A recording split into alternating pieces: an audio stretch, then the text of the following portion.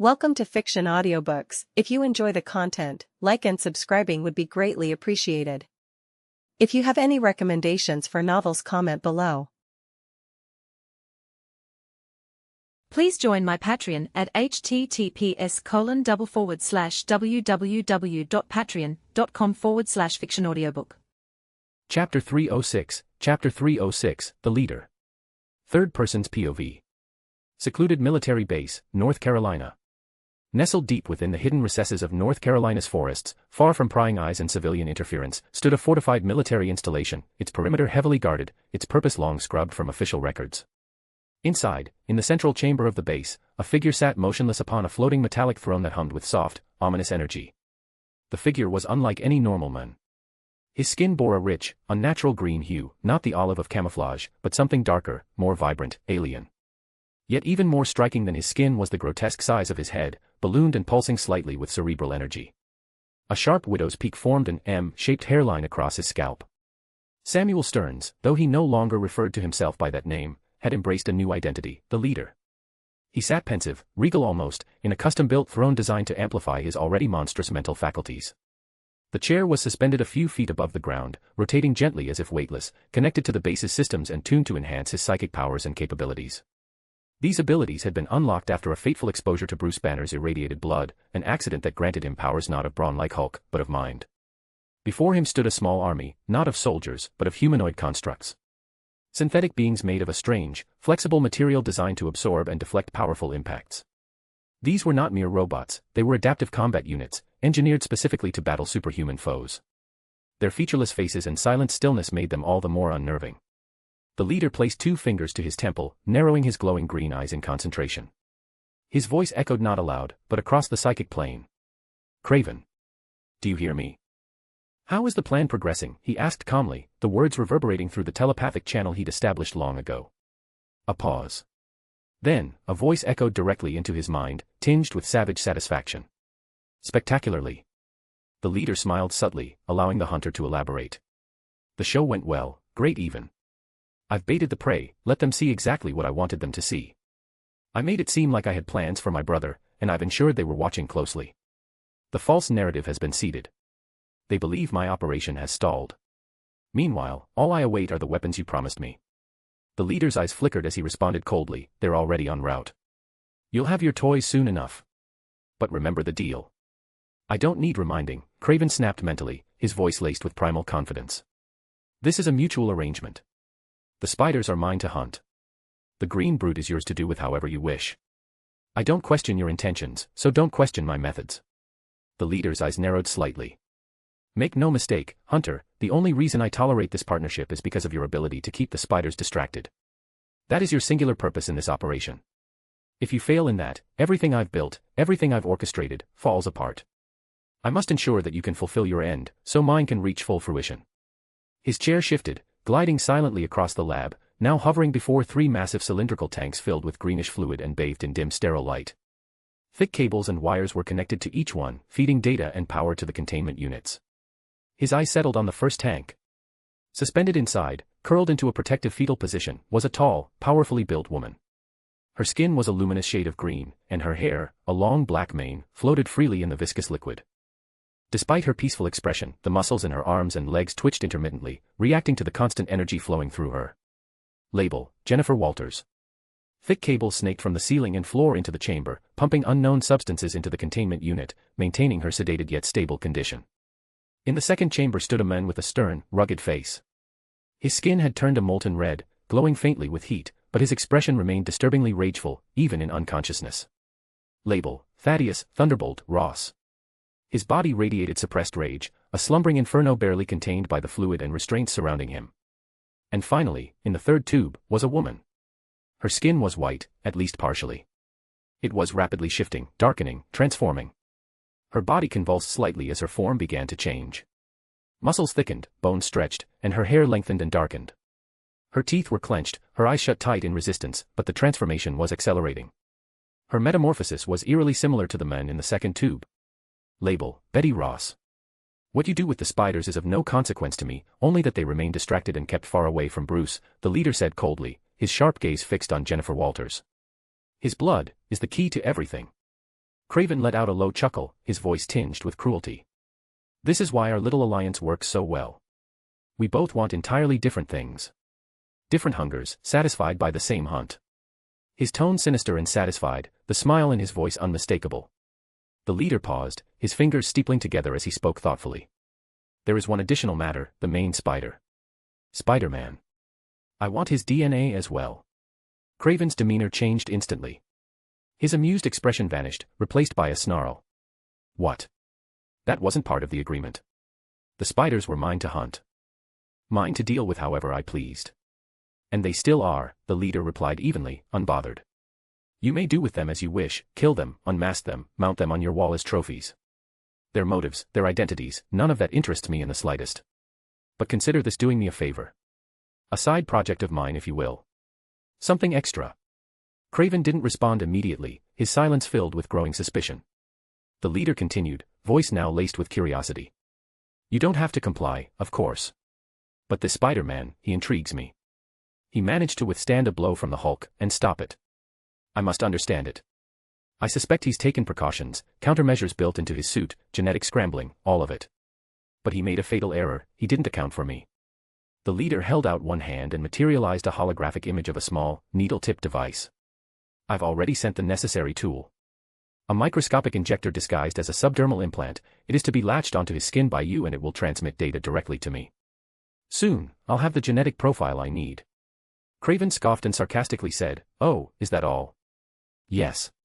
That is all, the leader replied in a flat, almost bored tone. Craven gave a sharp exhale, his tone begrudging. Fine. If the weapons you sent meet my standards, I'll consider your little side request. That is acceptable, the leader said calmly. Now then, I'll leave you to your hunting. With that, he withdrew from Craven's mind, the telepathic connection severing like a snipped wire. The leader remained suspended in his hovering chair for a moment, fingers tapping the armrest thoughtfully. Then he turned his attention to a large containment pod in the room. Ms. Ross, he said, raising a hand toward the crimson figure inside the capsule, I command you to revert. You have work to do.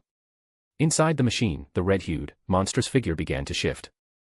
The transformation was almost graceful, muscle retracting, bones reshaping. The green liquid that surrounded her drained with a mechanical hiss as the seals disengaged. When the process was complete, Betty Ross stood silently. Her hair hung wet over her shoulders, her clothing clinging to her, and her eyes were clouded with a distant fog, emotionless, hollow. When the moment is right, the leader said softly, walking toward her, and I give the signal, you will bring Bruce to me. Do you understand? Yes, leader. She answered in a low, toneless murmur. Good. Dry yourself. You are dismissed, he said, flicking his hand dismissively. Betty bowed her head and began to walk away, her posture rigid, her expression lifeless. As she moved, a flicker of false clarity appeared in her gaze, just enough to pass as normal. The leader watched her go, a sneer slowly curling across his face. How amusing, he said under his breath. They truly believe they hold the reins. That they're in control. That they can see the whole board. He reached into his pocket and drew out a small metallic object, a spider, gleaming and still in his palm. The greatest form of manipulation, he said, gazing into the spider's unblinking eyes, is to let your enemies believe they are the masters of their fate. Show them what they want to see. Let them write the lie themselves. The art of deception is most effective when painted by their own minds. A/N, I posted a Harry Potter FIC for anyone interested in checking it out.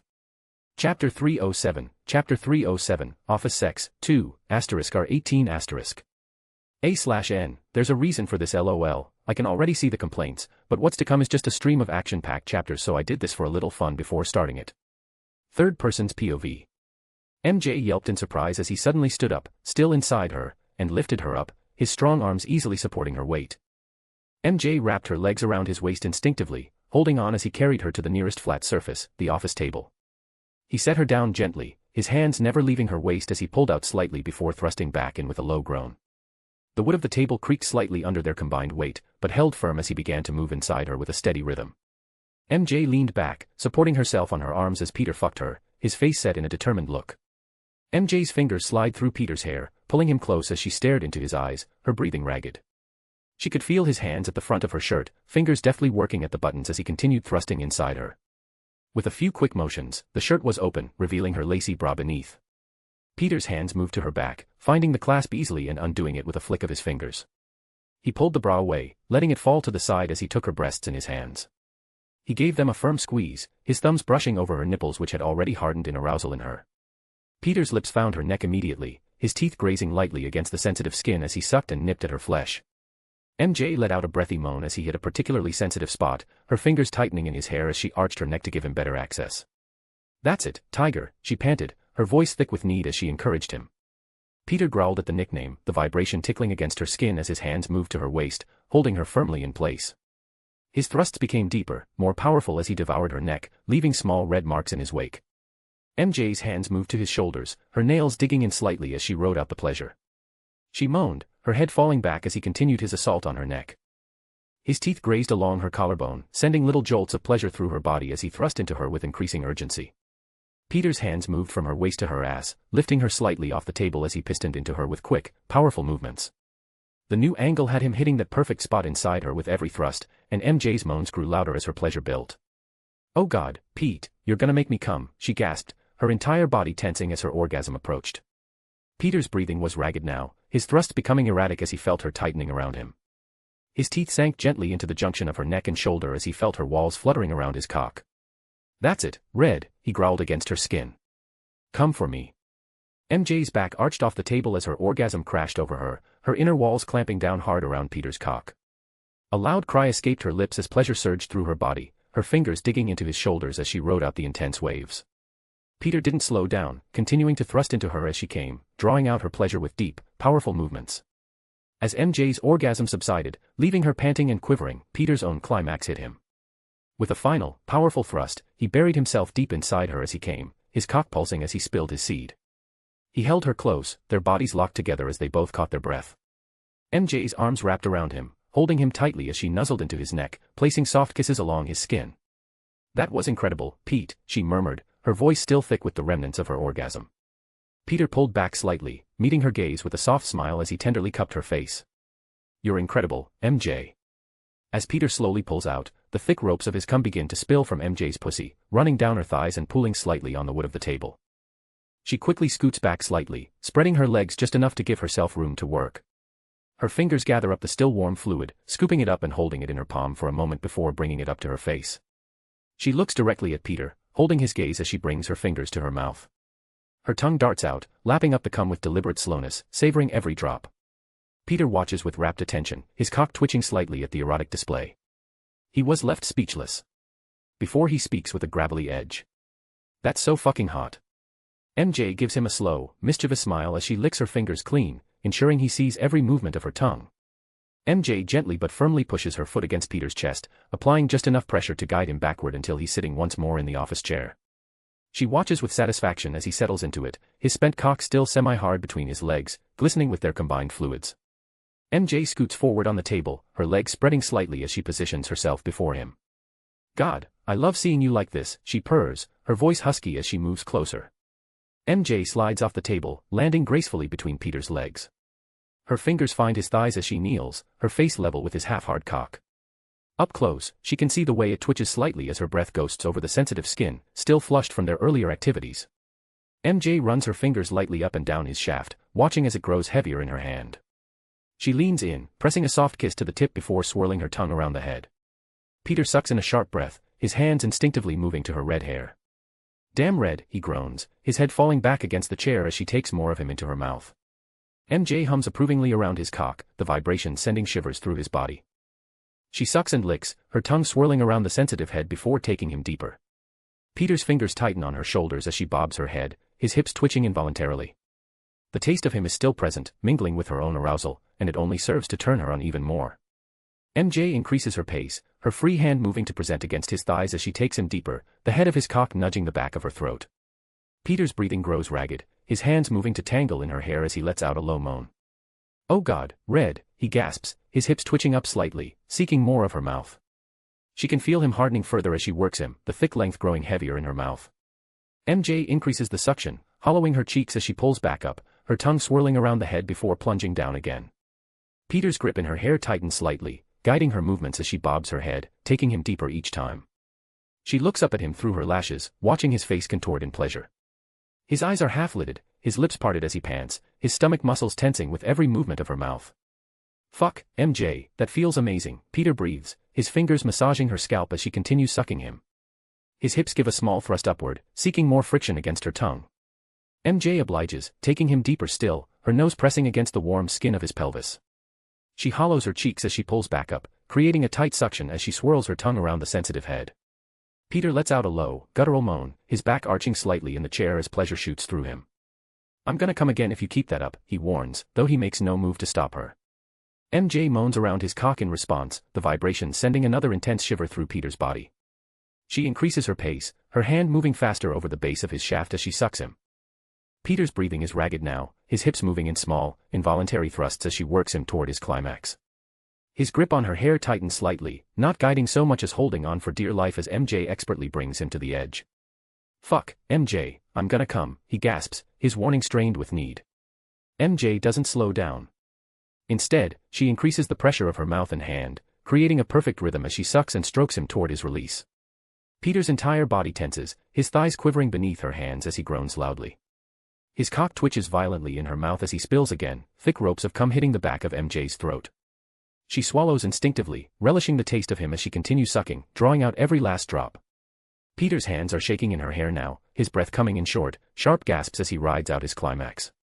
After a flash of light, MJ vanished into a portal inside Peter's office. At the same time, a glowing magic circle appeared on Peter's palm. With a wave of his hand, the portal began to close, and the scattered items on the ground lifted themselves and returned neatly to their proper places while the cleaning spell took into effect.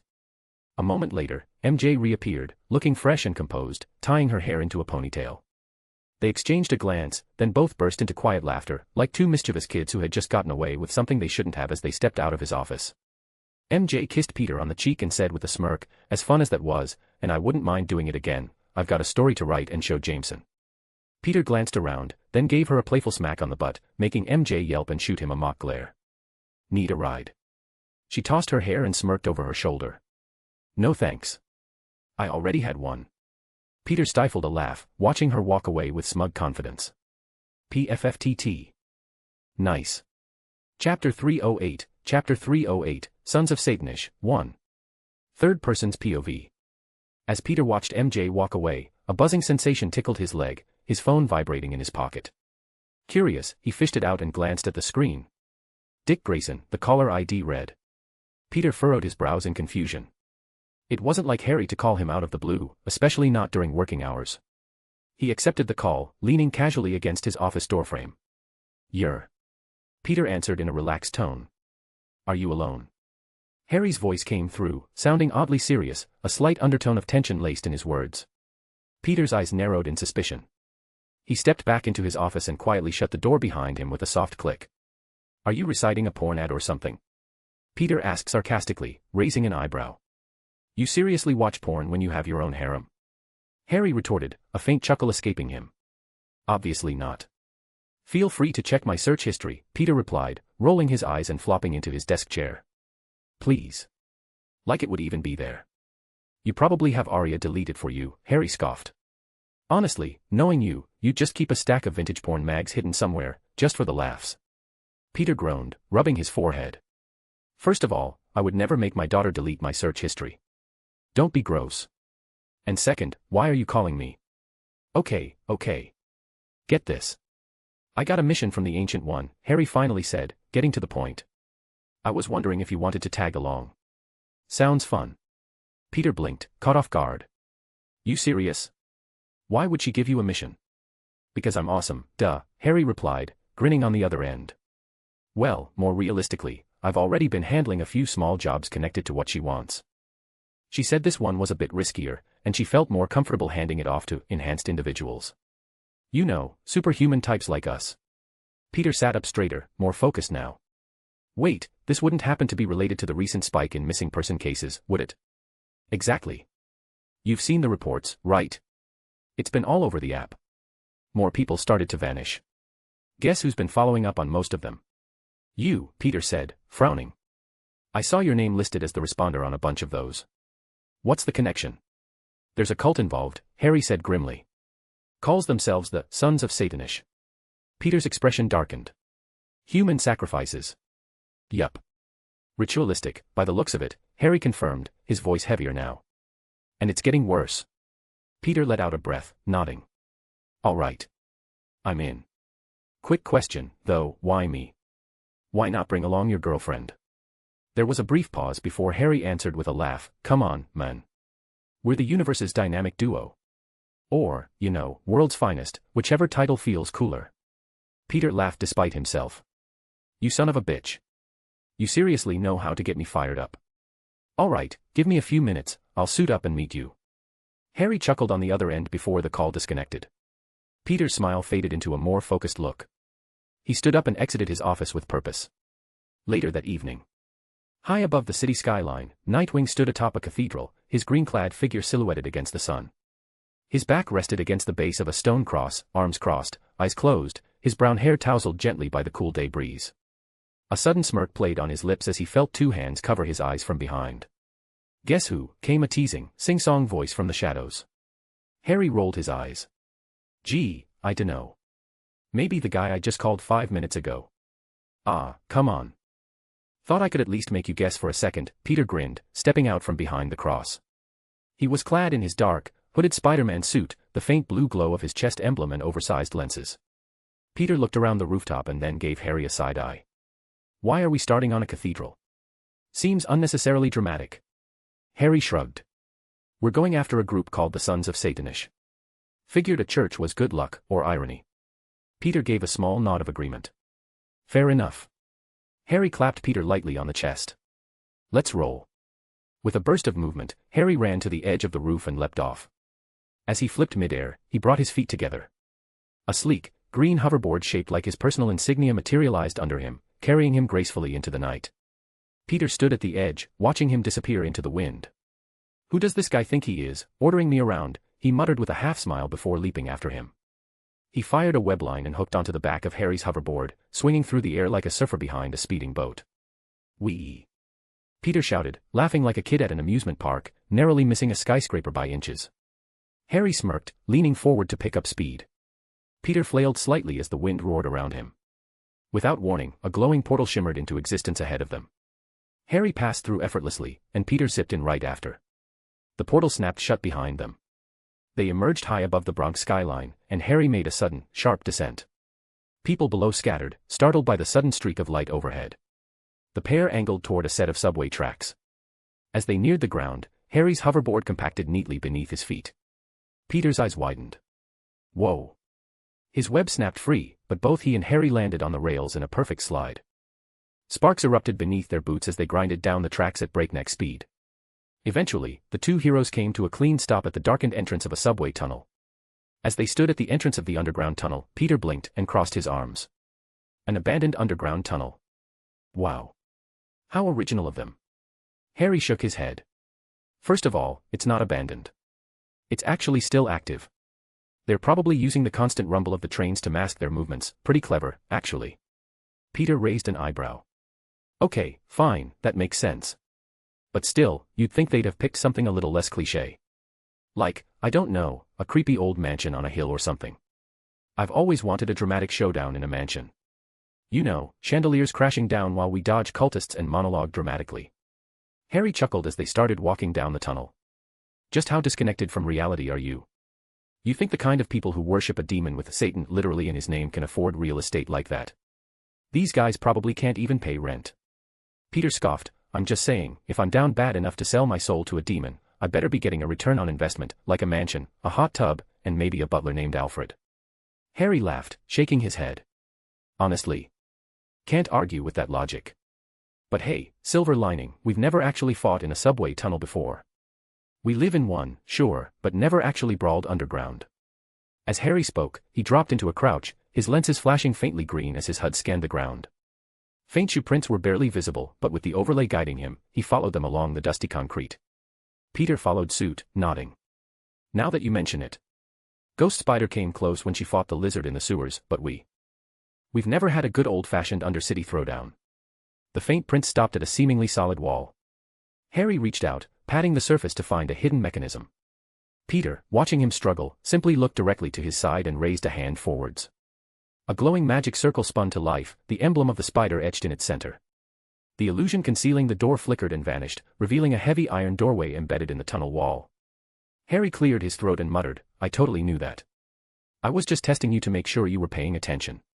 Peter shot him a deadpan look. Yeah. And I'm Santa Claus. With a roll of his eyes, Harry pulled the door open. It groaned with age and revealed a downward stairwell lit only by flickering torchlight. The air was cooler here, damp and heavy. They exchanged a side glance before descending, each step echoing ominously through the narrow stone corridor. Peter's brow furrowed as they got lower. What's with the torches? It's the 21st century. Has to be for aesthetic, Harry whispered back, voice tense but amused. Then Peter stopped, his expression shifting. Wait, you feel that? Harry paused. Feel what? Exactly, Peter said, voice now low and sharp. There's nothing. No sound. No presence. It's too quiet. They reached the bottom of the stairs and stepped into a wide subterranean chamber. It was eerily still, but far from empty.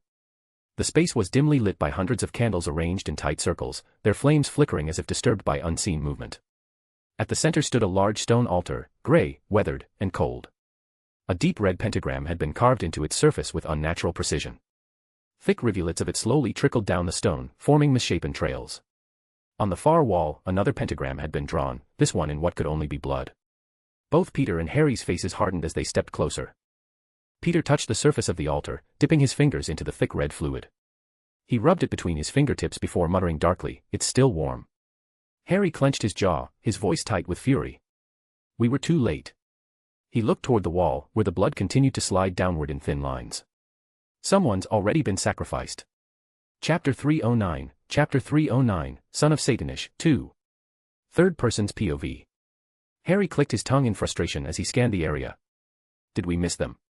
I didn't see any tracks leading out from here.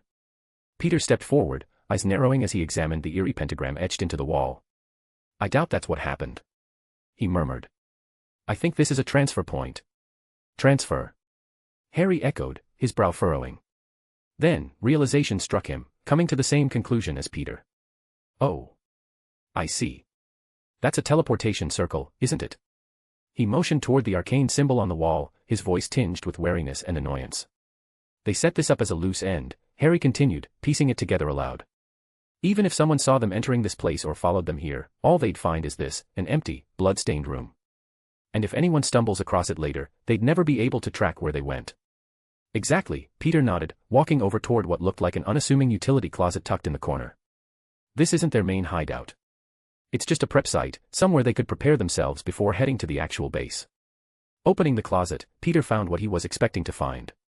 Hanging inside were several long robes of blood-red silk, each accompanied by a crimson mask adorned with a yellow pentagram in the center. He took one and showed it to Harry.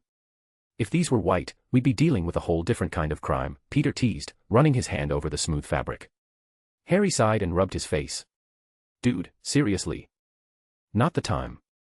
Still, despite himself, a faint smile began to tug at the corners of his lips. I'm just saying. Peter mumbled under his breath as he turned back to search the room for additional clues. Meanwhile, Harry reached into his utility belt and retrieved a device that resembled a USB stick. He dipped it in the blood laid at the altar. Analyzing DNA blood sample. Came a calm, robotic voice, Arya. A moment later, she continued. Using the list of missing persons as reference and cross-matching with hospital records, I have found a match. A holographic image flickered to life before them, displaying a young woman's face alongside a digital missing persons file. The blood belongs to a 20-year-old woman named Miranda Marquez, Arya informed them. The report was filed by her roommate 2 weeks ago.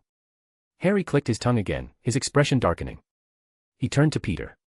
You're more magically inclined than I am. Do you think you can figure out where this teleportation spell leads? Peter nodded, eyes scanning the pentagram. I can do better than that. Since it was activated recently, the magical energy's still fresh.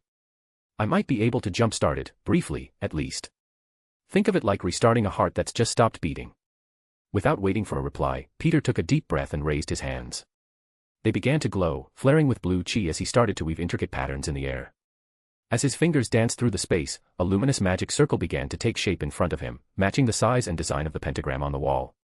With focused precision, Peter held out 2 fingers on each hand, crossing them in front of his chest. Then, in a fluid motion, he lifted them and began tracing a stylized M in the air. From the center of that magic circles, the legs of a spider unfurled in glowing lines, mimicking the glyphs on the wall and resonating with the blood magic embedded within the stone. He drew his palm back, eyes narrowing. Get ready.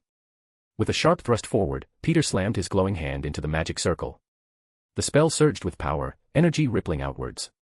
The pentagram on the wall ignited in crimson light, the blood glowing as if fueled by power. Reality itself began to warp and shimmer. A red rift tore open in the wall, revealing a narrow passage into darkness. Flickering candlelight spilled through from the other side. Without hesitation, Harry and Peter dashed into the tear. Their bodies blurred with speed, and the moment they cleared the threshold, the portal shimmered and slowly sealed behind them. They came to a stop inside a chamber far beneath the surface, deep underground. The stone walls were lined with torches, casting ominous shadows and an eerie ambience. The air was thick, heavy with the metallic tang of blood and something darker. In front of them stood a large, circular formation, hooded figures encircling a ritual space. Each of them wore the same crimson robes Peter had discovered, their faces concealed behind masks shaped like demonic horns. These were the sons of Satanish, their presence unmistakable, their intentions clear. They chanted in unison, their voices echoing through the chamber like an ominous dirge. A thick aura of magical power surrounded them, raw, unfiltered energy surging and flickering like spectral flames. The cultists stood in a wide circle around a pentagram, meticulously drawn with a gruesome mixture of blood and ash. Red wax candles surrounded the symbol, and each cultist held a burning torch, the flames casting long, jagged shadows across the chamber walls. Suspended in the center of the circle was a girl. Her body hung limply in midair, held aloft by invisible tendrils of magic that bound her wrists, ankles, and neck like iron chains. Her head lolled forward, strands of dark hair covering her pallid face. Her lifeless gray eyes stared downward, unseeing. A deep gash ran across her throat, blood soaked down the front of her torn blouse, staining her skin and dripping steadily into the sigil beneath her. That girl was Miranda Marquez. At the far end of the circle stood the high priest, elevated slightly above the rest on a stone platform. He wore elaborate red robes with golden trim and held a staff crowned with a pulsating red orb that flickered like a beating heart. His demonic mask bore long curling horns and narrow slits for eyes. He paused mid-chant as a ripple of foreign energy entered the room. The moment Peter and Harry crossed through the dimensional breach, they observed the scene before them. They emerged in the darkness, imposing and silent. Spider-Man's lenses glowed a faint ethereal blue, while Nightwing's pure white eyes glared from behind his black mask. Interlopers, the high priest roared, slamming his staff into the ground as a ripple of protective energy expanded outward, forming a magical barrier. How dare you interrupt our offering to the great Satanish? Before the last syllable left his mouth, Spider-Man vanished in a blur of speed. The protective barrier shimmered, too slow to react, as Peter reappeared beside Miranda. With a fluid motion, he pulled her from the air and leapt to the upper corner of the room. His spider-leg constructs materialized from his back, clinging to the walls and ceiling like hooks. Cradling her cold, bloodied form in his arms, Peter looked into her lifeless eyes and whispered solemnly as he closed them for her, "I'm sorry. We should have gotten here sooner." Below, the cultists began reacting. The high priest raised his staff again, and the chamber pulsed with renewed magical fury. "Brothers," he bellowed. "Show them what happens when uninvited guests crash our divine ritual." A wave of energy burst from the circle, and the chamber erupted into chaos. Spider-Man shot across the room, blue spider legs flashing behind him. Mystic bolts crackled and zipped through the air, streaks of green and red lashing out like serpents, seeking to strike him down. Some cultists turned toward him while others rushed Nightwing. To their surprise, the cultists were fast, inhumanly so. Their muscles pulsed with supernatural strength, their fists wreathed in mystic fire as they charged. With Satanish's blessing, they became more than human, twisting into something monstrous. Harry moved like a blur, his form vanishing into afterimages as he flipped, ducked, and rolled through the hail of attacks. Explosions rocked the underground with each misspell or block strike, shaking the chamber to its foundation and sending dirt and debris cascading from the ceiling. One cultist flew at Harry with a flaming fist. Timing his move perfectly, Harry slid beneath the attacker, bracing his hands to the side of his head and kicking up with both feet. The blow launched the cultist like a cannonball, smashing through the ceiling and leaving a jagged hole that let in sunlight from the world above. Peter shot through the same opening, more cultists pursuing him. As they emerged from below, it became clear where they were. The ritual chamber had been hidden beneath a massive mausoleum, nestled in a forgotten corner of an overgrown graveyard. Then came the explosion. The mausoleum erupted in a fiery blast, sending smoke and rubble into the sky. Tombstones cracked and split as the shockwave echoed through the cemetery. Peter landed gracefully in front of a towering monument. Electricity danced across his suit as he laid Miranda's body gently in the grass, away from the chaos. "Rest now," he whispered. "I'll make sure none of them walk away from this."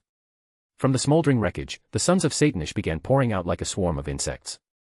Dozens, maybe more. Each clad in crimson robes, masked and ready to kill. Harry joined Peter, his electrified batons crackling in his hands. He leapt into the fray with practiced ease, striking with speed and precision, every blow delivering enough current to drop a normal human instantly. Peter's spider legs retracted as he stepped forward. His fingers curled into fists. "From what my senses are telling me, you can take a beating," he muttered. "Let's see if it's telling the truth." He vanished again, no sound, no warning. Then boom, he reappeared crouched low in front of a cultist, his fist cocked back. With a thunderous crack, he uppercut the robed figure. The magical shield the cultist tried to summon shattered on contact. Blood sprayed from his mouth as he was lifted off the ground. As his body was lifted high into the air by the force, Peter grabbed his ankle mid-air and slammed him into the dirt with spine-shattering force. The ground split and tombstones shattered from the impact. "Where do you think you're going?" Peter growled. "Like the dead, you belong in the ground." The cultist groaned once before his body went still, knocked out cold momentarily. And still more were coming. But now, Spider-Man and Nightwing stood side by side, eyes burning with fury. Chapter 310, Sons of Satanish, 3. Third person's POV. A blazing fist plummeted from the sky like a meteor, crashing down toward Spider-Man with fiery intensity. Reacting in an instant, Peter backflipped away just as the fist collided with the ground.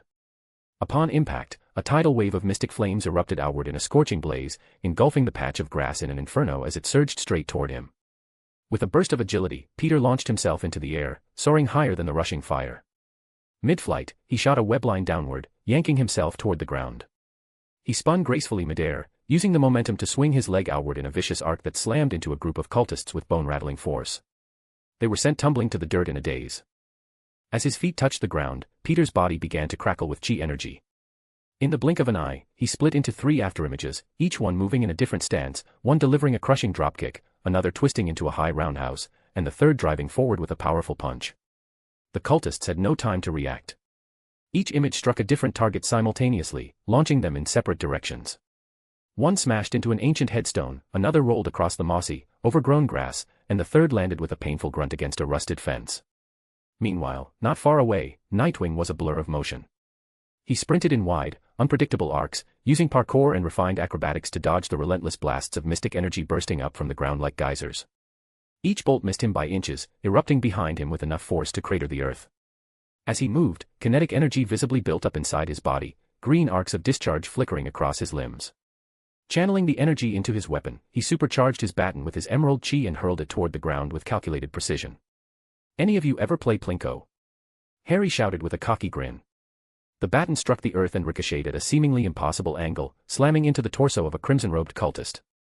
The impact hurled the target backward, and the weapon bounced once again, this time soaring high into the air, right as Nightwing performed a backward somersault through the sky with effortless grace. "That's 100 points. Let's see how high we can go," he yelled, eyes gleaming with thrill. The baton spun like a blur as it returned to his grip. He flung both of them outward in twin arcs, each finding its mark with brutal accuracy. The cultists they hit were sent tumbling like rag dolls, groaning as they landed in tangled heaps. Mystic bolts continued to fire, narrowly missing him as he twisted, ducked, and danced between them. 200. 300. 400 points, he called out, counting each successful strike while leaping toward where his next baton would land. Back on the battlefield, Peter spotted another cultist conjuring a glowing, circular shield of arcane energy. Wasting no time, he fired 2 web lines, pulling himself forward like a missile. With his knees tucked in, he rocketed forward and slammed into the shield, his knee crashing against its surface. The barrier cracked, but did not break. Suddenly, the magic circle pulsed with an ominous glow and expanded outward, engulfing Peter entirely. A burst of explosive force detonated around him, throwing up clouds of smoke and heat. Peter twisted into a curled backflip, landing in a low crouch, his signature spider stance. Wisps of orange smoke coiled from his frame, and his suit was now lined with glowing, bright blue weblins that shimmered like lightning, kinetic energy visibly surging through them. These lines, normally invisible, were now burning with stored force, revealing the power hidden within. Regular vibranium wouldn't have withstood such mystical fury. Fortunately, his suit had been specially enchanted by the Ancient One herself, infused with protective spells and resilience far beyond mere materials. Even so, he wasn't completely unscathed. The spell's heat had scorched through the enchantment, his skin beneath the suit glowed red, recovering slowly as the magic faded and his healing factor kicked in. Peter winced slightly, then smirked. "Okay, gotta admit, those flames were pretty spicy." The cultist, eyes wide with disbelief, screamed, "Impossible. Those are the sacred flames of the mighty Lord Satanish. You should have been reduced to ash." Electric sparks crackled along Peter's arms as he launched 2 quick webs to either side and pulled himself forward like a slingshot. Maybe your lord isn't so mighty. Wanna know what is? He asked, grinning. With all his weight and speed behind it, Peter's foot smashed into the weakened shield, fracturing it like glass. My foot, he finished. The blow crushed into the cultist's stomach, knocking the wind, and the spit, out of him as he went flying backward. He slammed into the ground and scrambled desperately to stop himself, clawing at the grass. He coughed violently, wheezing in rage. How dare you? How dare you speak his name in such a manner? Snarling, he ripped the mask from his face, revealing furious, sweat-slicked, bloody, features as he forced himself upright, panting and trembling with fury. Say, are you all calling yourselves his sons because you've got serious daddy issues? Peter quipped with a dramatic gasp, sidestepping a bolt of mystic fire. Wait, don't tell me. This is actually a daddy issue support group, isn't it? That can't be. Aria's voice crackled in his earpiece, surprise coloring her tone. Her words drew Peter's attention as the HUD highlighted the cultist, launching facial recognition software in real time. Her sudden outburst startled Peter mid-battle, causing him to pause. That was all the opening the cultist needed. A blazing fist slammed into Peter's gut. He grunted, the mystic flames licking at his stomach with painful intensity. The kinetic energy stored in his suit flared with brilliant light, reacting instinctively to the impact. An explosive force blasted outward from his suit like a shockwave, sending nearby cultists flying through the air before they crashed hard into the ground. Peter rubbed his abdomen. Ow. Okay, seriously, why the shout, Arya? I swear, if I get a mystic-induced tummy ache because of you. I'm sorry for startling you, Arya replied quickly, her voice tight with urgency. But you have to see this. Several files opened across his HUD. One focused on the cultist who had just hit him. He was older, with graying brown hair, a slightly twisted nose, sharp brown eyes, and eyebrows that seemed to bristle with age and fury. The name on the file sent a chill down Peter's spine. Name, Adrian T. Toombs. Date of birth, 03/24/. Sex, male. Date of death, 02/20/. Peter's heart skipped a beat. Adrian Toombs. No way, he's supposed to be. The Vulture, Arya confirmed grimly. Yes. He is also supposed to be dead. When I first searched for him in this universe, every record pointed to a confirmed suicide. I thought that was the end of his story. I figured this world would simply never have a Vulture. But it looks like I was wrong. Peter ducked under another magical blast, flipping over a cultist and landing beside Harry, who was receiving the same intel through his own HUD.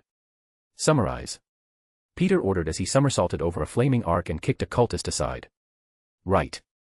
Here's the short version, Arya began, her tone now solemn. Adrian Toombs had a wife and daughter. One day, while he was at work, his wife went to pick up their daughter from school. On the way home, a drunk driver hit them both. They didn't survive. Peter blinked in surprise at the intel. He and Harry kept moving, striking down any cultist who got too close as Arya continued. The drunk driver was the son of a powerful businessman, Arya said as she continued. He was underage, wealthy, and completely shielded from consequences. No charges. No trial. No accountability. Adrian tried everything, he fought tooth and nail to bring the boy to justice. But the system failed him. Peter blasted one cultist with an electrified web, the power surged so intense that parts of the cultist's robe burned away, exposing scorched skin beneath. As Peter blurred into a flurry of afterimages and Harry unleashed a storm of chi-powered explosives, the battlefield began to tilt in their favor. Some cultists started to rise again, their flames burning through the webbing restraining them, but not fast enough. And after all that, after everything, Arya concluded softly, Adrian left behind a suicide note and staged a public suicide. He hoped that, maybe with his death, people would finally listen. That justice might be found in his absence if it wasn't granted in life. The note said he did it because he wanted to be with his wife and daughter again. Peter landed hard beside one of the downed cultists, Adrian. His figure was trembling as he tried to get back up. But Peter was already moving. Adrian hurled bolts of raw magic in desperation, crawling backward on the dirt, eyes wide with fear and fury. Peter's spider-leg constructs burst from his back, slicing through or deflecting each attack with mechanical precision. Adrian's back slammed against a weather-worn tombstone, he had nowhere left to go. Peter slowed, walking toward him step by step. When he stood in front of the trembling men, he crouched, tilting his head thoughtfully. Tell me, did you join this cult to bring your wife and daughter back? Adrian froze. His mouth opened slightly, the words caught in his throat. His eyes widened with disbelief. How did you? Then, suddenly, that shock gave way to rage. I did it for more than that. Adrian spat, his voice shaking with fury. It was for justice. The court refused to hear me. The bastard who took them from me, my Isabella and my little girl, he walked away free. No punishment. No remorse. If no one else was going to act, then I would. If the world would deny me justice, then I would take my vengeance. Another file flickered onto Peter's HUD, a missing persons report. The photo matched a teenage boy, the very one who had taken the lives of Adrian's wife and daughter. Gone without a trace. Chapter 311, Son of Satanish, 4. Third person's POV. Look, I understand your rage, Spider-Man began, exhaling heavily as he took in the sight before him. The man standing opposite him was not merely a villain, he was someone betrayed by a justice system that had turned a blind eye, someone who had found solace in the darkness of Satanism when the world had offered him nothing else. You don't understand shit. Adrian snarled, his voice seething with venom. His eyes burned with fury as he pointed a trembling finger at the wall crawler. I don't want your damn heroic lecture. I stopped caring about right and wrong the day I realized no one else gave a damn either. The only thing that matters now is that Lord Satanish walks this earth once again. Everything and everyone can rot in hell for all I care, and when he returns, that's exactly where you'll all be going. Peter rolled his head back in frustration, releasing a groan as his shoulders slumped. You do realize you're dooming yourself too. Ha ha ha ha ha. Adrian cackled, his laughter wild and unhinged, echoing across the graves. That's where you're wrong, webhead. We won't perish when he arrives. We're chosen, recognized as his sons, his loyal disciples. And when we finally summon him into this realm, he will reward his most faithful with glory beyond your wildest comprehension. The deranged gleam in Adrian's eyes intensified. Blood vessels bulged, turning his scara a grotesque red. He grit his teeth in unfiltered hatred, not just at Peter's words, but at the look the hero was giving him. Spider-Man's eyes were hidden behind his mask, but the expressive lenses did their job well. They conveyed a quiet sorrow, a deep, painful pity that cut through Adrian far worse than any blade could have. Don't you dare pity me. Adrian roared, his voice trembling with fury. His fist ignited in a blaze of mystical fire. With a guttural cry, he lunged forward and swung it directly at Spider-Man's face. Peter didn't dodge. He let the hit land, allowing the flaming punch to crash against his jaw. His head jerked with the impact, flames engulfing his face as a cloud of residual orange smoke burst outward. When the smoke cleared, Spider-Man calmly turned his head back, the faint glow of blue mystical weblins flickering across the contours of his mask. He casually rubbed his chin, wincing slightly before muttering, There. Now I don't have to feel bad about knocking you out. Wah, Adrian started to say, confused. But before the word even fully escaped his mouth, Peter's hand blurred in motion. A single, precise blow slammed directly into Adrian's jaw, mirroring the spot Peter had just been struck. The sound was like a firecracker going off. Adrian felt his brain start to rattle inside his skull, the impact scrambling his thoughts. Darkness crept at the edges of his vision as consciousness began to slip away. No. It can't end like this, he thought weakly, despair flooding his mind. Lord Satanish. Blood seeped from his mouth, spilling past his lips in thick, wet streams. His head slumped forward as he lost the battle against the encroaching blackness. His crimson robes became stained with his own lifeblood. Peter let out a sigh, pushing himself up with a palm against his thigh. His eyes scanned the cemetery and landed on Harry, who was still busy with the last conscious cultist. Harry had turned his baton into a staff and now used it to press down on the writhing figure beneath him. The cultist's body convulsed violently as arcs of electricity surged through him, his limbs spasming in unnatural jerks. Harry lifted the staff, then pressed it down again, and again, and again. He repeated the process a few more times until the man finally fell limp, unconscious, and twitching faintly. Spinning the staff expertly, Harry rested it across his shoulders and began walking toward Peter, arms draped lazily over each end. That's everyone, he muttered, breathless. I think. That definitely could have gone smoother. Tell me about it, Peter grumbled, brushing soot and ash from his suit. I'll round them up so you can deliver them to the Ancient One. With a flick of his wrists, Peter summoned 2 azure magic circles in his palms. From them, eldritch threads burst forth, weaving through the graveyard like glowing serpents. The mystical tendrils sought out the unconscious cultists, wrapping securely around them one by one, binding them with unbreakable magical coils. Lifting his hands, Peter levitated the bundled cultists into the air. Their limp bodies hovered, swaying gently like marionettes on invisible strings. A mischievous grin spread across Peter's face. Hey, you think I could put on a play with them? Harry blinked in confusion as he asked, What? Peter cleared his throat and made one of the floating cultists bounce dramatically. Oh Romeo, Romeo, where art thou Romeo, he declared, mimicking a dramatic stage actor. He manipulated another cultist's body, swinging it low to the ground with exaggerated movements. I am here, Juliet, my love, he cried, making the man's head wobble as if in adoration. Harry burst into laughter, doubling over as he let his staff fall from his shoulders. Bahaha. Stop. Stop. Ha ha ha, come on. The Ancient One is gonna kill us if she found us goofing around like this, ha ha ha, he said, waving his hand towards Peter. Peter smiled as he brought the cultists together, securing them with the tendrils. There, they shouldn't be able to break free from that, he said, dusting his hands. When Adrian Toombs opened his eyes, he expected one of two outcomes: waking up in a hospital bed, restrained and bandaged, or in a cold, sterile jail cell with handcuffs biting into his wrists. Instead, he was greeted by fire, endless fire. It surrounded him like an ocean of living flame, searing through flesh, bone, and soul alike. The heat wasn't just physical, it was spiritual, a suffocating inferno that clawed at his very essence. And before him sat a demon, a being so utterly beyond comprehension that Adrian instinctively collapsed to his knees. The creature was gargantuan, towering over the burning realm like a god of ruin. Its monstrous, green form was twisted and unnatural. For immense horns curled from its head like the crowned branches of a blasphemous tree. Two faces leered at Adrian, one embedded in its massive, skull-like head, and the other disturbingly placed in the demon's stomach, both wearing unreadable expressions of ancient malice. Adrian didn't need an introduction. He already knew. Deep in his soul, bonded through rituals, symbols, and blood, he recognized this realm for what it was. Hell. And this was one of its dominions, ruled by none other than the archfiend himself, Satanish. Adrian collapsed fully, bowing so low his forehead scraped the scorched, cracked ground. His voice trembled with reverence and dread. This lowly servant greets the great Lord Satanish the Supreme. Satanish said nothing. He simply stared. Both faces, one smirking, one blank, watched Adrian with the eerie stillness of a predator examining prey. Adrian, sweating despite the blazing heat, dared to continue. We failed you, my lord. I failed you. We were stopped by Spider-Man and another. If not for their interference, we would have completed the ritual as commanded. I beg your forgiveness, O Supreme One. A growl rumbled from the demon, not from its primary mouth, but from the second one, the one nestled in its gut. The sound reverberated through the very air, through Adrian's bones, and deep into the realm itself. You desire something, mortal. Came the stomach's voice, a graveling, dissonant tone that sounded like an avalanche of corpses. Speak. You dare call yourself my son, so do not waste my time with groveling. Ask what you came to ask. Adrian's fingernails dug into the molten earth. I seek power. Grant me strength, Supreme One, real power, and I will bring those insects to their knees. I will destroy them for daring to defy you. Their power is formidable, which means their souls must be even greater.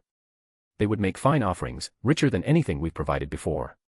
Satanish's eyes narrowed, his vast form shifting slightly. And if I grant you this strength, what do I receive in return? Everything. Adrian cried, his desperation overtaking his fear. Even my soul. I offer it freely, use me as your vessel, and I will not rest until your will is fulfilled. Satanish's lips curled into a monstrous grin, an expression of twisted amusement. Mortals were always so eager to sell what they believed was worthless. But they never truly understood the cost until it was far too late. Still, it was a worthy gamble. If Adrian succeeded, Satanish would gain a foothold in the mortal realm. And if he failed, well, Satanish would have a soul to devour and torment for eternity. Very well, the demon rumbled, raising a colossal, clawed hand. I accept. But mark this, if you fail again, your end shall be anything but merciful. A pillar of green hellfire erupted from the ground and engulfed Adrian, his screams turning into laughter as his flesh melted, then reformed, stronger, darker, corrupted. I will not fail you, he howled, his voice echoing across dimensions. Back on Earth.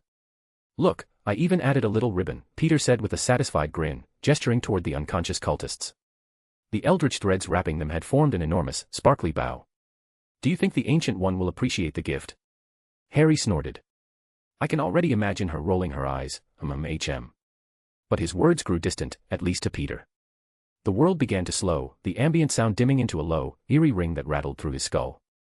A shimmering, distorted line wavered above his head, like a ripple in space itself. The hair on his arms stood on end as his spidey sense warned him of an incoming danger. Peter's lenses narrowed as every nerve in his body screamed at him. Something wasn't right. Dude. Harry said cautiously, eyes narrowing. What's wrong? You're freaking me out. Peter didn't respond. His head snapped like a whip, turning sharply toward Adrian's seemingly unconscious body. Then, Adrian's eyes opened. But they were no longer human. They blazed with raw hellfire, twin infernos that glared with rage. Adrian opened his mouth, and let loose a scream. But it wasn't a normal scream. It was a shockwave, a sonic attack layered with demonic energy that exploded outward like a bomb. Peter didn't think, he moved. In a blur of instinct and lightning, he dove forward, slamming into Harry and dragging him to the ground just in time. The sonic blast carved a devastating arc through the earth behind them, ripping through soil and stone like tissue paper. Gravestones shattered. Blood red and green feathers started to erupt violently from Adrian's skin, piercing through like knives as his body convulsed and twisted. His spine cracked audibly, stretching upward as his limbs elongated into razor-edged talons. His scream morphed into a screech, inhuman, primal, demonic. His flesh sizzled and tore, revealing molten veins glowing beneath. Saliva bubbled and dripped from his forming, contorting beak, melting the dirt where it landed, hell lava, viscous and alive with malevolent energy. From his back, 2 massive wings exploded outward, red and metallic, each feather shaped like a dagger, gleaming with infernal power. The wings stretched wide, spanning nearly the width of an 18-wheeler, the wind they stirred ripping the air apart. The eldritch whips binding him writhed like serpents, as though in pain, before snapping apart one by one with echoing cracks. Magic fizzled in the air, unable to contain whatever force now radiated from Adrian's warped form. Then, boom. A shockwave erupted from the point of transformation, sending every cultist flying in all directions like leaves in a hurricane. Headstones shattered, graves split open. The ground beneath Adrian blackened, smoking, as though hell itself had kissed the earth. The demon vulture took a single step forward, the ground cracking beneath its talons.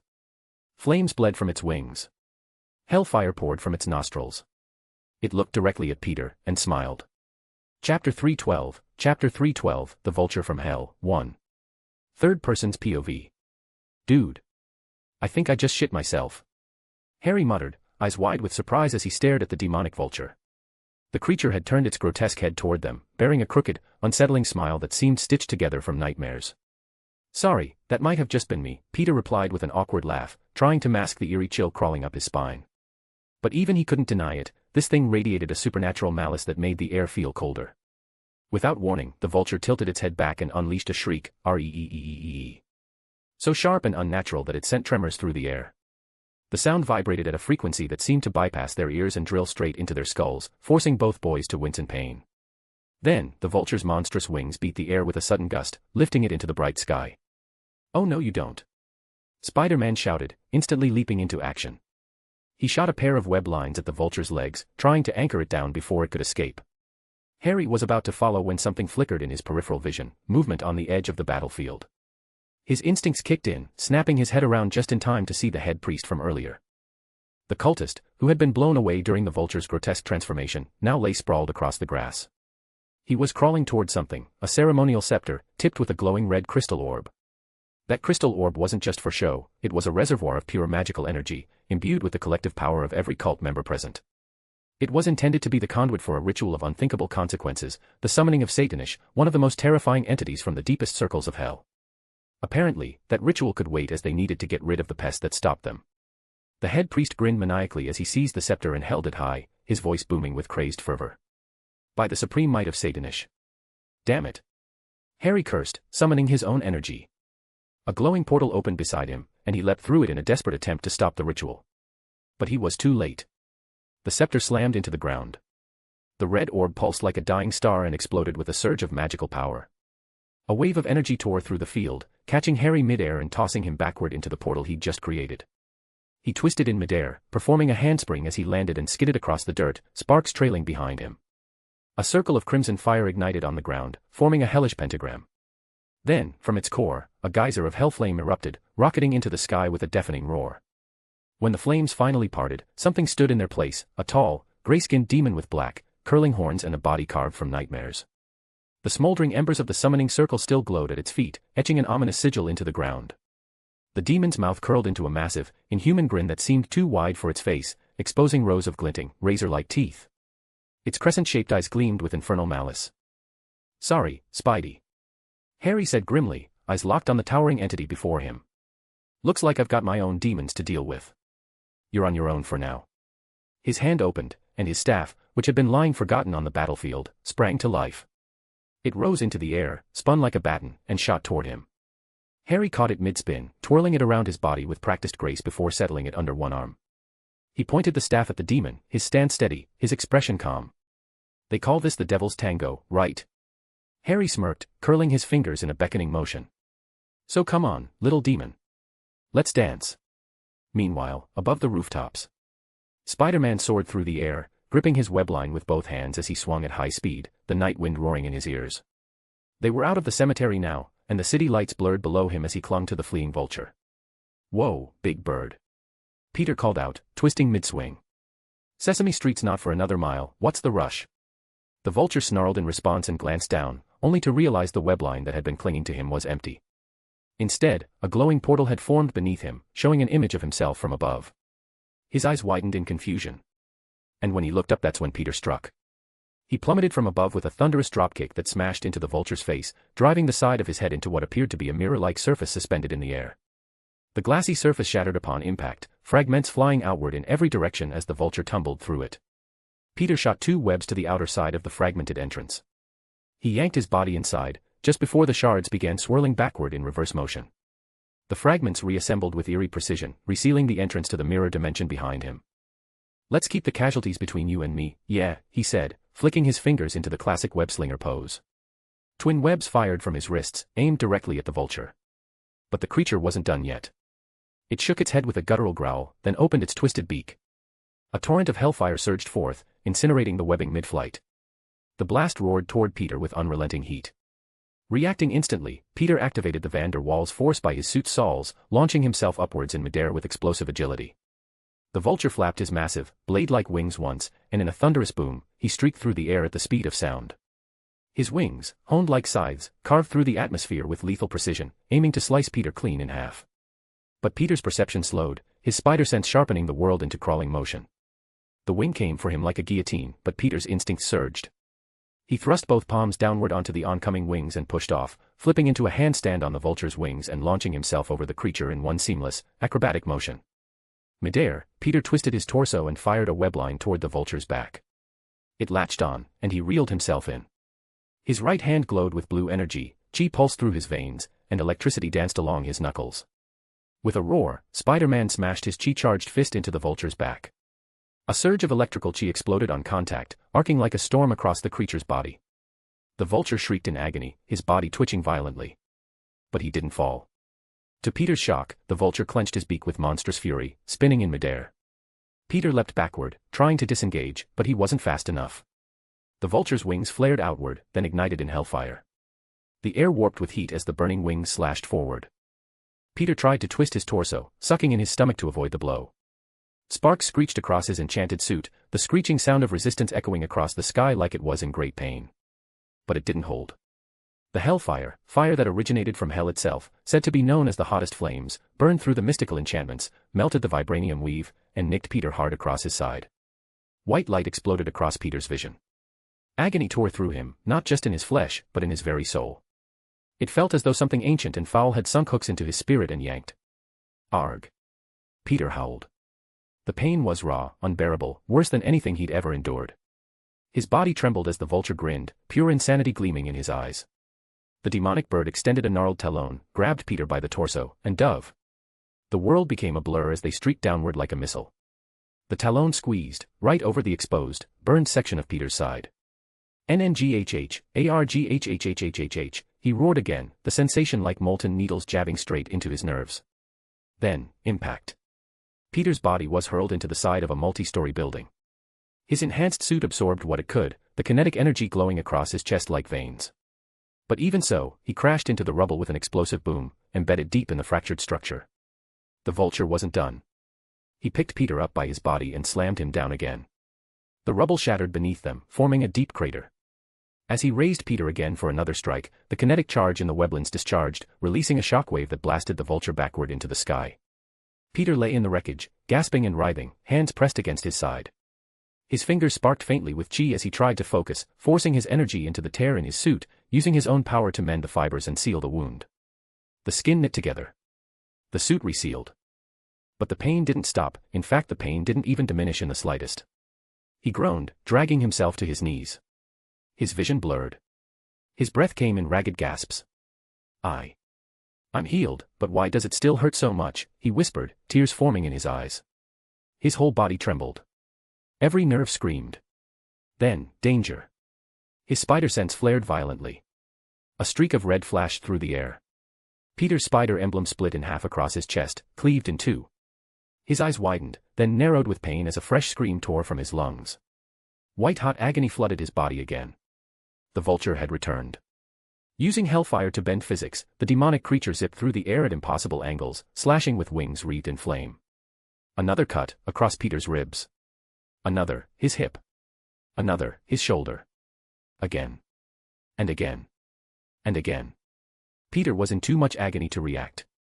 Each red streak brought with it blinding flashes of agony and the metallic scent of blood. His body twisted and recoiled from every strike, staggering backward, crumpling in on itself as the Vulture carved him apart piece by piece. Not just flesh, soul. Each blow felt like a sliver of his essence was being peeled away. The crater turned crimson. Pools of Peter's blood soaked into the dirt, staining the debris and shattered rock. His eyes, glazed, empty, flashed once more with raw instinct. "Ahhhhhhhh," he roared, tears flying from his cheeks as he lashed out, swinging blindly. His eyes lost their pupils. Only white remained. And when the Vulture dove again, laughing, shrieking, ready to finish him, Peter's fist met his face with the force of a meteor. Crack! The Vulture's beak shattered. His neck twisted at a grotesque angle as a thunderous shockwave exploded outward from the impact. Buildings shuddered. Rubble was blasted from the crater like cannon fire. The Vulture's body spun like a bullet, ricocheting off one building, then another, then a third. Each impact tore chunks from the concrete and glass, creating a domino of destruction across the city block. Peter dropped to his knees, hands pressed to his ribs, sobbing uncontrollably. His breath hitched as he screamed in helpless agony. Arg. It hurts. It hurts. It hurts. It hurts. It hurts, he shouted like a broken record, his voice cracking, tears cascading down his face as the pain was inhumane. A/N, I just don't want to hear it. Chapter 313, The Vulture from Hell, 2. Third person's POV. Kill him. Kill him, the high priest roared from the ground, hatred seething in his eyes as he pointed a trembling, blood-streaked hand at Harry, commanding the creature he had just summoned. However, the demon he had conjured merely regarded him with disdain. Its elongated, spear-shaped tail sliced through the air with a sinister hiss before lashing out in a blur. In one fluid motion, the tail carved cleanly through the high priest's neck. A sickening thwack echoed through the area as his head dropped to the ground and rolled to a stop, a stunned, almost betrayed expression frozen in his glassy eyes. Blood gushed from the neck like a broken fire hydrant, spraying the stone floor in wild, arterial arcs as his body slumped over, lifeless. Harry stood rooted in place, eyes wide with horror, his face contorting into a grimace. His hands trembled and clenched slightly with rising anger as the sharp scent of blood filled the air. The demon, unfazed by the chaos, idly picked his ear with a pinky finger, his expression twisted into a sneer of both disgust and boredom. "These arrogant mortals," he muttered, his deep voice reverberating through the graveyard. "Why do they always believe that summoning us gives them the right to command us like dogs? You didn't need to kill him," Harry said coldly, frowning as he gripped his staff. With a practiced motion, he split it into twin batons that crackled with electric energy. The demon's lip curled, exposing jagged teeth. "And now another arrogant mortal believes he can lecture me." His voice darkened. "This realm reeks of your kind." Before he could finish the thought, Harry's body blurred, vanishing from his spot like a bolt of lightning. In the blink of an eye, he appeared in front of the demon, baton already mid-swing and crackling with violent voltage. But the demon moved just as fast. One clawed hand shot up, grabbing Harry's wrist. The baton stopped barely a centimeter from the demon's face, electricity licking harmlessly at his skin. Harry didn't hesitate. He swung his other arm, but the same thing happened, caught again, as if the demon had predicted his every move. Then, without warning, Harry leapt into the air, twisting his body as he delivered a brutal double-footed dropkick to the demon's chest. A deep boom rang out as the impact drove the breath from the demon's lungs and forced him to release his grip. Harry landed on the ground with and immediately fired two weblins, catching the demon's ankles. He yanked himself forward, sliding between the demon's legs like a streak of shadow. As he passed beneath, he slammed one baton hard into the creature's ankle. The demon's balance broke. With a grunt, Harry twisted, using the momentum to flip the demon into the air.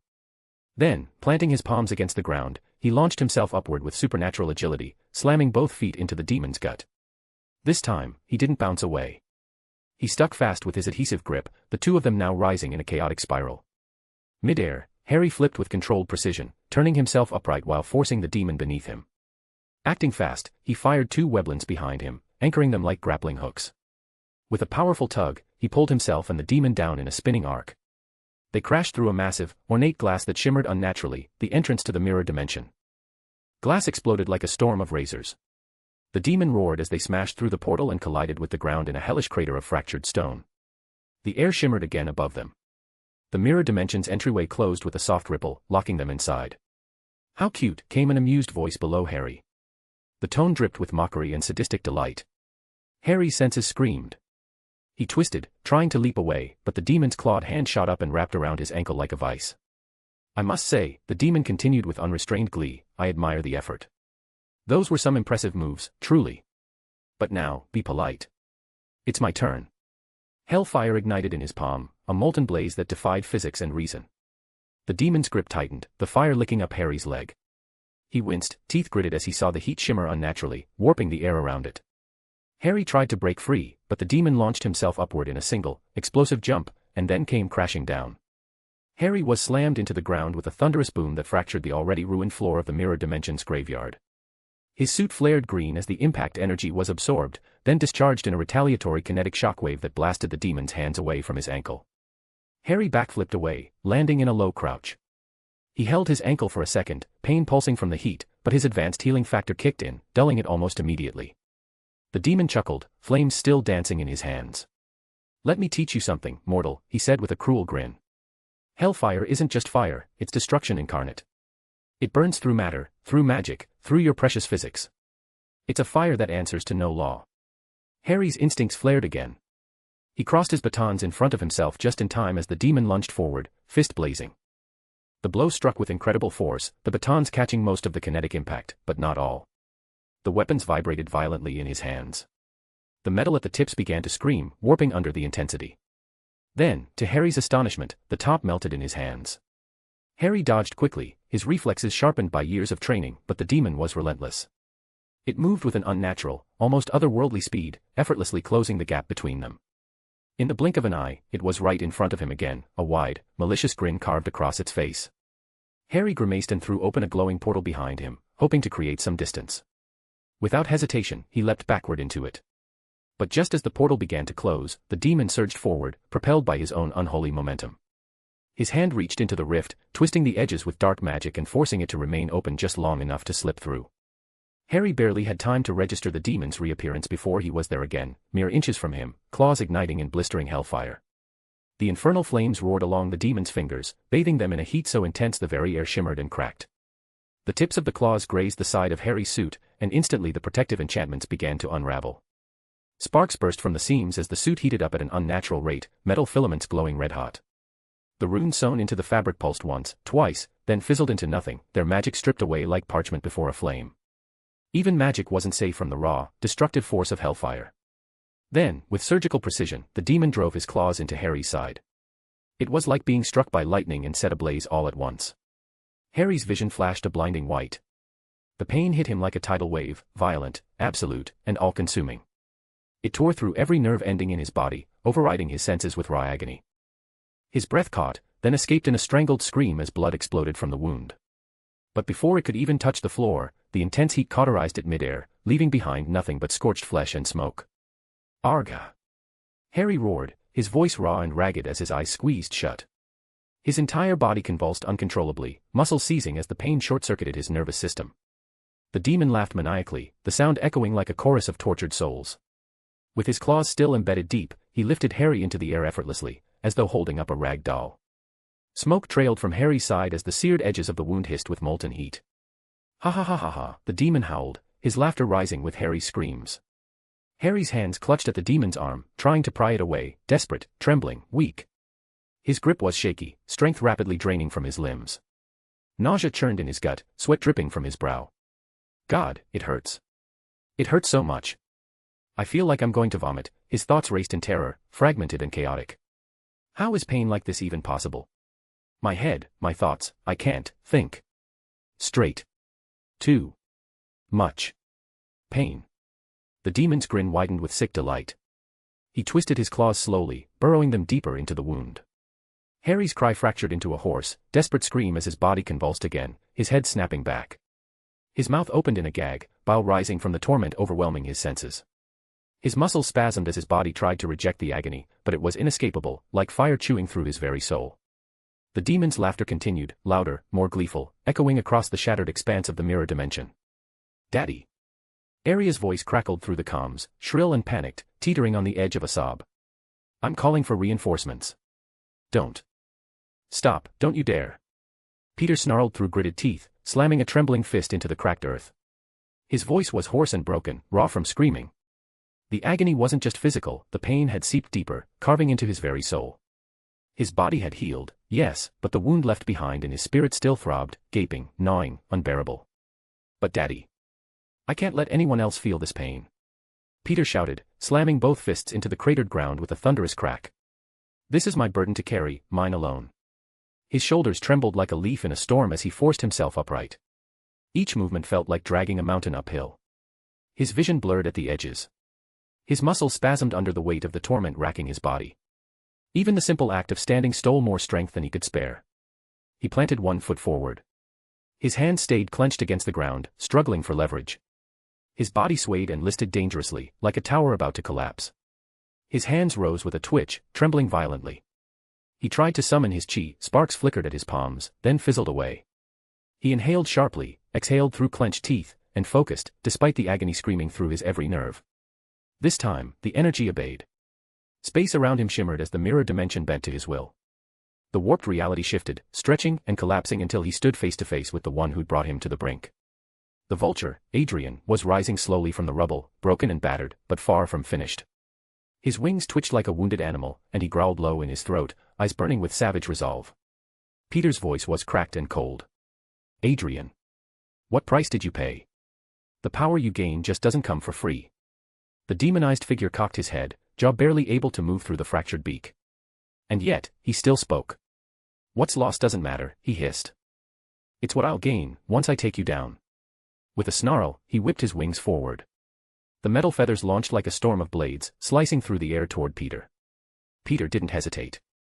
He bit down on his lip and pushed his body past its limits. His muscles screamed in protest, but he moved, webs shot from his wrists, pulling him sideways. He ducked and rolled, narrowly avoiding the barrage of metallic daggers. He was learning now, learning how to fight through the pain, not despite it. The Vulture leapt forward with a burst of corrupted energy, wings spread wide. Then he dove, screaming toward Peter with bladed wings extended, aiming to take his head clean off. Peter let gravity take him. He fell backward, the wings slicing through the space his neck had just occupied. As Adrian passed overhead, Peter twisted and tackled him midair. The two crashed to the ground in a tangle of limbs and blades. Peter didn't waste a second. He began punching at Adrian's face, each strike fueled by fury, confusion, and pain. What price did you pay? Answer me. Adrian snarled and twisted, flipping Peter over with brutal strength. He pummeled him, fists cracking against the exposed patches of Peter's chipped mask. One blow, two, three. Ha ha ha ha. Adrian howled in laughter. He slammed Peter's head into the ground, scraping him across the pavement before hurling him through the wall of a nearby building.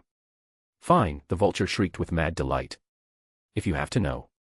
I gave myself wholly and completely to the one true Supreme Lord. Peter's eyes widened, rage igniting behind them. As the Vulture loomed above, Peter's arms sprang outward. Twin blades emerged by his wrists, and with a savage yell, he drove them both into Adrian's sides. You idiot. Peter roared. Do you even understand what you've done? Crackling bioelectricity surged through him, coursing violently into Adrian's body. The Vulture shrieked in agony, his body seizing and spasming uncontrollably. Bolts of energy exploded outward as they crashed together through the front of a small shop, tumbling into shattered glass and splintered wood. They were tossed away from each other, Peter groaned, barely able to move. He pushed himself up, limping toward the twitching form of his enemy. Blood stained his lips. His legs felt like stone. Aria. He whispered. I can't think clearly. Look through our magical archives, we need to find a way to help him. We have to save him. What? Aria cried out, her voice cracking. Daddy, you can't be serious. After everything he's done to you, after the pain he's putting you through. Saving him should be the last thing we worry about. Peter kept limping forward, one hand pressed to his ribs. The other still sparked faintly with residual energy. We have to try, Aria, he muttered, spitting a mouthful of blood to the side. We just have to. Aria's voice softened, confused and scared. Just, why? Peter paused for a second, meeting the Vulture's broken form with pity in his eyes. Because I wouldn't be Spider-Man if I didn't. Chapter 314, Vulture from Hell, 3. Third person's POV. The Vulture didn't seem to care that Peter was in the middle of a conversation or that he was actively planning a way to save him. None of it mattered. All that registered to the villain was his singular, relentless goal, to complete his mission, no matter the cost. With a deep, guttural breath, the Vulture opened his mouth and unleashed a devastating sonic scream.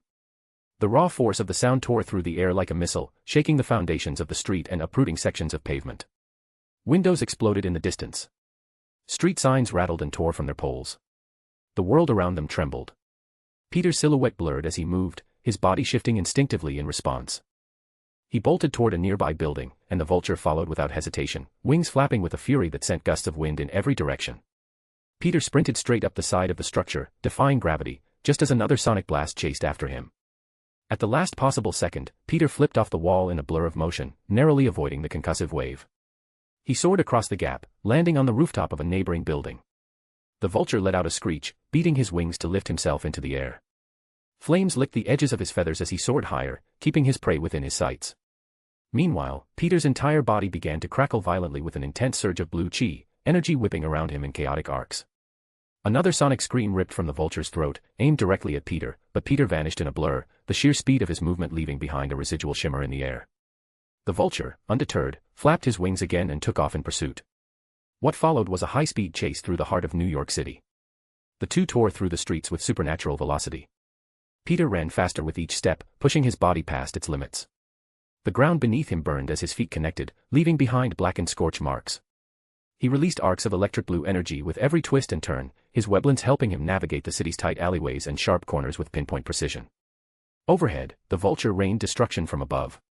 Trails of hellfire streamed behind him as he flew, his sonic cries igniting aerial explosions wherever they struck. Each blast was a combination of heat and sound, fiery concussions that detonated on impact, lighting up the street like a war zone. At first, Peter stumbled, his legs shaky and body aching, the pain slowing him for a heartbeat. But he gritted his teeth, drawing strength from deep within. He refused to give in. He surged forward with renewed determination, faster than ever before. He poured more of his chi into his suit, feeding it with raw power. In seconds, it regenerated, the fabric weaving itself back together in a shimmer of light. Behind him, explosions erupted, but Peter didn't flinch. He was a blur of movement now, unstoppable. The kinetic force from his speed began to ignite the ground beneath him, not just the ground but his suit as well. He fired a web to the side of a local bodega, pulled himself into a sharp turn, and skidded across the ground, sparks spraying in all directions. He continued forward without missing a beat. The Vulture mimicked the maneuver, turning with eerie precision. But when he turned, all he found was an open, shimmering portal in the ground. Before he could react, a figure erupted from the portal behind him, Spider-Man, in full motion, bursting forth in a crouch with his arms spread wide. His lenses glowed with discharging energy, and the heat from the flames dancing along his body gave him a ghostly, burning silhouette. Peter collided with the Vulture's back, knocking the villain off balance. The two tumbled through the sky in a chaotic spiral. As they spun, Peter clung tightly to his foe. "Whoa, Bessie!" Peter shouted with a wild grin. "If I knew we were going for a rodeo, I would have brought my cowboy hat." He fumbled with his utility belt mid-flight and pulled out two compact discs. With practiced efficiency, he slapped both onto the Vulture's back. Then, activating his wingsuit, Peter let the wind catch him and soared gracefully into the air, gliding around in a wide arc to gain distance. The Vulture growled, turning sharply. He extended his wings, ready to fire his deadly feather daggers, until the discs activated. A vibrating pulse exploded outward from the devices, enveloping his wings in a shimmering aura. The metal began to ripple, then liquefy, melting in midair. "Wah, what is this?" the Vulture shrieked, struggling to maintain altitude as his mechanical wings dissolved into puddles of molten alloy. His flight path became erratic, and then he dropped like a stone, plummeting from the sky. "Damn it. Curse you, Spider-Man." But the fall didn't end him. With surprising agility, he twisted midair and smashed through the glass sunroof of a nearby greenhouse. He landed in a crouch with a thunderous crack that splintered the ground. Chunks of earth shot upward as his landing sent out a shockwave. Peter dove after him, twisting through the air before landing like a spider, low, balanced, every muscle tense. Slowly, he rose to his full height. "Why won't you just stay down?" Adrian Toombs snarled, his body rising. His fist ignited with flame, heat warping the air around it.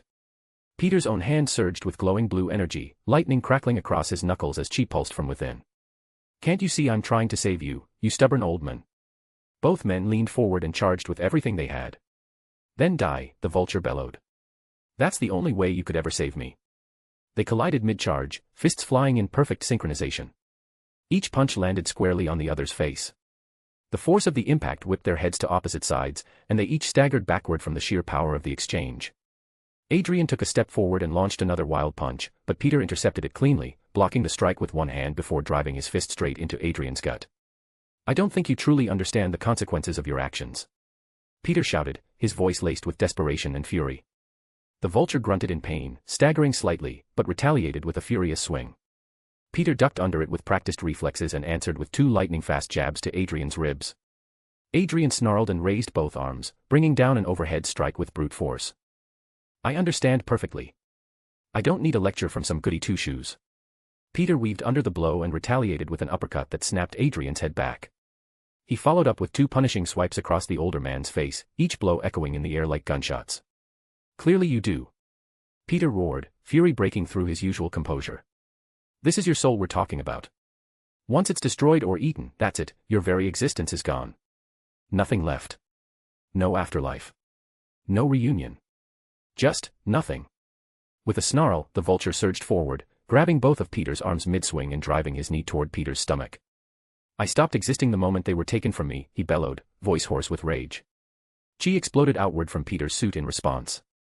He gritted his teeth, reached up, grabbed Adrian by the fur-lined collar, and smashed their foreheads together.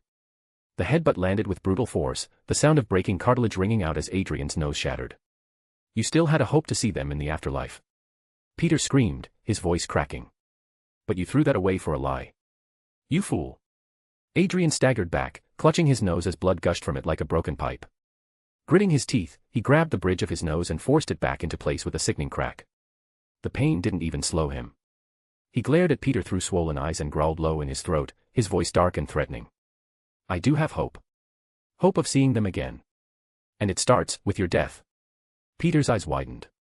In an instant, he launched forward, his body flashing with chi as he soared into the air. He came down hard, delivering a punishing blow across Adrian's face. "He's a demon, for Christ's sake," Peter shouted. "Do you really think he'd honor whatever deal you made?" He didn't give Adrian a moment to recover. Peter's fists became a blur, striking again and again. Adrian's head snapped back and forth like a rag doll, his mouth spilling blood that splattered against the garden's vibrant flowers, staining them red. "It's what he does," Peter yelled, his voice trembling with raw emotion. "He gives you hope, makes promises, and then watches with glee as he shatters them and leaves you in despair. Another blow. In what world does a demon honor anything? Another. He uses your pain, your love, against you." Peter's fists moved so fast they blurred, fueled by chi and heartbreak. With every punch, Adrian's body convulsed. His face swelled and bruised. His ribs cracked. His form slumped under the brutal rhythm of Peter's assault. Adrian stumbled backward, steps clumsy and unfocused. His face was almost unrecognizable now, one eye swollen shut, lips split, blood leaking from every angle. His body trembled, and then he dropped to one knee, unable to stay standing. What other choices did I have?" he croaked, barely intelligible. His voice was muffled by the damage to his face. Tears slid down his cheeks, hot at first, then turning to steam as they met the heat radiating from his own cursed body. "I prayed to God," he said through broken breath. "I prayed for justice. For mercy. For something. But my prayers were never answered." Far away, in a realm beyond mortal comprehension, Satanish sat upon his obsidian throne. His grotesque form was cloaked in shadow, his monstrous face twisted into a sneer of contempt. "Mortals," he spat, disgust dripping from every syllable. "What weak, pitiful creatures. You grant them tools. You bestow power. And still, they fail." He leaned on one clawed fist and hissed, "How pathetic." Back in the ruined garden, thin glowing cracks began spreading across Adrian's bruised and broken body. Mystic light radiated from within him, shining brighter with each passing second. "But someone did hear me," Adrian whispered, his voice now eerily calm. "And it wasn't God." Peter's breath caught. His eyes widened as the glowing lines across Adrian's skin spread faster, more intense. "No," he breathed, his voice small. "No, don't. I don't regret what I did," Adrian said, closing his eyes, accepting what was to come. "If I had the chance to do it all again, I would. The only regret I have is that I won't see them again. Not in this life, or the next." His body began to dissolve, turning into glowing particles of mystic energy. They lifted into the air, caught by some unseen force. The only thing left of him was his final whisper, echoing softly through the devastated garden. Thank you for letting me deliver my vengeance, my lord. I'm sorry I have disappointed you. Peter lunged forward, reaching out. No, he cried.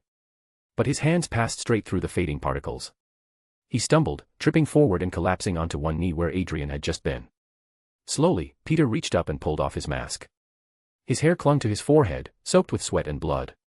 His face was dirted, his expression shattered. He bit his lip, trying to hold himself together, but it quivered despite him. His grip on the mask tightened until his knuckles turned white. Tears slipped down his cheeks, hot, silent, relentless. Not just from the pain that still pulsed through his very soul, but from something far deeper. But from a failure. He smashed his fist, still clutching the mask, into the dirt. The kinetic force exploded outward like a shockwave, cracking the earth and sending what remained of the greenhouse collapsing in a cascade of shattered glass and metal. Damn it. Peter choked out, his voice hoarse. A lump caught in his throat. Chapter 315, Vulture from Hell, End. Third person's POV. I'm sorry, Daddy. Arya said somberly, her voice barely above a whisper. But Peter raised a hand and cut her off gently. It's fine, Arya, Peter said, his tone soft but firm. None of this is your fault. You have absolutely nothing to apologize for. He reached for his mask and pulled it back over his face. Though his features were hidden, the weight of sorrow and the burn of pain still lingered deep within his soul like a festering wound. His jaw was tight beneath the mask, a grimace frozen in place. I don't want to be the person who brings bad news in the middle of a crisis, but I have something important to report, she said, her voice sheepish and hesitant, as if unsure whether now was the right time. Peter inhaled slowly, centering himself before speaking. What is it? He asked calmly, his tone even as he adjusted the mask into place once more. It's Craven, Arya began. He's just received a shipment of weapons. Heavy ones. And his men, they're moving. Fast. It looks like they're preparing for something big. Peter's brow furrowed beneath the mask. Weapons. What kind of weapons? He asked, his voice tense with concern. The military kind. Full-scale heavy artillery, rocket launchers, automatic rifles, explosives. But here's the strange part, they weren't stolen. Every single piece of gear was acquired legally and is registered under Craven's name. It's all legit. Peter let out a long, exhausted sigh, his breath ragged. This wasn't just physical pain, it was the anguish of failure weighing him down. He had just failed the people he was meant to protect. And now, before the grief could settle, a new crisis loomed ahead. Wonderful, he muttered sarcastically. Just what we needed. After this is over, I'll rally the others. We'll deal with Craven, and we'll drive him back underground where he belongs. For now, let's move to Nightwing. With that, Peter summoned a swirling portal of golden light and jumped through without hesitation. Meanwhile, Harry flailed violently, his legs kicking at the air as he was suspended above the ground. Pain surged through every nerve in his body, but he wasn't flailing in vain. He was building kinetic energy, converting every desperate movement into raw power. The energy pulsed through him, climbing from his feet, surging through his core, and finally saturating every fiber of his being. The demon standing before him merely laughed, his voice like nails against the walls of hell. Flames crackled from his skin as he intensified the blaze. A futile attempt, the demon roared. I'll savor every scream, every cry. I'll burn your very soul from existence, mortal. Harry's scream tore from his throat, his eyes rolling back until only the whites showed. The pain was indescribable, a torment beyond reason. But even as agony consumed him, his instincts took control. His body, desperate to survive, moved on its own. Emerald chi flared violently from his hands like a storm unchained. Twin orbs of pure energy, each the size of a tennis ball, crackled to life in his palms. With a primal shout, Harry released the spheres. They shot forward like bullets, slamming into the demon's chest. The resulting explosion lit up the graveyard in a blinding green flash, blasting debris in all directions. From within the cloud of emerald smoke, two figures emerged, Nightwing from one side, the demon from the other. The demon's skin was scorched, peeling away to reveal raw, glistening muscle beneath. But it healed quickly, steam rising as his body knit itself back together. Harry dropped to the ground, landing in a crouch. He clutched his sides in agony. His entire ribcage was exposed, the skin and muscle around it blackened and charred. The smell of burnt flesh hung in the air. He gagged and blood mixed with bile spilled from his mouth, splattering the ground. Sweat soaked his face, and his chest heaved with shallow, painful breaths. Still, he didn't stop. Gritting his teeth, he wiped his mouth with the back of his trembling hand and focused inward. His chi surged once more, glowing weakly as he forced it to accelerate his healing. The price was steep, most of the kinetic energy he had built was drained in an instant. But the pain remained. His vision blurred. A throbbing headache flared in his skull as his body tried to process the sheer magnitude of injury and effort. The demon chuckled again, his voice low and condescending as he took a step forward. "Congratulations," he said mockingly. "I might have actually felt something, for a moment." Harry's eyes brimmed with tears. Not of fear, but frustration, pain, and fury. He forced himself up, staggering. Then, without warning, he began to bounce lightly on the balls of his feet, flicking his hands as if trying to shake the pain loose. "You haven't felt anything yet," he growled through clenched teeth. "I won't rest until you feel at least a fraction of the torment you've put me through." His body shimmered with renewed energy. Kinetic power surged through his veins, and his green eyes glowed with fierce light beneath his mask. The demon sneered, unimpressed. With a sudden burst of speed, he turned into a blur and launched himself at Harry. But Harry didn't flinch. Instead, he stood tall and extended his hand.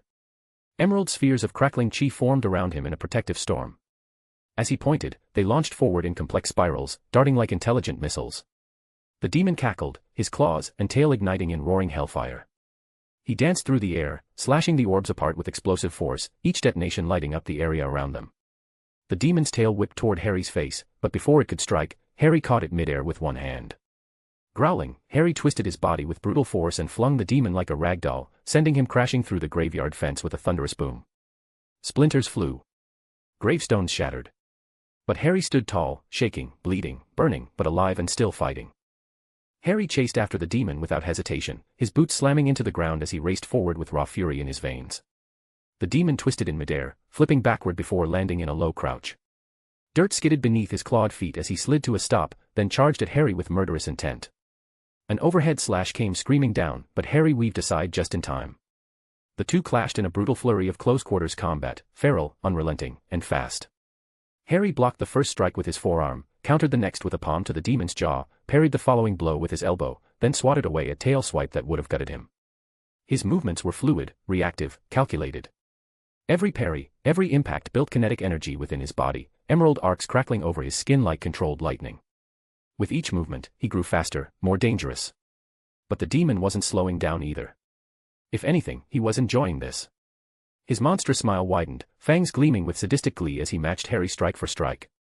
Harry ducked under another flurry of swipes. His fists trembled with stored power. Chi surged around him like a storm about to burst. With a roar, he swung upward, his right fist glowing with violent, wild energy. He struck the demon square across the chest. A deafening boom rang out. A blinding flash exploded from the point of impact as the demon's body folded like paper. The sheer force of the punch lifted him off the ground and sent him rocketing backward. Nearby car windows shattered in a chorus of crashing glass as shockwaves rippled outward. The demon hit the ground hard, digging his clawed feet into the asphalt, gouging deep trenches to slow his momentum. When he finally came to a halt, he spat a glob of blood onto the cracked pavement and growled, his voice dripping with venom. "Why, you little shit." He extended his arms and summoned glowing orbs of hellfire. They hovered around him, radiating heat so intense that the very fabric of the mirror dimension began to splinter. The sky cracked. The air rippled. Harry responded in kind.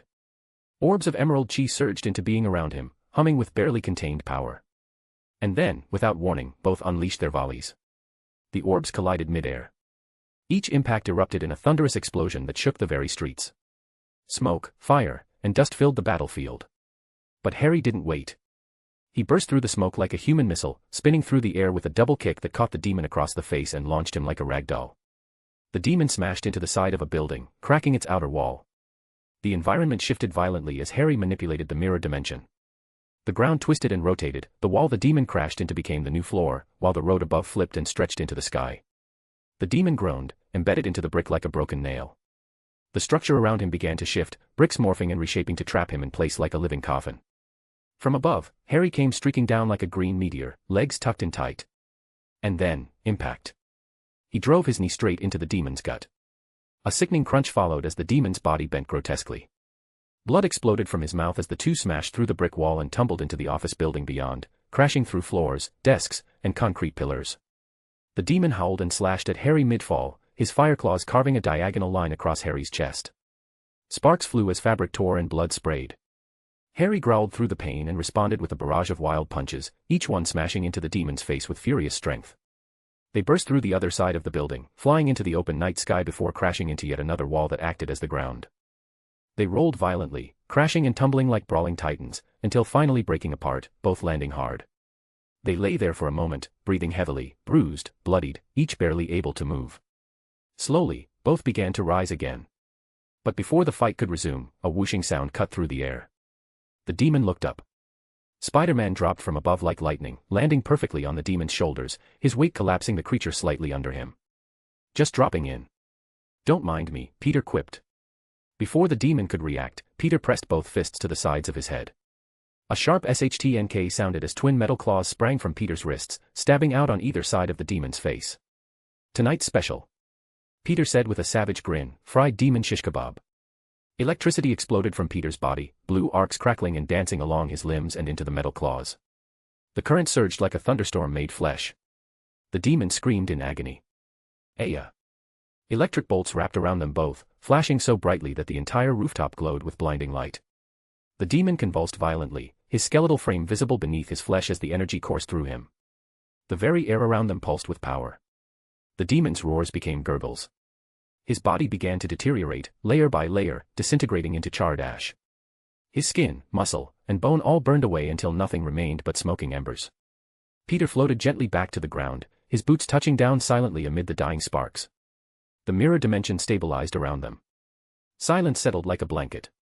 Harry stood frozen in place, chest heaving, eyes wide in disbelief. What the hell, he muttered under his breath, blinking rapidly as if unsure whether he'd hallucinated what just happened. Peter turned to face him, brushing ash off his shoulder. Guess you could say he couldn't take the heat. Chapter 316, Forced to Rest. Third person's POV. Harry just stared at Peter with a deadpan expression, his lips pressed into a thin line as he stood completely still. Peter blinked and tilted his head, raising an eyebrow. What? Harry sighed dramatically, wincing as he shifted his weight. I'm in way too much pain to fully articulate how lame that last line was. Also, you stole my kill. Peter scoffed, rolling his eyes as he took a shaky step forward. His legs trembled with each movement, the toll of the battle becoming more evident. I didn't steal anything. If anything, you were just too slow to take it yourself. Harry gave a low chuckle, which quickly turned into a groan. I see you've also been impacted by the hellfire, he muttered, his voice strained. He took a deep, shaky breath and winced again. This is the last mission I ever go on with you, Peter whined, hobbling closer until he was within arm's reach. Yeah, well, at least now we understand why the Ancient One left this task to us instead of assigning literally anyone else, Harry said wearily, leaning against Peter as they braced each other for support. Peter gave him a long, accusatory glance. Is this why you didn't invite Firestar? Because you somehow knew this was going to turn into a literal nightmare? No, Harry grumbled, his voice still tight from the pain. I just wanted to hang out with my bro. Who knew it'd turn into a flaming descent into actual hell? A warning from the Ancient One would have been nice, Peter muttered. Something like, hey, you're about to experience eternal torment firsthand. Don't forget sunscreen. Maybe she didn't tell us on purpose, Harry said uncertainly, his features twisted into a grimace. The pain etched lines into his face, and a pulsing vein throbbed visibly at his temple. Peter glanced at him, guilt clouding his eyes. Yeah. Not to mention it's my fault I got injured in the first place. I got overconfident. Harry gave a pained smile, or at least attempted one. You. Overconfident. Shocking. Come on, it was the Vulture, Peter said with a forced laugh. How could I not underestimate the guy? But then his voice dropped, and a heavy silence followed. Harry caught the shift. What is it? Peter sighed heavily. No matter what kind of person the Vulture was, he didn't deserve to die like that. It was brutal. Unnecessary. Harry didn't have a clever remark for once. He just patted Peter's back gently. Come on. We still need to make sure the rest of those cultists don't slip away. We kinda left them completely unsupervised. Peter groaned. I'm in way too much pain to deal with more cultists right now. Oh, don't worry about that, came Arya's voice, crystal clear and confident through the comms. I dispatched a few spider bots to keep them detained. They're all secured. And if any of them twitched even a little, I zapped them until twitching was no longer an option. Peter nearly collapsed in relief. He reached out toward the air as if trying to hug her voice. Arya, I love you. In response, a swirling portal opened before them. Through it, they could see the desecrated remains of the graveyard, and in the center, cultists, tied up in neat rows and surrounded by glowing, alert spider bots. As they stepped through the portal, Arya's giggle followed them. Peter scanned the scene before frowning. What do we do with the girl's body? He asked quietly, pointing toward the lifeless form crumpled near a shattered tombstone. I'll take care of it, Arya said. I've already contacted the appropriate authorities. I'll make sure the right people recover her body respectfully and without delay. Peter hesitated. Still feels wrong to just leave her there like that. You've done your part, Arya reassured gently. Now leave the cleanup to me.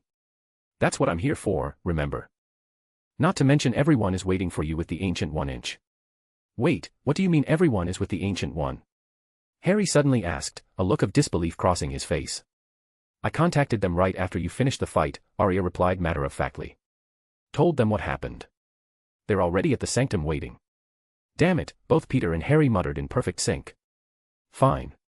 We'll leave it to you, Peter relented, shooting a web toward one of the still-bound cultists. Harry opened another portal, the golden energy humming as it widened, revealing the Ancient One's sanctum beyond. Peter dragged the cultist through, leaving the graveyard behind them. Immediately stopped in his tracks. Everyone was waiting for him. They stood in a wide semicircle, arms crossed, staring at him with expressions that ranged from stern disapproval to quiet concern. Even Arya, now in her small humanoid form, was mimicking their glares with surprising accuracy, her tiny arms folded, eyes narrowed. Hello Peter began, giving a small, sheepish wave. But he was cut off by a sudden, awful sound. MJ let out a choking noise and collapsed to her knees. Her eyes widened in panic as she clutched her chest, her mouth opening in a silent scream. Her body trembled violently, she started to convulse, tears welled up at the corners of her eyes before rolling down her cheeks. Then her eyes rolled back, and she slumped forward. The Ancient One let out a long, tired sigh and flicked her wrist. A metal bin shimmered into existence beside MJ. The girl, still shaking, grabbed it and vomited into it without warning. What the fuck, Felicia blurted out, unable to mask her shock. The Ancient One remained calm, adjusting Harry's still-open portal with a gentle movement of her fingers. The glowing ring shifted, passing through the bound cultists and whisking them away. I've sent them to Wong for holding, she said. That's not what we care about right now. Gwen shouted, panic in her voice as she dropped to MJ's side. What's happening to her? She looks like she's being possessed, Lizzie added, eyes wide with concern. Still expressionless, the Ancient One conjured a small golden sigil at the tip of her finger and shot it toward MJ's forehead. It shimmered like burning wax, then embedded itself into her skin before slowly fading. MJ jerked, then began gasping, desperately pulling in air between dry heaves. She held onto the bin like a lifeline, spitting into it as her body trembled. What she was experiencing, the Ancient One said calmly, was a fraction of Mr. Parker's pain. He tried to shield it using mental techniques, but some of it still leaked into her through their emotional connection. For her, it was overwhelming. MJ's head slowly lifted. Her eyes were half-lidded, wet with tears. She looked at Peter, her voice barely above a whisper. Tiger. How are you still standing? Peter didn't respond right away. He took a breath, then slowly deactivated his suit. The armor retracted to reveal his worn, battered body. Faint scars lined his torso, and his skin had a slightly ashen, burned tone. Dark circles sat beneath his eyes, which were hollow and dull. There was pain in his gaze, pain that no words could express. Honestly, Red. I'm barely holding it together, he said quietly. Gwen and Lizzie both didn't hesitate to walk over towards them with urgency. They rubbed their faces, overwhelmed by the sight. Even the comforting gesture of caressing their faces felt like salt in a wound. Why didn't you call for backup? Gwen snapped, turning back toward him, her voice breaking. We would have been there. We would have helped. Peter shook his head. It wasn't supposed to be that kind of mission. This whole thing. It happened because I got arrogant. I underestimated the threat. This is the result of my own mistakes. Felicia looked toward the Ancient One. Is there anything you can do for them? The Ancient One's expression softened slightly. I'm afraid not. This damage isn't physical, it's spiritual. Their very essence has been burned. To truly restore them, we would need something like the Soul Stone. Fantastic, Felicia muttered bitterly. We've got the Mind Stone and the Time Stone, but not the one we actually need. Lizzie turned toward the Ancient One, brows furrowed. Can't you use the Time Stone to rewind them? Or maybe fast-forward their recovery? No, the Ancient One said, shaking her head. Their souls are in an extremely fragile state. Any interference, even a minor one, could shatter them completely. I will not take that risk. Seeing the disappointment in their faces, she raised a hand in reassurance. But you have nothing to fear.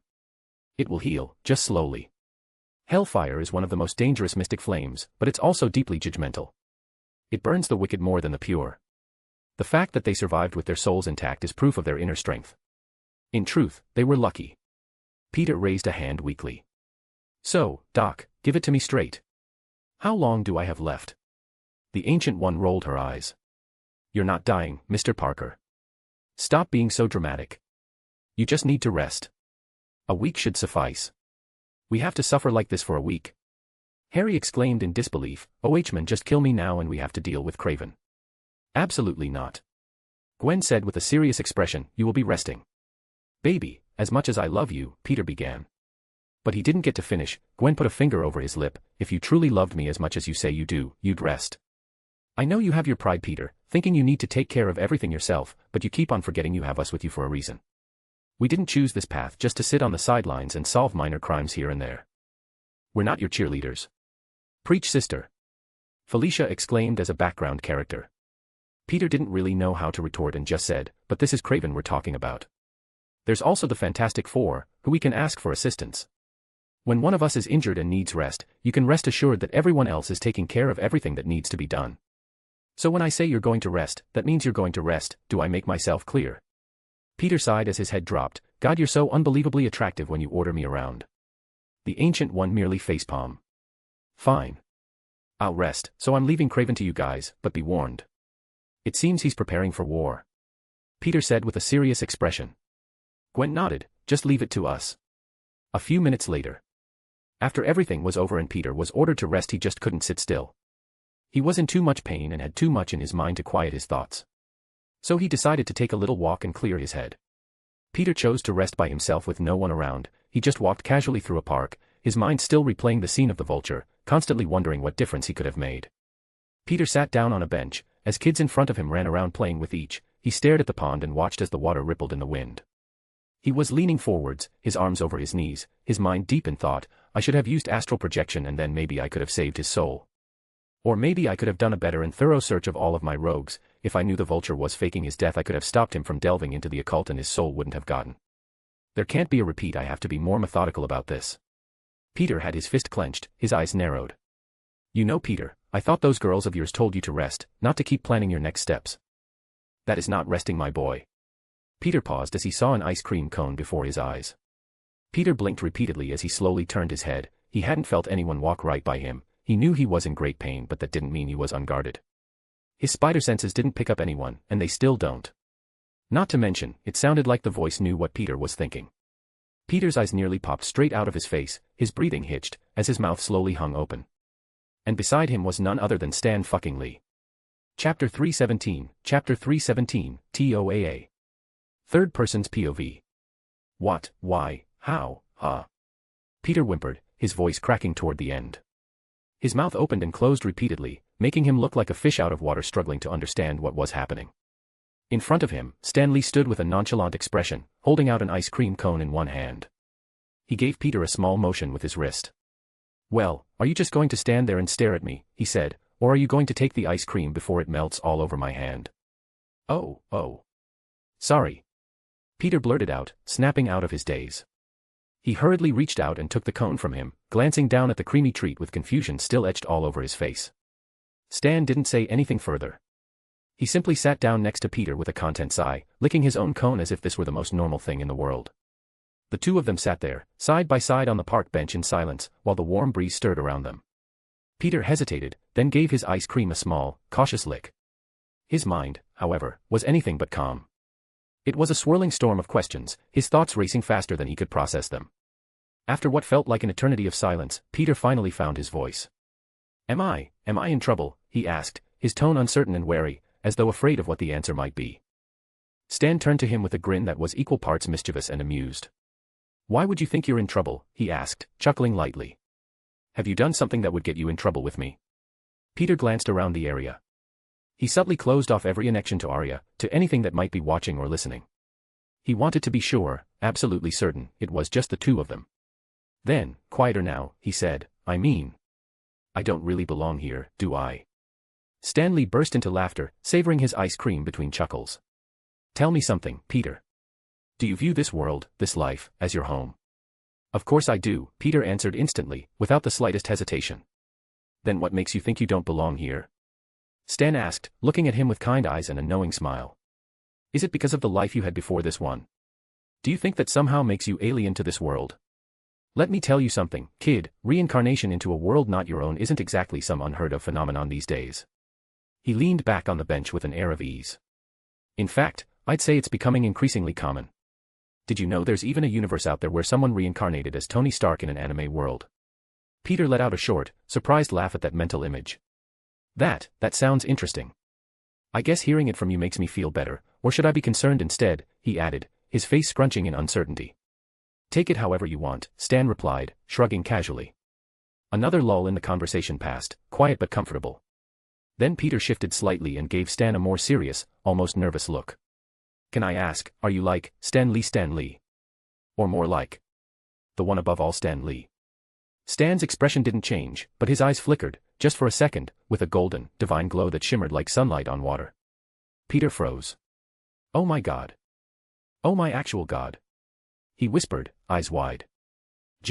Wow. His hands trembled slightly as he focused hard on the melting ice cream in his grip, as though that might calm the whirlwind of panic rising in his chest. It wasn't working. He tried to collect himself, taking in a deep breath. Wait, is this about that one time I lied in church? I told Aunt May I didn't have any money on me when the collection basket came around. Is that what this is about? Toaa laughed, smearing a bit of ice cream around his lip as he did. Peter reached into his pockets with a panicked flurry. I don't usually carry cash, okay. But I've got this 20, he pulled out the bill like a peace offering. I swear I'll donate more next time. I'll start tithing, I promise. Still grinning, Toaa wiped his mouth with a napkin and asked, are you finished? That's what she said, Peter muttered before his brain could stop his mouth. He immediately cringed, eyes closing in shame. Oh no, I am so sorry. That was automatic. I'm having a hard time processing the fact that I'm sitting next to, well, God. Yeah, Toaa said with a soft chuckle, I tend to have that effect on people. He took a slow, thoughtful bite of his cone. Peter forced himself to breathe, placing his forehead in his palm. Okay. I think I'm good now. Mostly. Kind of. Not really.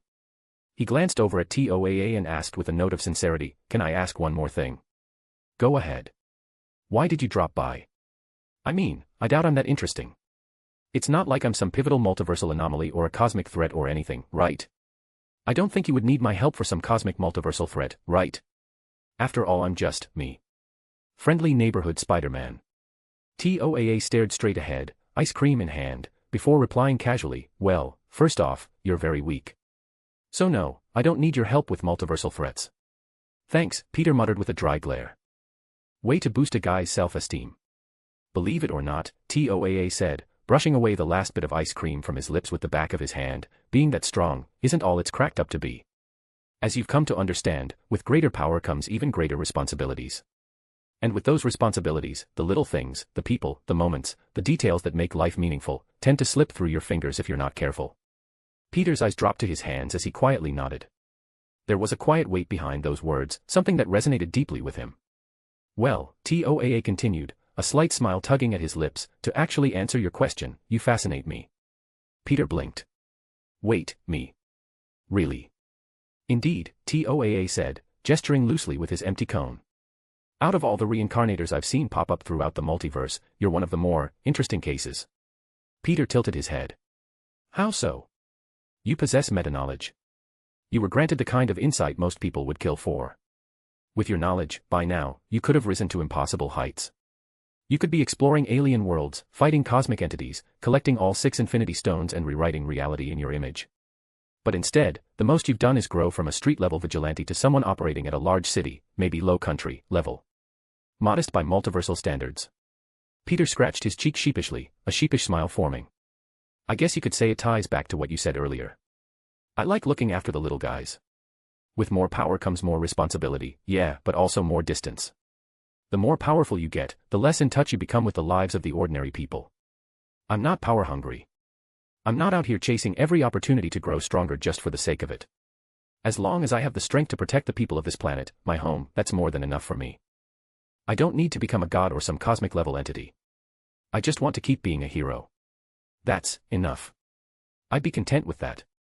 The TOAA studied him quietly, his smile soft and contemplative as he set aside his now finished cone. You know, he said at last, a lot of people would call that naive. Maybe even foolish. The universe isn't kind, Peter. It's vast, dangerous, and indifferent. And not being strong enough, well, that often means the people closest to you pay the price. Peter's smile faded at that, a shadow passing over his expression. Then they'd be mistaking contentment for complacency, he said firmly. Just because I'm satisfied with where I am doesn't mean I'm not prepared. I'm always preparing. Always watching. Always waiting. I am paranoid, yeah. I'll admit that. If the chance to grow stronger comes my way, I'll take it. I'm not stupid. But I won't actively chase after it like some desperate power addict. My priority is the people. Always has been. TOAA looked at him for a moment longer, the gleam in his golden eyes dimming just slightly. Then he asked, almost too casually. Does being prepared, and being paranoid, mean you'd go so far as to control the thoughts and actions of others? Peter's brows furrowed. What? Consider this advice from a nosy old man, TOAA said, turning to face him fully now. That paranoia you carry, while useful in moderation, will be your undoing if left unchecked. Think of it like a disease. And like any disease, it manifests differently depending on the host. He held up his fingers as he listed. For one person, it may take the shape of distrust, believing no one can be relied upon. For another, it becomes the fear that the entire world is out to get them. But for you, Peter, it takes the form of control. A compulsive need to orchestrate everything around you. To plan for every possibility. To shoulder the entire burden alone because you don't believe anyone else can carry it the way you can. Peter stared at him, lips parting slightly. He blinked but didn't speak. TOAA's voice softened. That sort of control, over people, over fate, it's a fragile illusion. And chasing it will hurt more than it helps. The more you try to control everything, the faster it all slips away. Like sand through clenched fingers. And in the end, you'll look down, and realize your hand is empty. Chapter 318, TOAA, 2. Third person's POV. I'm not controlling though. Am I? Peter asked, his voice tinged with hesitation and a flicker of self-doubt. His eyes, usually filled with confidence and certainty, momentarily faltered as they drifted down to the ground. There was a vulnerability there, subtle but genuine, bleeding into the edges of his tone. Shall I give you an example? TOAA responded, a faint smile tugging at the corners of his lips. There was almost an amused lilt in his voice, not mocking, but gently nudging, like a teacher guiding a particularly promising student. Peter gave a slow nod, his gaze still fixed ahead, brows furrowing as he listened carefully. Though his eyes narrowed in thought, his ears remained open, catching every syllable. Let's take what happened with this universe's Stark, for instance, TOAA began, leaning back against the old wooden bench. You took control of his shares. He's practically unable to make any significant decisions without your express approval. Peter's head snapped toward TOAA, his expression defensive. Now hold on a second, that's not fair. Of course it sounds bad when you phrase it like that. Anything could sound bad if you just twist the wording around. TOAA raised an eyebrow, calm and collected. Was I wrong in what I said? Peter hesitated, his mouth opening and closing momentarily. I gave him leeway, he muttered, his tone stiff. It's not like I wanted to micromanage his life. Look, I did it for a good reason. I was trying to prevent Ultron. You of all people know what that would mean if he came into existence in this world. The chaos. The destruction. The lives lost. I couldn't risk letting that happen. I had to make sure this world never saw that horror. So the ends justify the means. TOAA asked, that subtle smile never leaving his face. Peter groaned, dragging a hand across his face. I knew you were going to say that as soon as I opened my mouth. But seriously, how do you expect me to just sit back and let terrible things happen when I know I can stop them? I have knowledge most people could never dream of, and I can use it to help. TOAA nodded slowly, folding his hands in his lap. Peter. Do you know what I love most about humanity? Peter tilted his head, trying to guess. The indomitable human spirit. TOAA chuckled softly. Yes, that too. But what truly fascinates me, what I treasure most, is their capacity to learn from their mistakes. Their ability to grow. It's such a simple, yet profound part of what it means to be human. Mistakes are not just missteps, they're lessons. Opportunities for reflection and change. But if someone is always there to catch them before they fall, how will they ever learn to get back up? Peter's jaw clenched. He understood what TOAA was trying to say. It didn't mean he liked it. So what? I'm supposed to just sit on my hands while Tony or someone else makes a mistake that could cost hundreds, maybe even thousands of lives. I'm sorry if this seems rude, but I'm not some distant, omnipotent being who can ignore even a single life in the name of some greater good or cosmic lesson. I'm not asking you to, Toaa replied, his voice gentle now. There was no rebuke in his tone, only quiet understanding. What I'm offering is merely a suggestion, a perspective. Just the musings of an old man who's seen too much. You can take it, or you can ignore it. Either choice is valid. But I want you to consider the difference between guiding someone and controlling them. There's a line between the two, and I believe you're having difficulty seeing where that line is. Peter exhaled heavily, his shoulders sinking as he leaned back against the bench. He closed his eyes, tilting his head upward to the sky as if hoping the wind would blow away the burden pressing down on him. He didn't need Toaa to say it, he already knew it deep down. He had been controlling. Not out of malice or arrogance, but out of fear. Fear of what he knew was out there. Fear of what could happen if he let things unfold without his influence. His meta-knowledge, it was a gift, yes, but also a curse. A double-edged sword he wielded with the best intentions, but intentions didn't always make the cut clean. The Fantastic Four incident came to mind. He had tampered with the conditions of their transformation so that not only they, but even his own friends, gained powers. It was effective. Efficient. But had he ever stopped to ask how it might affect Ben? What it might cost him? He hadn't. Not really. And now, sitting beside the very embodiment of creation, Peter realized the gravity of his influence. If the one above all was offering this kind of advice, it wasn't something to take lightly. Toaa didn't interfere often, so when he did, it meant something. Toaa reached over and gently patted Peter on the shoulder, the gesture simple yet strangely comforting. You have to remember, Peter, you're only human. No matter how much power, knowledge, or foresight you possess, there's a limit to what one person can carry. It's wiser to focus on what matters most to you, those things and people closest to your heart, instead of trying to bear the weight of everything all at once. When people get too caught up in the big picture, they often miss the small, precious details right in front of them. Peter blinked, his brows furrowing slightly. There was something in Toaa's tone, calm, but laced with something unspoken. His spidey sense wasn't screaming, but it prickled faintly at the back of his mind, like the soft hum of danger approaching. His instincts, more refined than any other sense he had, whispered that these weren't just casual words. This was more than advice. He glanced sideways at Toaa, eyes narrowing slightly. Are you trying to warn me about something? He asked. He didn't know why the question came so naturally, but it felt necessary. He trusted his gut, and right now, it was telling him something was off. Not in a threatening way, but like a storm on the horizon. Toaa only smiled in that mysterious, omniscient way of his. A smile that held centuries of wisdom and infinite riddles. Who knows, he said cryptically, I've said what I needed to say. What you do with that information, well, that's entirely up to you. Peter nodded slowly. Thanks. I mean it. I appreciate the talk, even if it made my head hurt a little. Peter turned to glance away for just a moment, but when he looked back, Toaa was gone. The bench was empty. In his place sat a lone pigeon, cooing softly as it tilted its head at Peter, completely unfazed by its new role as a placeholder for the most powerful entity in existence. Peter blinked. Then blinked again. He hesitantly reached over and tapped the pigeon with 2 fingers. Mr. God. The air shifted. A low chuckle echoed around him, not from a direction, but from everywhere at once. It surrounded him like a warm breeze. You're a good kid, Peter Parker, Toaa's voice said, gentle and fond. A bit perverted, but your heart's in the right place. Hey!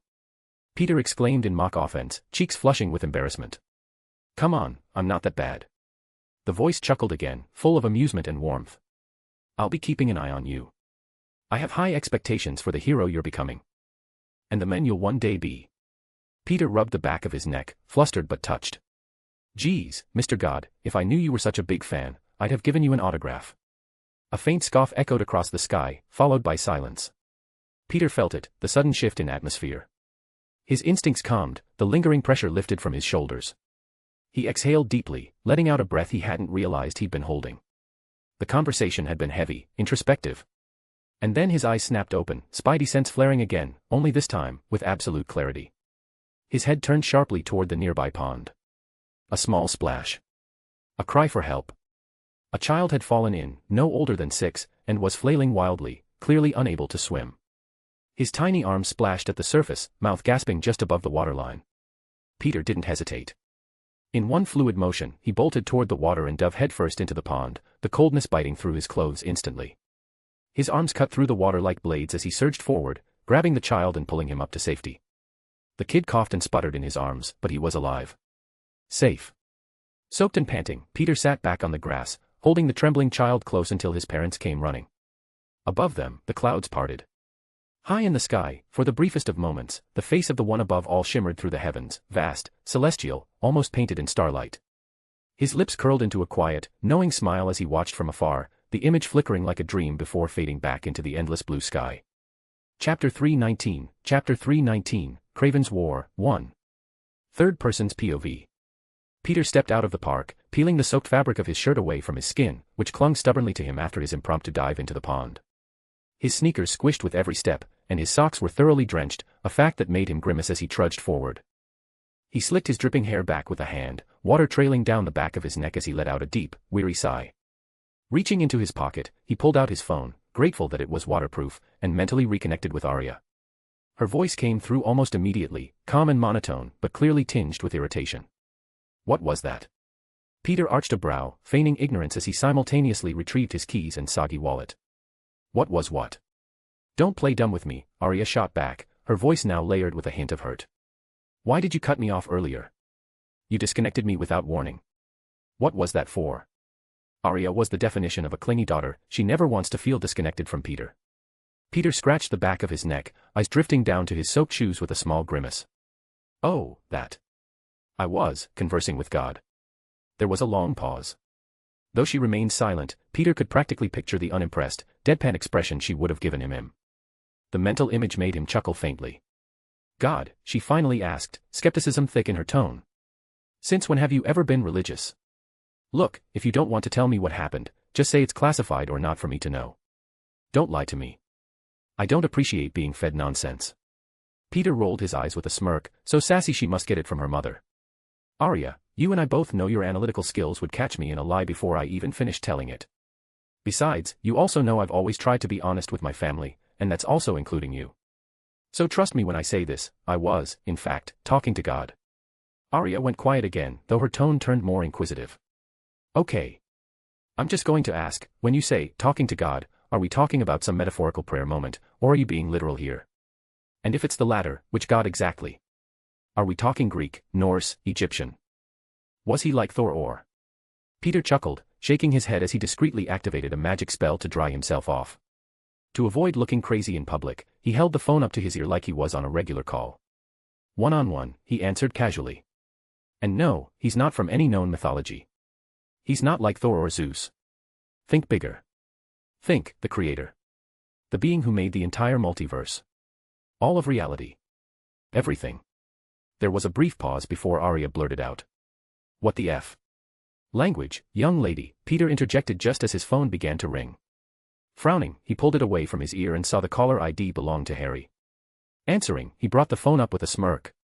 Sup, Buttercup. But his expression quickly shifted to one of seriousness. Harry, you know I love you, man, but if this is about another mission, I swear I'm going to beat your ass. Harry's laugh echoed through the phone. No. That's not why I'm calling. I wanted to ask, did something happen on your end? Peter furrowed his brow in confusion. Kinda. Why do you ask? You don't feel it? Harry asked, sounding puzzled yet intrigued. Feel what? That's just it, Harry replied. I don't feel anything anymore. The pain, it's gone. It doesn't feel like my soul is being dipped in lava anymore. It's peaceful. Did you do something? Because whatever it is, it worked. Peter's eyes widened slightly as realization dawned on him. He'd been so focused on the surreal conversation with the one above all that he hadn't even noticed the change. But now that Harry mentioned it, Peter could feel it too, the constant undercurrent of pain that had haunted them was simply gone. He laughed softly, still stunned. Well, you could say I had a little chat with God, and he was kind enough to throw in a 2-for-1 healing special. What? Harry asked, clearly baffled. Peter just chuckled and shook his head. Don't worry about it. I'll explain later. Let's meet up with the others at the base. Agreed, Harry said before ending the call. Tucking his phone away, Peter glanced around to make sure no one was watching. He slipped into a nearby alley behind a delivery truck. There was a sudden flash of blue light, followed by a soft whoosh, and just like that, Peter vanished into thin air. Peter and Harry strode down the hallway with a casual swagger, a spring in their step that hadn't been there before. Peter swung his arms in exaggerated arcs, leaning back with every movement of his arm. Harry, on the other hand, had his hands stuffed into his coat pockets, a crooked smile tugging at his lips. He leaned slightly forward, shoulders relaxed and posture loose. They felt spectacular, like waking up from a fever dream. That sensation of falling asleep sick with a stuffy nose and a sore throat, only to wake up breathing clearly and pain-free. It was liberating. Their path ended at a large reinforced door marked with a bold, gleaming spider symbol. As it slid open with a soft hiss, the meeting room inside was revealed. The girls were already seated, lounging comfortably in their usual places around the rectangular command table. The air was filled with casual chatter and the soft hum of holograms hovering above the tabletop. Peter's attention was immediately directed to the new addition to the meeting table, Arya. She was sitting primly in a sleek chair with her very own polished nameplate in front of her. Her tiny form barely cleared the table's edge, but the proud way she sat made it clear she felt like she belonged. "Sup, ladies miss us?" Peter greeted with a grin, spreading his arms wide like he was expecting a standing ovation or an emotional reunion. He cracked open one eye when he realized no one was running toward him. The girls just stared at him, unamused. "I thought I told you to rest," Gwen said, her voice cold and firm. In the blink of an eye, Peter vanished and reappeared behind Gwen's seat, draping his arms around her shoulders. "Gwenny Pooh, my love, I've been cured by the divine miracle of God himself," he whispered dramatically. Gwen gave him a deadpan look before reaching over and pulling his cheek in an annoyed, scolding gesture. "First of all, don't call me that. You have no idea how much I hate it." Peter winced comically. "What? You don't like being called my love? That's the most tragic thing I've heard all day." Gwen sighed, her tough front faltering as her brows creased slightly. There was a glimmer of concern in her voice.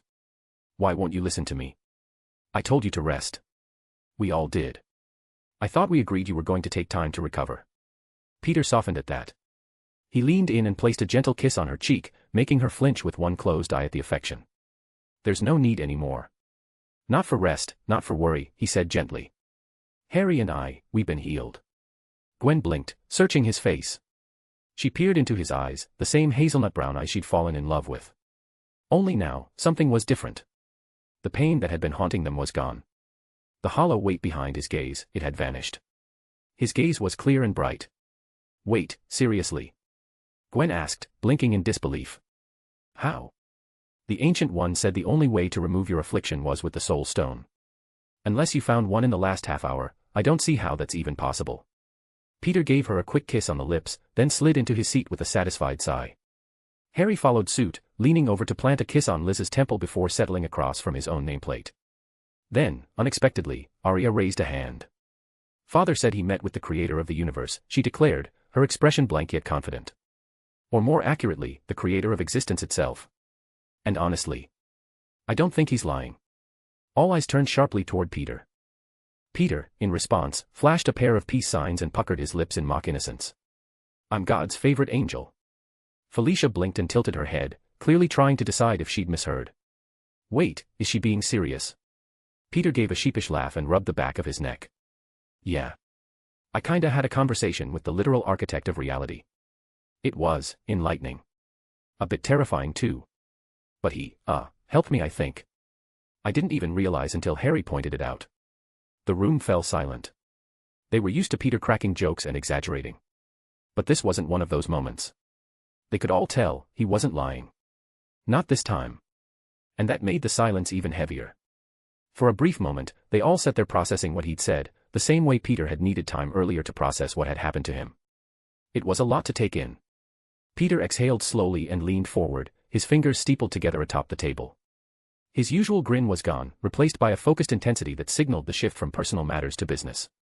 "All right," he said, his voice steady. "Let's not waste any more time. Craven's preparing for war, and it's up to us to end it before he tears the city apart. We need to lay out a plan to stop him.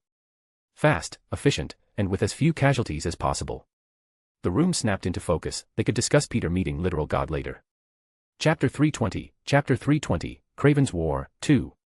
Third person's POV. "All right, Arya, what can you tell us?" Peter asked, raising a brow as he leaned slightly forward. Arya exhaled in frustration, brushing a few loose strands of hair behind her ear. "Not much, unfortunately. It looks like one of the weapons he's managed to acquire is allowing him to interfere with different waves of frequency. The spider-bots have started glitching out, malfunctioning completely. It's like he's jamming their systems and messing with their transmission. She didn't need to do much with just a single thought. A holographic map of New York flickered into view, expanding across the table in a soft blue glow. Still, I was able to gather at least one thing: he's planning to spread his forces across all of New York. And I mean everywhere. All 5 boroughs are going to be hit. Peter's expression turned into a grimace as he studied the holographic city. Then we're going to need to take them down fast, efficiently, he muttered. He's trying to keep all of us busy while he zeroes in on a specific target. But the real question is, who? Wouldn't it be you? Lizzie asked, turning her head toward him with a puzzled expression. I mean, didn't he come to New York for you specifically? Pretty sure he's been obsessing over you the entire time. Harry nodded thoughtfully, arms folded. We did confront him with Felix, and if I remember right, you were the one who practically challenged him. It'd make sense that you're his main target. Maybe he wants to prove something, to make a statement, and doesn't want anyone else to interfere. Arya chimed in again, her expression grim. Honestly, it could be any of you. Thinking about it, strategically, going after someone like MJ could have been a major power play. If he found a way to manipulate her abilities and use them against us, that would have been devastating. And if he managed to do the same with your father. She trailed off, eyes scanning the team. Let's be real, we wouldn't stand much of a chance. Peter sighed and leaned back in his chair, arms crossing as his eyes shut in thought. He stayed quiet for a few seconds, letting the weight of the situation settle in. Then he opened his eyes again and straightened up. All right, here's the plan, he said with new focus in his tone. By now, Craven's got a decent understanding of our usual patrol patterns, who goes where, who responds to what. So we're going to switch things up. Change routes. Rotate teams. Keep him guessing. If we do this right, it should throw his entire strategy off balance. He pointed to several hotspots on the hologram. His men are going to try and draw our attention away from wherever the real hit is. But we can't let them get that far. We'll intercept and neutralize them before they make their move. Fast, no hesitation. He glanced toward Gwen. Gwen and I are the quickest on the team. Once either of us is freed up, we immediately move to wherever Craven decides to strike first. No delay. They're going to be packing serious hardware, Arya added, zooming in on a few projected enemy points. Heavy weaponry, advanced tech. Nothing low-grade. That's why the anti-metal devices are going to be our best friends for this mission, Peter said, nodding. They'll dissolve their gear in seconds, turn their biggest advantage into nothing more than dead weight. Everyone, make sure you're stocked and prepped. Lizzie's fist ignited in a soft blaze as she raised it and slammed it into her opposite palm. My fire could also be considered anti-metal, she said with a confident smirk. Harry chuckled at her enthusiasm, casting a glance her way. Just try not to set the entire block on fire. Peter shot them both a firm look. Seriously, keep collateral damage to a minimum. That's why we train to access the mirror dimension. Use it if the situation gets out of control. Don't be reckless. This city's still our home after all. Peter looked around the room, his eyes landing on each of his teammates one by one. Also, to whoever encounters Craven first, be careful. He's no ordinary brute. By now, he's probably come up with a plan to take us down. Do not underestimate him. You're worrying too much, Felicia said lazily, leaning back in her chair with her legs kicked up and crossed over the armrest. She gave a playful grin. We've got this. Felicia, Peter said sharply, giving her a warning glare. I know, she replied quickly, raising both hands in mock surrender. Look, I'm just saying, it's important to be cautious and safe, sure, but a little confidence goes a long way too. Before anyone could respond, Arya's expression grew serious. She tapped on her console and the holographic map zoomed out and shifted. Craven's forces have started moving, she announced. They'll be entering New York in just a few minutes. Red markers began swarming across the map, spreading rapidly toward all 5 boroughs like fire ants on the march. Peter straightened. All right. Everyone, suit up, grab your gear, and swap locations with someone else. Stay unpredictable. Call in immediately if you spot Craven. As soon as he finished speaking, Peter began to vibrate in place. Blue sparks flickered across his body before engulfing him in a flash of energy. In the blink of an eye, his stealth suit materialized over him, black with glowing electric blue lines pulsing along the seams. His hood pulled over his head, and his lenses lit up as his face was fully masked. Then, like a bolt of lightning, Peter vanished. The others followed in equally dramatic fashion, each of them having embraced a bit of showmanship since working with Peter. Lizzie erupted into a pillar of flame, her body disappearing inside the roaring inferno. Felicia casually flipped herself backward off her chair, twisting midair into a blur. Her suit snapped into place around her body like a second skin by the time she landed with cat-like grace. In mere seconds, everyone disappeared to gather their equipment. Magical portals opened throughout the room, swirling with colorful energy as the team leapt through them one by one, scattering to their assigned positions throughout the city. Soon, the meeting room was empty, except for Arya. She hovered in midair, legs crossed, her fingers dancing over her console as she floated above the table. The map of New York remained glowing in front of her. Small icons representing the team members began popping up across the hologram, each marked with a logo and call sign. Peter was stationed in Brooklyn. MJ had landed in Manhattan. Gwen was positioned in the Bronx. Felicia touched down in Queens. And both Harry and Lizzie landed on Long Island. Arya's eyes narrowed as several red indicators converged on Long Island's edge. Nightwing, Firestar, you two are up first, she called through the comms. Enemy forces incoming. They're moving through the water, due north, 12 o'clock. Out on the Long Island harbor, Harry crouched on the edge of a warehouse rooftop. His sharp gaze scanned the glimmering water stretching toward the horizon. From a distance, several high-speed boats were cutting through the waves, leaving white trails of foam in their wake as they charged full speed toward the coast. Lizzie stood beside him, her long hair dancing in the wind, her expression focused and fierce. Ready to go airborne, she asked, her fist glowing faintly with building heat. You know it, babes, Harry replied with a grin, bumping her fist with his. The two took several quick strides backward before sprinting toward the edge of the rooftop. Without hesitation, they leapt into the open sky. Midair, a sleek black and green glider expanded beneath Harry's boots, locking into place with a satisfying click as he leaned forward and shot off like a missile. Meanwhile, Lizzie ignited in a burst of red and orange flame. Her entire body became engulfed in fire, transforming her into a streak of living heat as she tore through the sky. Together, they soared above the water. The force of their flight left the ocean rippling beneath them as they sped toward the incoming boats like twin comets. Energy began to crackle in their palms, Harry's emerald green, Lizzie's molten gold. Their powers pulsed with raw, concentrated force, flickering and growing as the enemy drew closer. They shared a glance mid-flight, wide grins plastered across their faces, battle-hungry, and burning with anticipation. Chapter 321, Kraven's War, 3. Third person's POV. Upon spotting both Firestar and Nightwing hurtling toward them at blistering speeds, Kraven's men reacted with precision and urgency. As one, they raised their arms and activated the sleek devices mounted to their wrists. In a dazzling burst of energy, crossbows forged entirely from glowing, translucent energy extended over their forearms like gauntlets of light. Their expressions hardened into grim determination, fists clenched as their targeting systems locked on. With focused stares and synchronized timing, they unleashed a hailstorm of energy arrows. The air shimmered with the heat of each shot, the arrows cutting through the sky like comets made of condensed plasma. Nightwing's eyes narrowed beneath his mask. Without hesitation, he whipped his arms through the air in rapid, fluid arcs.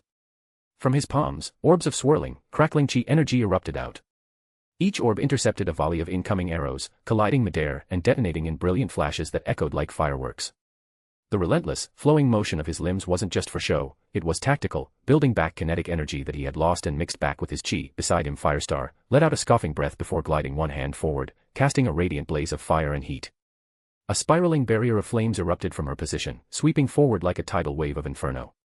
The heat incinerated the remaining arrows before they could reach her, reducing them to smoke and flickers of dying light. The resulting heat wave expanded outward, forming a veil of steam and energy, a smokescreen as destructive as it was beautiful. Out of that thick curtain of smoke, both heroes emerged like vengeful angels. From above, Firestar raised her hands high before snapping them downward, sending a bombardment of firebolts crashing like guided missiles toward the water below. Each bolt found its mark on Kraven's speedboats and assault crafts, exploding on impact and igniting brilliant towers of flame. The shockwaves painted the ocean's surface in hues of orange and red. Nightwing followed suit, soaring with his hovercraft. With a twist of his torso, he launched his batons with superhuman force, enhanced by his training and super strength. The batons screeched through the air like spears. Upon striking their targets, the metallic hulls of enemy boats, they pierced straight through engines and critical systems. Explosions followed in quick succession, the vessels torn apart in spectacular bursts of fire and twisted shrapnel. The concussive force from the blasts rebounded the batons with flawless timing. Like boomerangs, they spun back into Nightwing's waiting hands as he soared through the chaos, weaving between the rising columns of fire and debris. With acrobatic grace, he flipped through the air and rose higher, catching a panoramic glimpse of the shattered enemy fleet below. From within the raging fires and wreckage, Kraven's soldiers erupted and scathed, launching upward in perfect formation. Their bodies were encased in shimmering force fields, forming translucent domes of defense as jetpacks roared to life on their backs. The symphony of engines and the synchronized movement of dozens of airborne troops was terrifying in its efficiency. In a matter of seconds, they had formed a coordinated perimeter around Nightwing and Firestar, their formation tightening into a predatory ring in the sky. Nightwing noticed a faint glow building on their utility belts, the same hue as their shields, a pale blue. His eyes narrowed behind his mask as the soldiers reached for their belts. Each pulled a compact device from their side holsters, unassuming at first glance. But with a snap and a pulse of energy, the devices expanded into volatile energy rifles, the barrels glowing brighter with unstable plasma. The whirring hum that followed was sharp, rising in pitch as the weapons charged for a deadly synchronized blast. Hovering back to back, Nightwing and Firestar exchanged glances, slowly spinning in place, scanning the ring of enemies around them. "Babes," Harry said in a casual tone, twirling his batons as if they were drumsticks. "It seems we're surrounded." "You're as cute as you are obvious," Lizzie shot back with a playful scoff, her entire body glowing like a star, embers dancing around her figure as she floated. "Should we make this an official date?" Harry grinned, eyes darting between targets.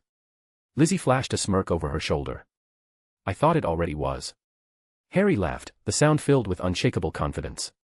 "Now that's what I like to hear." With no further warning, they launched into action, Harry spinning into a flurry of strikes, Lizzie becoming a streak of flame as she raced toward her side of the circle. Elsewhere in the city. From the top of a towering skyscraper, Spider-Man dove like a meteor. His black hood flapped wildly in the wind as he plummeted toward the chaos below. The skyline blurred behind him as he twisted midair with the precision of an Olympic athlete. As he neared street level, he fired a web with a sharp thwip. And swung low, legs extended in a sleek arc that skimmed just above the pavement. At the peak of his swing, he kicked off an invisible pivot in the air, launching himself higher once more. He soared above the rooftops, flipping, rotating, the city stretching beneath him. Below him, a convoy of armored buggies sped through the streets, each packed with Kraven's men clad in urban camo and bristling with weaponry. Blades, guns, and gadgets clung to every inch of their gear like predators ready to strike. With a confident shout, Peter launched a webline to the lead buggy and yanked himself forward, electricity building in his clenched fist. "Coming in sticky," he declared with a grin. He smashed into the front hood of the vehicle with enough force to cave it in. The front end crumpled instantly, sending the rear of the buggy flying upward. The goons inside screamed as they were ejected from their seats by the force of the impact, tumbling head over heels through the air. Without looking back, Spider-Man reached into his belt and flicked 2 compact web bombs behind him. They zipped past the flailing bodies and detonated midair. Instantly, massive strands of synthetic webbing exploded outward, forming a net that stretched across the alleyway and between buildings, catching the airborne soldiers in a tangled mess of adhesive. Spider-Man let out a ferocious yell as he grabbed both the front of the vehicle's armored hood and with his enhanced inhumane strength ripped it open like peeling a tin can. Metal screamed as it tore apart, sparks flying in all directions. The moment the buggies remained scattered to the sides, the convoy behind it screeched to a sudden, chaotic halt. Tires screamed as they swerved wildly, rubber burning into the asphalt. Vehicles bumped into one another in a disorganized pile-up, the impact echoed softly accompanied by their grunts. Civilians nearby shrieked and gasped, stumbling back from the sidewalks, some dropping their shopping bags while others raised their phones to record the chaos. Gasps and murmurs filled the air as the unexpected spectacle unfolded before their eyes. Spider-Man turned to face the wrecked fleet of vehicles, the wind tugging at his hood, electricity sparking faintly across his fingertips. He marched forward, radiating frustration with every step. With a sudden, forceful kick, he launched one of the vehicles straight into the others, causing an even louder series of metallic crashes in a showcase of strength and power. "Where is Kraven?" Peter asked coldly, the lenses around his eyes narrowed and glowing brighter by the second. "Tell him his rent's due, he's overstayed his welcome, and this is his eviction notice." From the top hatches of the trucks and buggies, Kraven's men emerged in a swift, trained response, moving with unnatural coordination. One of the hunters in front, clearly a squad leader, slammed the butt of his spear to the ground twice. The tip of the weapon split open and reformed, blooming like a mechanical flower into a dual-bladed energy weapon that pulsed with light. Around him, the others mirrored the ritual. Swords ignited with the hum of burning plasma. Gauntlets snapped into place, arcing with high-voltage energy.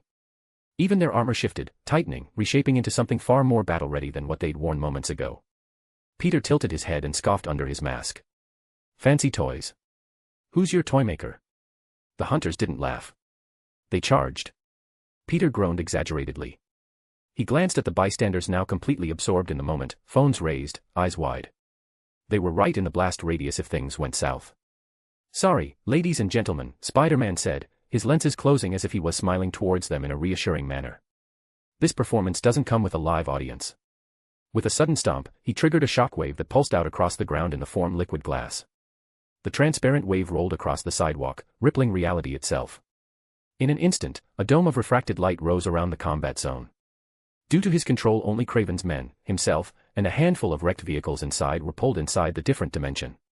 The real world remained untouched beyond it, protected. The hunters froze briefly, their eyes darting around in confusion. The world around them had changed. The streets warped and shifted as reflections multiplied. They were still in New York, but clearly something had changed. Everyone looked almost exactly the same, however reflective surfaces hovered in the air for a brief moment as it all closed, officially trapping them inside the mirror dimension. "Come one, come all, to the House of Mirrors," Peter declared in his best ringmaster voice, arms wide. No refunds. No exits. No mercy. Elsewhere in the city, in another borough of New York, chaos reigned just as fiercely. MJ, dressed in her striking red spider suit, crouched like a panther on the edge of a rooftop ledge. Her glowing eyes locked onto the airborne hunters approaching from above, jetpacks roaring, weapons primed. From her back, 4 construct spider legs made of luminous pink energy extended outward in sharp, predatory arches. They twitched and gleamed, mirroring her anticipation. Her grin widened. "You guys know what separates a prey from a predator," she purred, her voice echoing with an eerie dual tone. "It's not their claws, not their fangs, and it sure as hell isn't about who's top of the food chain." She rose slowly, her back arched as her constructs hovered protectively around her. "It's the fear they can inflict, the psychological pressure. And there's no one that can cause as much psychological damage as I do around here." As the hunters rushed toward her, MJ thrust her hands down. In a flash, an energy wave pulsed across the street below, summoning a mirror dimension of her own. The rooftops twisted into geometrical spirals. The attackers now found themselves reflected in 1,000 surfaces, unable to tell what was real and what was deception. MJ's silhouette danced among the illusions. Across the river, in a more silent quarter of the city, Gwen Stacy stood at the top of a rusted telephone pole. Her stance was still, her posture composed, statuesque. She said nothing. Silence, for her, was louder than any speech. An icy blue aura pulsed gently from her body, tendrils of translucent energy rising and swirling in rhythm with her heartbeat. Her suit, normally matte white with black and magenta trim, now glowed with ethereal lines, accentuating her form. As she extended her arms, her aura grew larger, more defined, taking shape behind her. A massive spectral bird rose above her, formed from her aura, wings spread wide across the mirror dimension's warped skyline. Its eyes glowed like twin stars, and its screech split the air like a war cry. The hunters around her hesitated, realizing too late what they were witnessing. It wasn't just a bird. It was a phoenix, a manifestation of Gwen's authority over the power of coldness, of absolute zero. She didn't speak, she didn't need to. Her power alone could say more than any words ever could. Chapter 322, Craven's War, 4. Third person's POV. Felicia leapt gracefully from the edge of the towering skyscraper, her body twisting midair before landing on all fours. Without hesitation, she began sprinting down the glass facade of the building, her sharp claws tapping rhythmically against the panels. The speed at which she moved made her appear as nothing more than a silver and black blur, barely visible to the naked eye. A wide, feral grin stretched across her face, predatory, excited. As she neared the lower floors, Felicia coiled her legs beneath her, muscles bunching like springs, before she launched herself off the building with a powerful leap. Below her, Craven's convoy was tearing down the street, a chaotic mix of roaring engines, armored vehicles, and heavily armed men. At the very front of the charge, standing proudly atop a buggy, was Craven the Hunter himself. He sensed her presence immediately. With a low growl and eyes narrowing like a stalking panther, Craven sprang into action. He jumped from the top of his vehicle, launching high into the air to intercept her. Their paths collided in midair, and both let out a guttural, beastly roar that echoed across the skyline. They spun together, locked in a violent, chaotic tangle of limbs, teeth, and claws. The pair slammed into the ground with bone-jarring force, cracking the pavement beneath them. With identical feline reflexes, they broke apart simultaneously, flipping backward and landing in mirrored crouches several feet apart. Felicia skidded across the road, her razor-sharp claws carving deep gouges into the asphalt as she dug in to slow herself. Craven, on the other hand, slid with his heels dug into the street, one arm dragging his massive curved dagger across the surface to stabilize himself. Craven straightened slowly, his imposing figure towering above the scattered headlights and chaos of his entourage. Weapons of all kinds, knives, spears, explosives, hung from his belt and bandoliers, clinking as he moved. With a predatory smirk, he reached behind his back and retrieved a matching dagger with his ring-clad hand. "Well, well," Craven said, his voice deep and growling, filled with amused anticipation. "I was expecting the main spider tonight. Instead, I find one of his mates dancing in my path." Felicia tilted her head, her smirk unwavering. Disappointed, she asked coyly, flexing her claws. Craven chuckled darkly. "I won't lie. I had hoped to start with the main course. But I suppose it's proper etiquette to start with the appetizer first." Suddenly, crystalline shards erupted from the ground beneath Felicia's feet, her aura flaring like a blaze. The street around her shimmered with light, the shards reflecting distorted images of her sleek figure as it expanded out, trapping everyone in the mirror dimension. Craven narrowed his eyes, scanning his surroundings warily. He snapped his head around to check on his men, confirming they were still in position and closing in. Felicia's eyes gleamed as she replied with a sharp grin, "Sorry, but the only one allowed to call me a snack and talk about eating me is my men, and you're definitely not him." With that, she dashed forward, the crystal aura flaring behind her. Craven let out a challenging roar and charged to meet her. His men leapt from their vehicles, surrounding the area with an arsenal of weapons, some wielding high-powered rifles, others gripping advanced cold weapons and electrified spears. Felicia slashed first, aiming for Craven's face with blinding speed, but he expertly caught her strike by wedging his dagger between her claws. With a swift twist of his body, he flipped her over his shoulder. Yet Felicia twisted midair, landing cleanly on her feet, and immediately retaliated with a vicious kick aimed at his chest. Craven crossed his daggers just in time to block the blow, but the force sent him hurtling backward. He skidded across the pavement, dust and debris flying up around him. When he finally came to a stop, he stared at his trembling hands, a flicker of excitement crossing his hardened features. Behind Felicia, one of Craven's soldiers aimed a shoulder-mounted net cannon and fired. The weapon unleashed its net with a thunderous blast, and it struck Felicia squarely. The weighted net wrapped tightly around her, pinning her arms and legs in a sudden snare. "What? That's strange. Why didn't I sense that?" Felicia hissed through clenched teeth, but her words were cut off as powerful volts of electricity surged through the net. Her body arched with pain, her muscles locking up momentarily. Snarling in fury, she slashed at the net with her claws, tearing it into glimmering strings. She seized the shredded cords and yanked with immense force. The soldier on the other end was violently dragged forward, his feet skidding helplessly along the ground. He flew through the air, screaming, until Felicia intercepted him with a brutal clothesline of her arm. The men flipped midair and crashed into the pavement, instantly unconscious. More of Craven's men moved in, forming a loose perimeter around her, weapons raised and ready. Their formation was tight, but not perfect. There was a small opening just large enough for Craven to step through. He walked with measured steps, his intense eyes locked on Felicia, a feral glint of satisfaction in his expression. Felicia stood still, her chest rising and falling in rhythm with her breaths. Her eyes flicked around the group, narrowing in suspicion. Her stance remained tense, every muscle coiled like a spring. Okay, she thought, either these guys are so weak they're not even triggering my spider sense, or they've got something that's messing with it. Bruce sat quietly in his dimly lit hotel room, the muffled hum of city traffic seeping through the window. He stared down at his phone, brows furrowed with worry as he read the message that had just come through. "We need to talk. Meet me in the car. Betty." He exhaled slowly through his nose, thumb hovering over the screen as he read it again. "She's been so distant lately. Is the pressure of spying on her father finally getting to her?" he wondered silently. He shook his head and muttered aloud, "That sentence has never led to a pleasant conversation." With a low grumble, Bruce pushed himself off the stiff mattress and moved toward the door. As he passed by the mirror on the wall, he paused briefly. The reflection staring back wasn't quite his own, it was the face of his disguise, one he wore regularly to keep himself hidden from the world.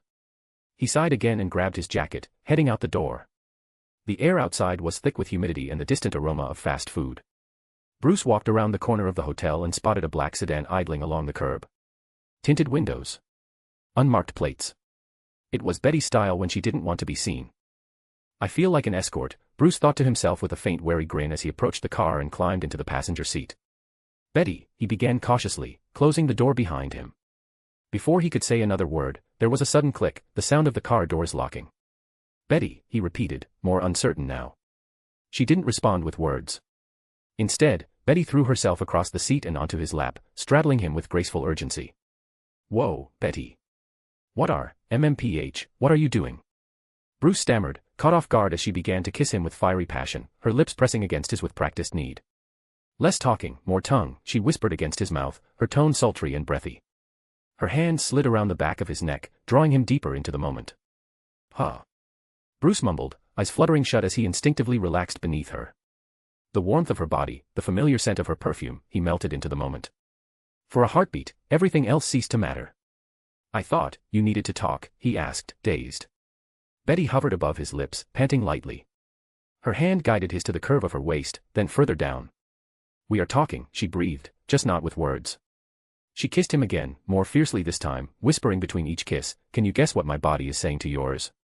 Bruce, overwhelmed, could barely find his voice. "What?" "That it missed you," she murmured, her lips grazing his jaw, "missed your touch, missed your taste." The hunger between them intensified, lips meeting like magnets, breath stolen and returned in waves. But behind the intimacy, something changed. As Bruce kissed her neck, Betty's face slowly shifted, from passionate to blank. Her eyes lost all warmth, all desire, until they resembled those of a ghost. Without hesitation, she reached toward the center console between their seats, her fingers moving with chilling precision. She lifted the compartment and quietly retrieved a syringe. Her other hand slid behind Bruce's neck, cradling him, keeping him close. As she let out a practiced moan, she slipped the syringe into view. Bruce's eyes were still shut, lost in her kisses. Hers, wide open, calculating. Then, a sharp jab. The syringe plunged into Bruce's neck. His eyes flew open in shock. What? He croaked, instinctively grabbing at his neck. The metallic tang of betrayal hit him faster than the serum taking hold. He looked up, confused, his breath uneven. Betty slowly pulled back, her body still close but her expression utterly cold. She stared at him with a detached calm as she spoke. Sorry, Bruce. The leader demands an audience, and he's not someone you can refuse. Bruce's muscles began to fail him. His limbs grew heavy, eyes starting to roll back as the drug overwhelmed his system. Darkness crept at the edges of his vision. But through the haze, something broke in Betty's face, a flicker of emotion. Her eyes shimmered, not with lust or anger, but with guilt and a silent plea for help. Why? Bruce whispered weakly, his voice barely audible. That was all he could manage before the sedative fully claimed him. His body slumped limply into the seat. His head tilted to the side, the syringe still embedded in his neck. Betty sat still for a moment, staring at him. Her hand went to her lips, wiping them clean of the heat they'd shared. Then she smoothed out her wrinkled blouse, straightened her jacket, and climbed into the driver's seat. Without another word, she started the engine. The car pulled away from the curb and disappeared into the city streets. Chapter 323, Craven's War, 5. Third person's POV. Felicia glanced around her confinement and with a sharp cry, she slammed her fist into the ground, unleashing a massive concussive shockwave. The force radiated outward in a circular blast, sending nearby enemies flying like ragdolls through the air, their bodies colliding violently with walls and buildings. Without hesitation, she fired a web line at the nearest henchman, launching herself toward him like a missile. He raised an activated spear in a defensive stance, its metallic shaft glowing faintly with energy. Felicia's knee collided with the weapon mid-flight, denting its shaft with a sharp metallic crunch. Before he could react, she delivered 2 swift kicks to his face, stunning him, and then wrapped her legs tightly around his neck. Using her momentum, she threw herself backwards, planted her palms firmly against the ground, and hurled him forward. His limp body crashed into another attacker sprinting toward them, sending both sprawling across the floor in a tangled heap. A third combatant leapt over the fallen pair and thrust his spear forward with precision. The weapon split at its tip and unleashed a focused blast of plasma, crackling with deadly heat. Felicia flipped backward in a graceful handspring, dodging the attack as the plasma beam struck the ground and melted it instantly, leaving behind a smoking crater. Drawing on her powers, Felicia's body was suddenly engulfed in a radiant silver aura that shimmered like moonlight. Her hair whipped wildly behind her, and her eyes glowed with determination as she charged toward another assailant. He activated his jetpack to retreat, but it sparked violently, malfunctioning mid-flight. Thick smoke poured from the device before it exploded with a thunderous boom, launching him uncontrollably through the air. Felicia met him mid-flight, spinning with balletic precision and delivering a devastating kick that sent him flying in another direction. Suddenly, a dozen small metallic orbs dropped around her, blinking ominously with red lights. They hovered just off the ground, surrounding her in a perfect circle, clearly high-powered explosives ready to detonate. Felicia paused, then smirked in amusement as she noticed the blinking lights begin to flicker erratically. With a pulse of her energy, the orbs malfunctioned and shut off, the lights dimming to nothing. From the distance, she could hear the annoyed clicks of tongues. "Boss. I think we've been had," one of Craven's soldiers muttered nervously. "These aren't as effective as we were promised." Craven snarled in frustration, "Yes. I can see that." Felicia glanced at the nearest deactivated orb, gave it a light kick, and sent it rolling straight toward the gathered enemies. The men looked down as it came to a stop at their feet. Just then, the orb's lights flared to life again, blinking rapidly before glowing a blinding white. Wait, no. A deafening explosion erupted, the ground trembling beneath the blast. A mushroom cloud surged upward, and the concussive force sent Craven's men flying in all directions. Their bodies slammed into vehicles, shattered windows, and dented metal walls, their protective shields flickering wildly under the immense pressure of the explosion. Through the rising smoke, Craven burst forth like a beast. His body was low to the ground, daggers drawn, eyes wild with fury. Behind him, his surviving men took to the sky with their jetpacks, soaring upward while activating their wrist-mounted launchers. A barrage of energy-charged bullets rained down on Felicia like a storm. But she was already in motion, a silver blur zigzagging through the chaos. The bullets only struck afterimages, each one detonating in a fiery burst as it missed its target. Felicia and Craven collided mid-charge, her sharp claws clashing against his twin daggers with a series of fierce metallic clashes. Craven's mastery over weaponry was immediately apparent, every slash, parry, and counter was precise, backed by experience honed through countless battles against beasts stronger and faster than any human. Claw marks tore across Craven's bare chest, blood spurting from the fresh wounds, but he only grimaced in response. With a roar, he retaliated, slicing across Felicia's cheek. The wound began healing almost instantly, her skin knitting itself back together before his eyes. Above them, several energy arrows struck Felicia directly, exploding on impact, but her suit absorbed the blasts. Glowing black webland spread across its surface as it stored the kinetic energy, humming with untapped power.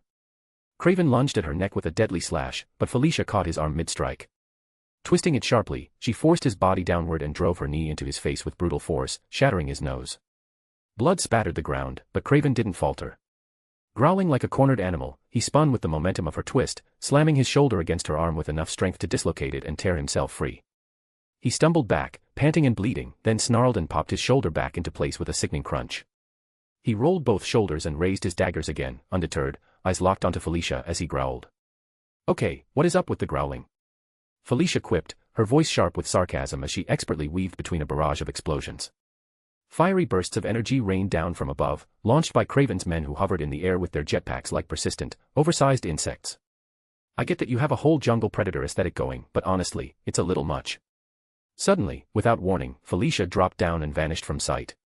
Craven's eyes narrowed as he noticed a shimmering portal briefly flare open beneath her, then close with a faint ripple of energy. A moment later, she reappeared, this time atop one of the airborne mercenaries. Her claws tore through his jetpack with ruthless efficiency, sparks and shrapnel bursting into the air. With a powerful push against his body, she vaulted high into the sky while sending him plummeting earthward like a smoking comet. Another soldier activated his shield, a hard light barrier glowing blue across his forearm. Felicia spotted him mid-air and launched a webline, yanking herself toward him with explosive speed. Her punch shattered the shield into glowing fragments of light, scattering it like digital dust in the wind. The force of the impact sent the soldier reeling. Clinging to him, Felicia dug her claws in, a wild grin spreading across her face as she scratched and slashed repeatedly. The man let out a scream of pain as her strikes tore into his armor. Seeing this, the rest of Craven's airborne squadron dove toward her, tackling both of them and creating a chaotic mid-air dogpile. Then, boom. A powerful kinetic burst of energy erupted from Felicia's body in all directions, launching everyone in the pile up like broken action figures. They spiraled through the air, crashing to the ground or slamming into buildings and vehicles. Some fell unconscious instantly, others groaned as they struggled to move, their jetpacks sputtering uselessly. Felicia descended from the air and landed in a perfect three-point superhero pose, her silver aura pulsing. She bared her canines toward Craven in a snarl, only to suddenly feel her vision blur. One Craven became two. She blinked hard, shook her head, but now she saw three of him. "What's wrong?" Craven's voice slithered into her ears, amused and cruel. "Having trouble with your vision?" Felicia clenched her fists, her breathing heavy. "The dagger." She immediately deducted. It was laced with something, wasn't it? Craven smirked. "Great detective work," he said sarcastically. "You can thank my wife, Calypso. Straight from Mother Africa. The poison she brews is something special, designed specifically for spiders. It's colorless, odorless, undetectable. It causes hallucinations, screws up motor functions, heightens aggression, distorts your senses. The list goes on. That shouldn't be possible." Felicia hissed, blinking rapidly as more distorted images of Craven danced around her. "My healing factor, it should have burned it out." "Oh, we accounted for that," Craven said, casually flipping his daggers into a reverse grip. "Your healing and immune system are impressive, so we made the poison work with them, not against. Enhances the effect instead of being purged by it. Ingenious, isn't it?" Felicia's vision pulsed with flashes of red. A wave of animalistic rage surged inside her chest. With a feral snarl, she dropped onto all fours and charged toward Craven like a panther, saliva dripping from her mouth as her fangs extended. Her eyes were wild, pupils dilated, every inch of her radiating unfiltered fury. Craven timed her approach with predatory precision. He waited for the last possible second, then shifted his weight and used her momentum against her. With a brutal shove, he sent her crashing into a parked car, the vehicle crumpling under the impact like a crushed soda can. Felicia rose slowly, growling with a guttural snarl. Her pupils twitched erratically.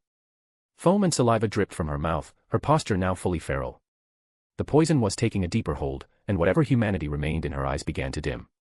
Elsewhere on the battlefield, Peter lowered his body into a crouch, one arm arched over his head as he coiled like a spring. A playful smile tugged at his lips. Blink and you'll miss it. Behind him, Craven's men had mounted high-caliber turrets to the back of armored buggies and opened fire, spraying explosive rounds with lethal intent. The rounds erupted around Peter, enveloping him in smoke and fire, yet he remained unfazed. His glowing suit shimmered through the cloud, absorbing the brunt of the blasts with its kinetic reactive mesh. Then, lightning cracked. A thunderous sonic boom echoed as the smoke was violently ripped apart by Peter's sudden takeoff. All that remained was a blur of electricity tearing through the convoy. Vehicles were thrown aside by the shockwave of his movement, tires squealing as they crashed into each other in the aftermath. In his wake, each buggy now bore a strange, spider-shaped disc blinking with blue light. Peter skidded to a stop, sparks flying from his heels as he casually dragged himself to a halt. He placed a finger to his ear. HM. So Craven's by Spider-Cat. The discs all pulsed in sync, then emitted a loud, high-frequency screech. Vibrations tore through the vehicle's structure, shaking them apart. One by one, the buggies began to liquefy, their metallic forms dissolving into pools of molten steel and slag. Peter didn't even flinch. Thanks for the heads up. I'll be over as soon as I'm done here, he said casually, glancing over his shoulder. More of Craven's men emerged, the liquid metal clinging to them, their expressions furious. Peter grinned. Did you blink? If so, do you want to see it again? He teased. Chapter 324, Craven's War, 6. Third person's POV. Gwen looked up just in time to see a formation of hunters soaring through the sky, their bodies outlined against the tall buildings, each one leveling a military-grade energy weapon directly at her. They didn't pause. In perfect unison, they opened fire. A dazzling barrage of energy beams erupted from their weapons, blazing trails of heat, crackling electricity, and pulsing plasma, each one converging with lethal precision toward Gwen's location atop the telephone pole. But Gwen didn't move. She simply stood there, calm and composed. Behind her, a luminous blue phoenix aura flared to life, its wings spreading wide with a deafening screech. As she raised her hand, the energy responded to her command like a loyal beast. The spectral phoenix exploded forward, soaring from her back with majestic speed. It collided with the oncoming assault, not merely shielding her, but stopping the beams mid-flight. Time itself seemed to halt as every single stream of energy froze in the air, trapped, suspended in glowing arcs like deadly ribbons halted in motion. And it wasn't just the energy. Craven's men, still airborne and caught mid-attack, suddenly stopped in their tracks. Frost spread across their bodies in sharp, glittering patterns, locking them in place like grotesque ice sculptures. Gwen's mastery over absolute zero extended far beyond mere temperature, it defied the very laws of gravity and momentum. The hunters hung there in the air, completely immobilized. With a flick of her wrist, Gwen retracted her hand and then brought both palms together in a sharp clap. A deep, resonant shockwave burst from her strike, echoing through the air like a thunderclap. Instantly, the frozen energy beams shattered into shards of brittle ice, scattering like broken glass. The icy prisons around Craven's men cracked and exploded violently, sending their bodies hurtling backward. They crashed into nearby buildings with bone-jarring force, the impact knocking them senseless. Gwen leapt down from the telephone pole, flipping gracefully through the air before landing with ease on the asphalt below. She placed her hands on her hips as she surveyed the aftermath. Craven's soldiers now lay strewn across the pavement, trembling violently, their limbs twitching as frostbite crept across their exposed skin. Their jetpacks sputtered, encased in thin layers of frost, their systems glitching and shorting out. A few of the more determined soldiers forced themselves upright, gritting their teeth as they staggered toward her with weapons drawn. But as they charged, they realized something was wrong, the ground beneath them shimmered strangely. Though their legs were moving, they weren't making any progress. They were running in place. Looking down, their eyes widened in horror as they realized Gwen had manipulated the mirror dimension. The landscape itself twisted and shifted, trapping them in an endless loop of false movement. Suddenly, a buggy still functioning roared toward Gwen. A few hunters inside shouted orders, preparing to ram her. Gwen remained unshaken. With a subtle twist of her fingers, she rotated the central axis of the mirrored dimension. The buggy's trajectory instantly altered, veering sharply off course and slamming sideways into a nearby building. The hunter's high-tech shielding absorbed the initial impact but quickly shattered into pieces from the force. Gwen swiped her finger across a panel on her utility belt, flicking several small, disc-like devices into the air. They flew with precision and landed squarely on the hunter's energy weapons. Upon activation, the discs emitted an ear-piercing, high-frequency screech. The hunters screamed, clutching their heads in agony as they dropped their weapons. The weapons began to melt, the sleek metal dissolving into silver puddles on the floor as the signal disrupted their core components. Without skipping a beat, Gwen tapped the center of her belt. A hatch opened, and a spider-shaped drone floated out, hovering obediently before her. Gwen exhaled and performed a fluid, practiced motion, her fingers forming an arcane pattern in the air. A glowing magic circle formed in her palm. She hurled it toward the drone. As the circle passed through the drone, a spell activated, and the machine multiplied into dozens, an entire swarm of spider drones buzzing through the air like angry hornets. They encircled the remaining hunters with blinding speed, each unit crackling with stored voltage. The drones discharged a synchronized electric surge, sending a blinding cascade of blue lightning across the battlefield. Craven's men screamed as the shock tore through them, muscles convulsing violently as they dropped like marionettes with severed strings. Their bodies collapsed in twitching heaps, unconscious and defeated. One by one, the drones regrouped, fusing back into a single unit before gliding back into Gwen's belt compartment with a soft mechanical whir. Touching the comm link on her ear, Gwen spoke calmly, "I'm finished on my end." Moving out to assist Spider-Cat. With a casual wave of her hand, the mirror dimension dissolved, revealing the real world. City life resumed in an instant, cars honking, civilians moving about, though several passers-by froze in shock at the sudden appearance of Gwen and the unconscious bodies strewn around her. Still holding her hand to her ear, Gwen added, "Arya, I'm leaving the cleanup to you. Make sure they're detained." "Leave it to me," Arya's voice crackled back confidently. Without hesitation, Gwen opened a glowing portal and stepped through. On the other side, her feet landed with a crunch on broken concrete. She looked up to see Felicia surrounded by Craven and a new wave of his men, all cornering her like predators. Felicia, crouched low on all fours, was growling like a feral beast, her back arched, her fingers curled like claws ready to strike. Gwen let out a sigh, one part exhaustion and one part resignation. "Why do I suddenly get the feeling this won't be nearly as easy as last time?" MJ darted across the battlefield in a blur, her form twisting through the air with almost unnatural grace. Multiple glowing eyes blinked across her face, each one shining with a pink color as she tapped into multiple powers simultaneously. Her entire body shimmered with an eerie luminescence. With a sharp screech, her massive arachnid limbs, sleek, sharp, and metallic, sprouted from her back and slammed into the enemy. She drove them forward, piercing straight through the protective shields of the hunters, tearing through their defenses like wet paper. Sparks flew as she slashed through their high-powered weapons, dismantling them with calculated precision.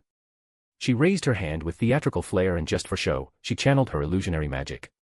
With a mischievous grin, MJ conjured an entire army of miniature spiders, each one glowing with a neon pink hue, weaving a luminous web made of her psionic energy.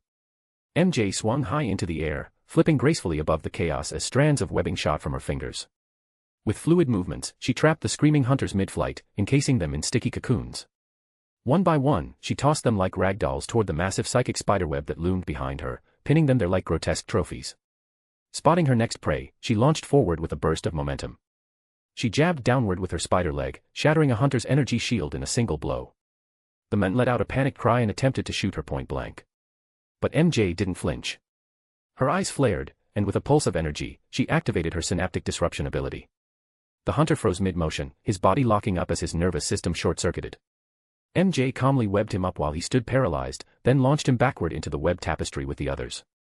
A rain of energy bullets hailed down around her in a desperate counterattack, painting streaks of light across the city. MJ spun midair, flipping and dodging with fluid elegance, weaving her web lines like ribbons across the skyline. She danced between the chaos, never once getting hit. With a playful smirk, she activated her illusionary powers again, this time layering them with her fear inducement ability. The air shimmered around her as dozens of copies of herself appeared, flying through the air, each one laughing and singing in a distorted, echoing voice. "La la la, you can't catch me." MJ sang teasingly, her voice bouncing from every direction, her illusions mimicking her movements and tone perfectly.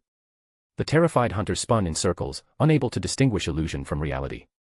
In their panic, they began to fire wildly at each other, their bullets bouncing off shields and striking allies in a chaotic frenzy. In minutes, what had once been a coordinated attack devolved into a chaotic, self-destructive mess. Meanwhile, the real MJ sat calmly on the center of her massive psychic web like a queen perched on her throne. A wide grin split her face, both pleased and exhausted as she watched her victims flail about in fear or lay cocooned and defeated. Despite the confident expression, sweat beaded on her forehead. Her face tensed with concentration as she strained to maintain control over all her constructs, illusions, and psionic webs.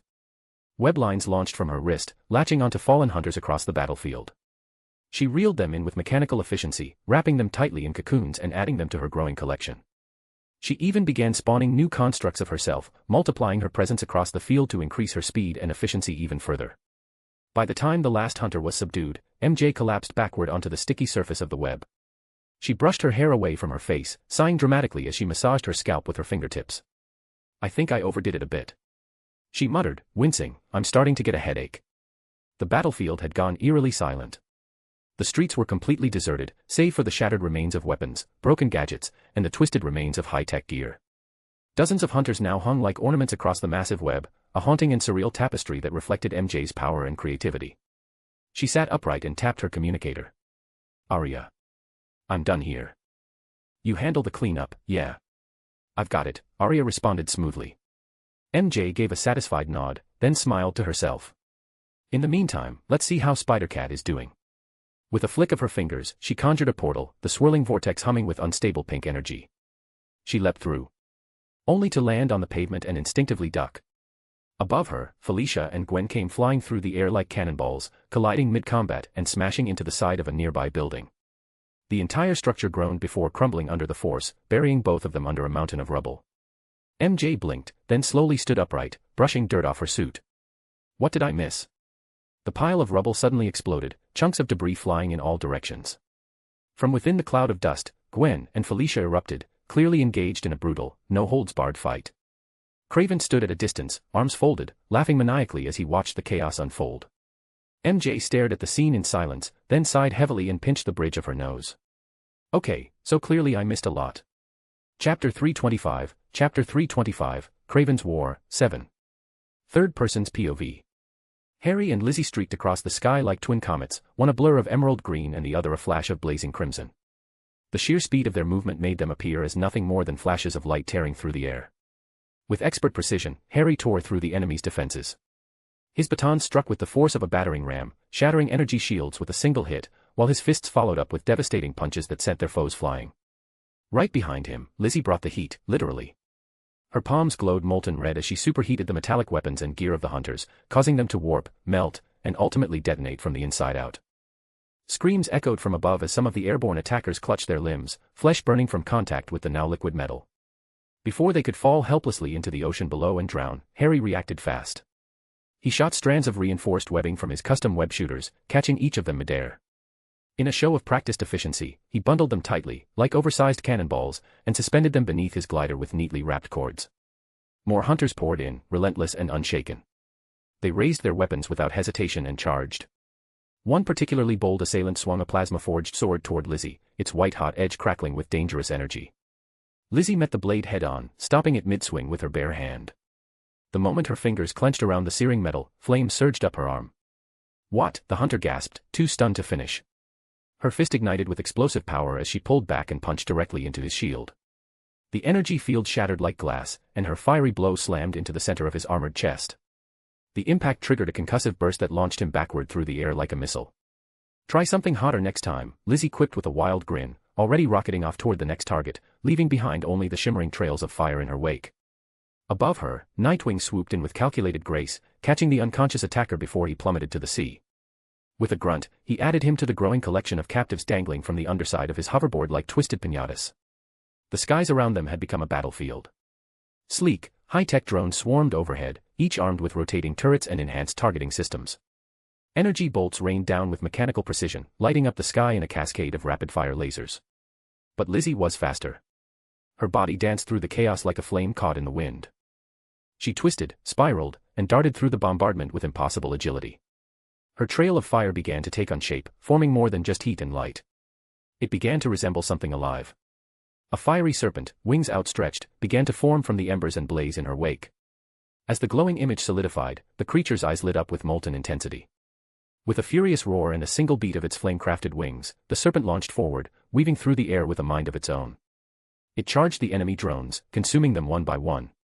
Upon contact, it melted them from the inside out, triggering devastating internal explosions that ripped through their systems. The serpent didn't stop. It twisted and coiled through the sky like a dragon of legend, swallowing entire squads of drones and even enemy hunters. As it passed them, their screams rang out, raw and panicked, as fire danced across their armor, leaving scorched skin and broken machines in its wake. Hovering a short distance away, Harry glanced over his shoulder and chuckled at the destruction. "Babes, I think these are a bit overdone, don't you think?" he said, forming a new set of glowing portals and teleporting effortlessly between burning bodies to collect them. "Really?" Lizzie teased, her voice full of mischief as she raised her hand high. I was thinking more, medium rare. With a dramatic snap of her fingers, the winged serpent soared high into the sky, coiling into a majestic spiral before it exploded into a breathtaking cascade of glowing fireworks. Red, gold, and blue embers rained down like celebratory sparks, illuminating the battlefield in brilliance. The sky, once choked with enemies, now lay quiet and clear. In mere seconds, the two had turned an aerial war zone into a silent graveyard, thanks to their devastating teamwork and flawless execution. "Good work, you two," came a voice through the comms. Aria's tone was calm, collected.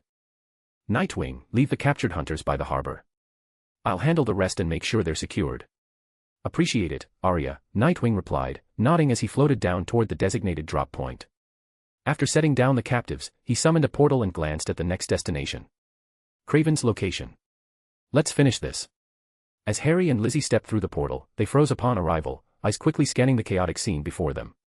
MJ had just unleashed her synaptic disruption ability, aiming to paralyze Kraven's mind and body, but something went horribly wrong. Gwen and Felicia had flown directly in front of her at the last second. Instead of Kraven, the ability struck Gwen, her body locking up midair. "No." In that instant, Felicia lashed out, raking her claw across Gwen's face. Her mask tore open, and the force of the hit sent her flying right into Kraven's waiting arms. With a triumphant snarl, Kraven struck. His blade flashed as it slashed across Gwen's exposed skin, injecting her with the same venom he had used before. "Sorry." MJ cried out, wincing in horror. "Don't worry, it's not your fault," Gwen growled as she recovered and rolled across the ground, landing in a crouch. Her voice was strained, but filled with fury. "Spider-Cat's abilities are just, seriously annoying. As for you." Gwen unleashed a wave of her energy toward Kraven, her eyes narrowed with focus. But she wasn't the only one attacking. At that very moment, Harry and Lizzie charged in from opposite flanks, flames and green light trailing behind them in dazzling arcs. Unfortunately, thanks to the chaos brought on by Felicia's interference, Gwen's ability missed its target entirely. Instead of striking Kraven, the wave hit, unnaturally, inexplicably, toward Harry and Lizzie. "What? No, no, no." Gwen barely had time to react. The energy struck the two just as they reached Kraven, stopping them dead in their tracks. Frost formed instantly around their bodies, starting at their feet and crawling upward in jagged, creeping lines.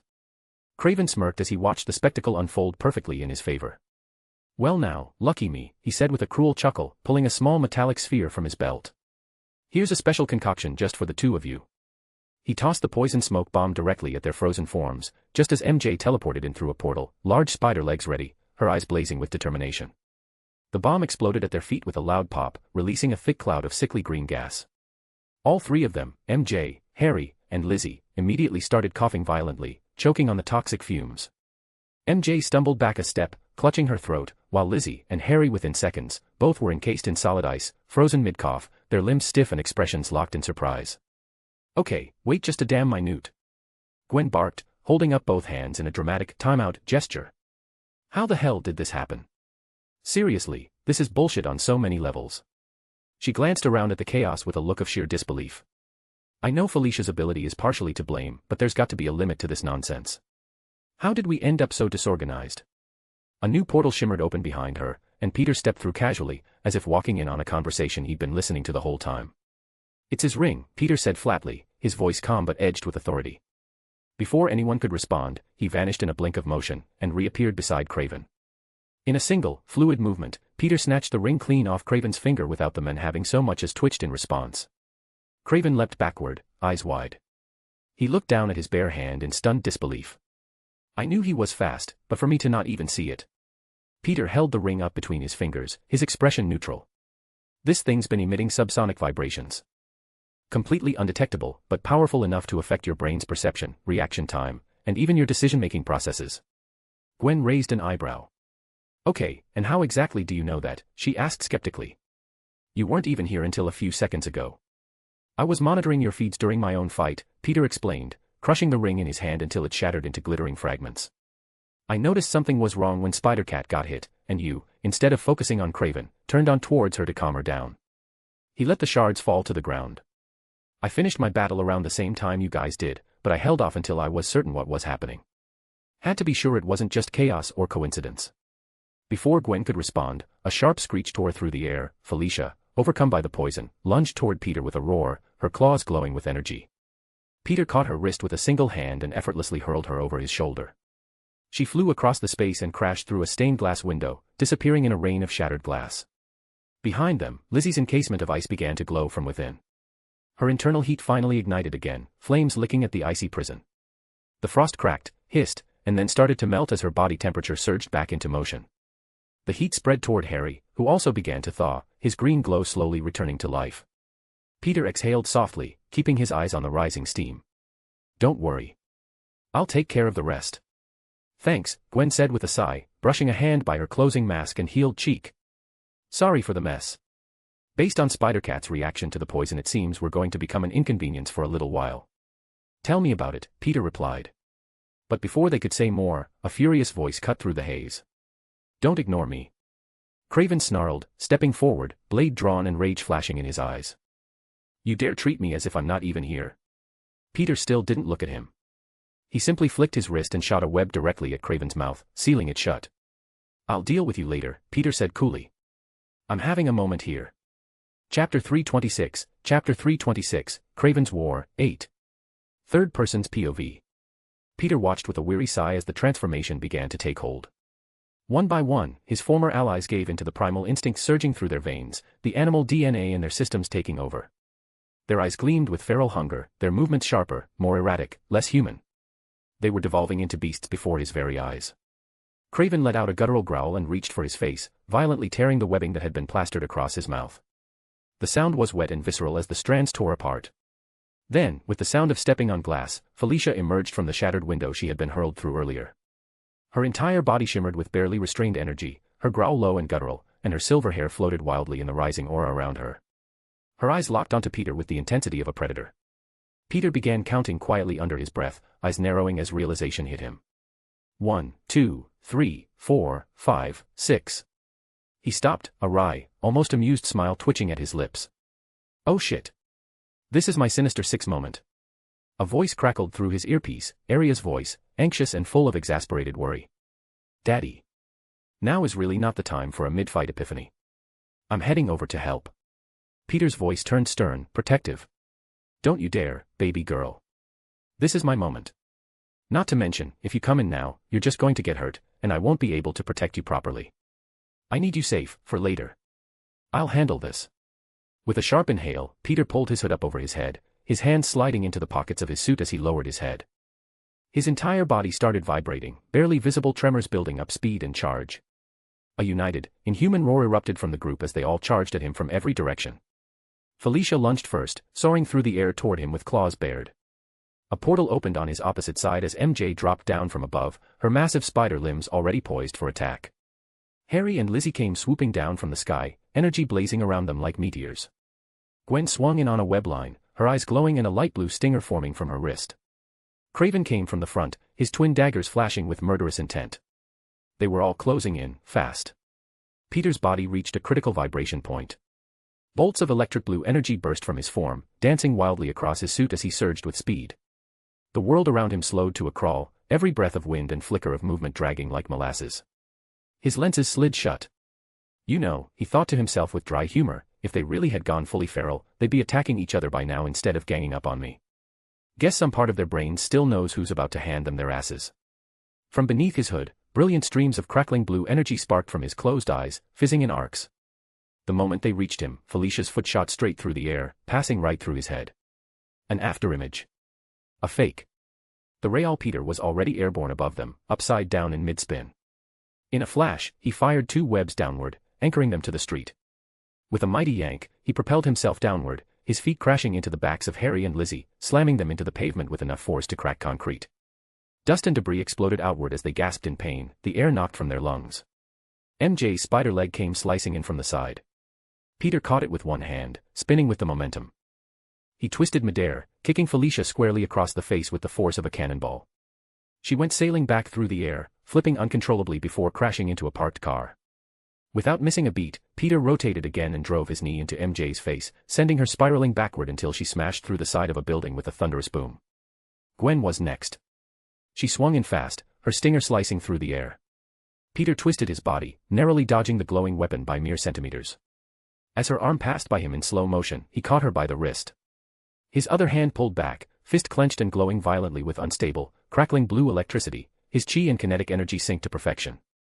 He slammed the punch into Gwen's mask. The impact sent a ripple through the air as Gwen's body lit up like a lantern from the kinetic feedback. The force of the strike shattered part of her mask and triggered an explosive shockwave that didn't just blast Gwen backward, but also hurled Craven away like a ragdoll, his body smashing into a light pole that bent on impact. "Sorry, my loves," Peter muttered as he landed back on the ground with effortless grace. "Please don't file a domestic violence lawsuit after this." A blast of intense heat flared across the battlefield. Lizzie had recovered and now hovered in the air, fire dancing around her. But what she saw wasn't Peter, it was Craven. Her vision, twisted by the poison, betrayed her. With a scream, she thrust her hand forward and unleashed a torrent of flames, a surging inferno that devoured the street in its path, melting pavement and disintegrating everything it touched. Peter didn't hesitate. He punched the air with explosive force, his fist glowing with chi and charged with electricity. The resulting shockwave met the fire head-on. The collision was spectacular. Electricity met flame in a violent dance, the shockwave turning the firestorm into a cyclone of blue-charged embers. The raw energy split the sky for a moment before the entire blast scattered in a rain of glowing sparks. Peter stood firm in the center of it all, smoke swirling around him, crackling with lightning. And he hadn't even broken a sweat yet. Ugh! Peter grunted as he staggered, a sharp pressure squeezing around his mind like an invisible vice. He clutched his head for a second, teeth gritted. Someone, was eating away at his mental defenses. He could feel it, like sandpaper scraping across his thoughts. It was MJ. Standing just behind the chaos, her eyes glowed with a haunting intensity as she activated her power, mental erosion. A psychic power that chewed through Peter's concentration, fracturing his battle focus with each pulse. And then, out of the swirling smoke and crackling energy of the previous attack, Harry emerged, his hoverboard humming with power beneath his feet. A glowing orb of green chi charged in his hand, radiating with deadly intent. He darted forward and smashed it straight into Peter's face. The impact exploded with force, sending Peter skidding back through the rubble. Before he could recover, Felicia appeared overhead. She flipped midair with elegant precision and brought her heel down in a crushing dropkick, slamming against Peter's chest with full strength. His suit absorbed the impact, but Felicia's superhuman force triggered its energy release mechanism. The kinetic energy surged outward in an explosive pulse, but Peter reacted on instinct. He grabbed Felicia's leg and unleashed the power he had stored through his own speed. Ah! Felicia screamed as a torrent of electrical energy coursed through her body. Sparks crackled across her limbs, the glow illuminating her face as her body convulsed. Harry attempted to retreat, twisting around on his hoverboard to launch a counterstrike, but Peter wasn't letting up. He spun Felicia in a brutal arc and hurled her straight at him. Her electrified form crashed into Harry mid-flight, and the combined surge enveloped them both in a crackling storm of electricity. The force threw them into a nearby wall with a resounding boom. But there was no time to celebrate. Peter was under assault from every direction. His enhanced senses were overwhelmed by the barrage of attacks. He moved like lightning, using his super speed to weave and dodge, but MJ's mental interference and Felicia's chaos aura made the fight far harder than it should have been. Every second was a struggle against instincts, psychic pressure, and calculated teamwork from his corrupted friends. Meanwhile, the mirror dimension, the surreal, reflective battleground warped by magic, was tearing itself apart. Buildings fractured into kaleidoscopic shards, roads twisted into infinite loops, and the skies cracked like broken glass. Amid all this chaos, Peter had another challenge, making sure that Craven's men, innocents or not, didn't get killed in the crossfire. 2 of them were cradled in his arms now as he ran full tilt across a wall of the warp dimension, explosions trailing behind him. A bolt of blistering flame exploded behind him, the heat scorching the air where he had just stood. Peter flipped midair, twisting to avoid a barrage of chi blasts fired by Harry, now recovered and relentless in his pursuit.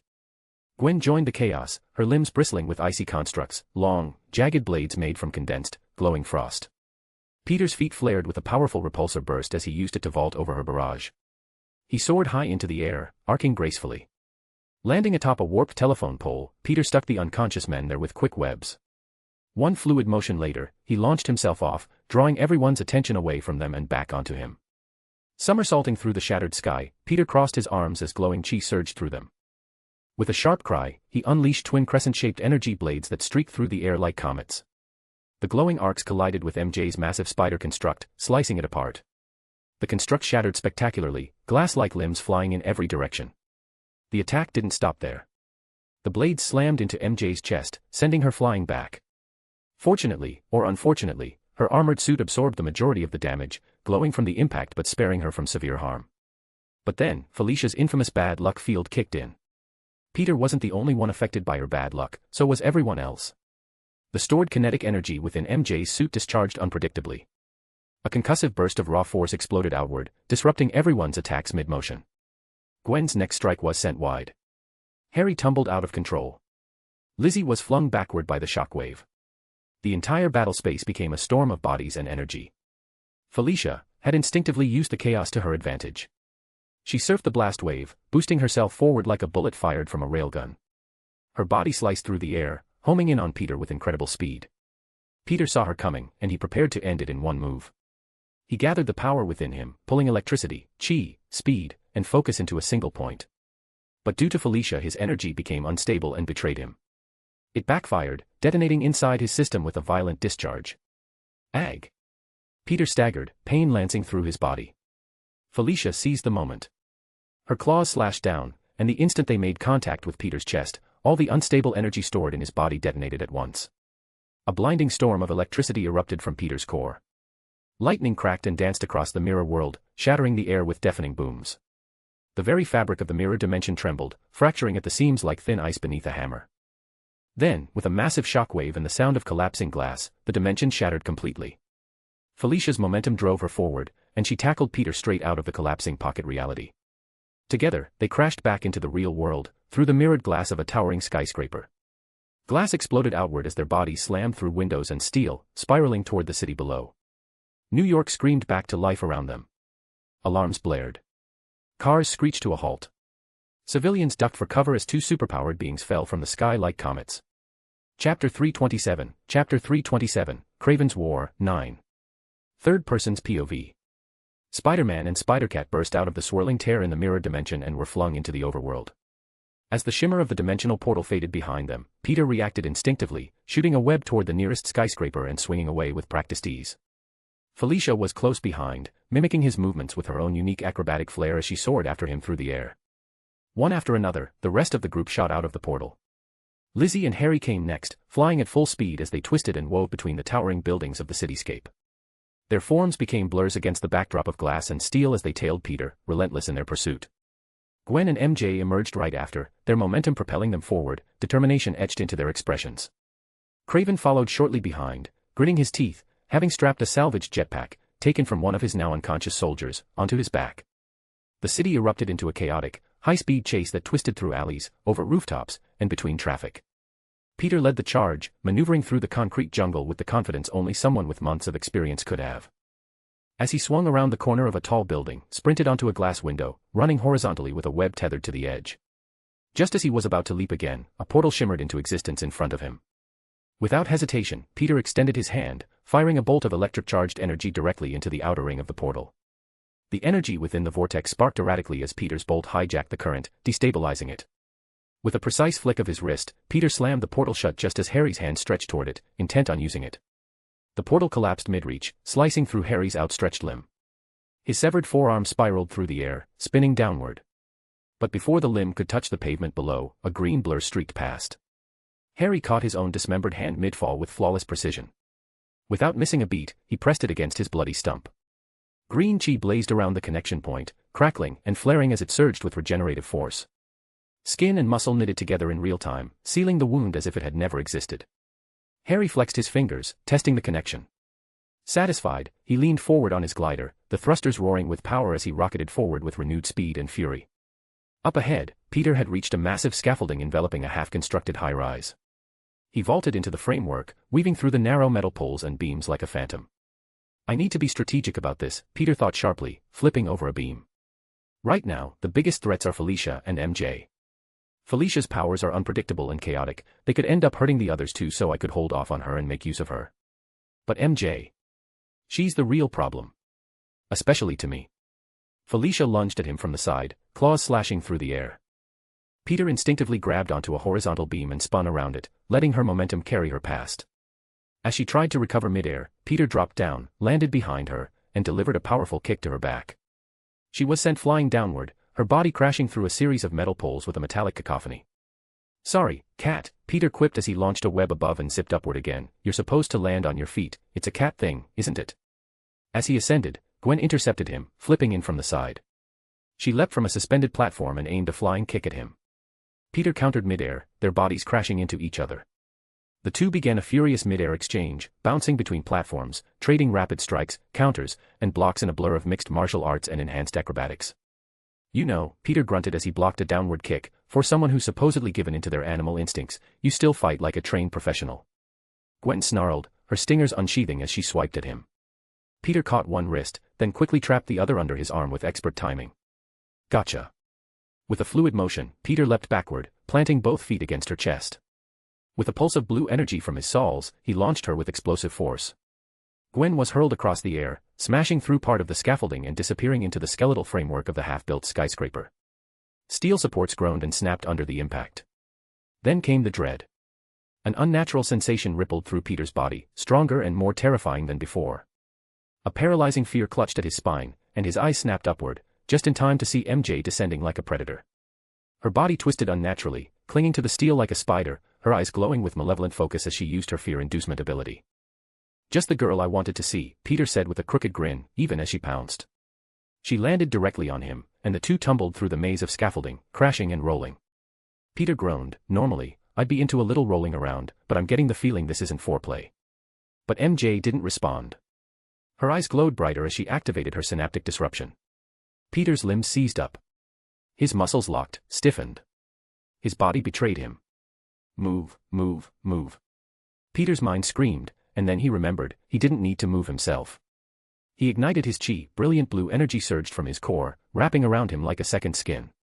The energy shifted and condensed into spectral hands, 4 extra limbs, extensions of his will.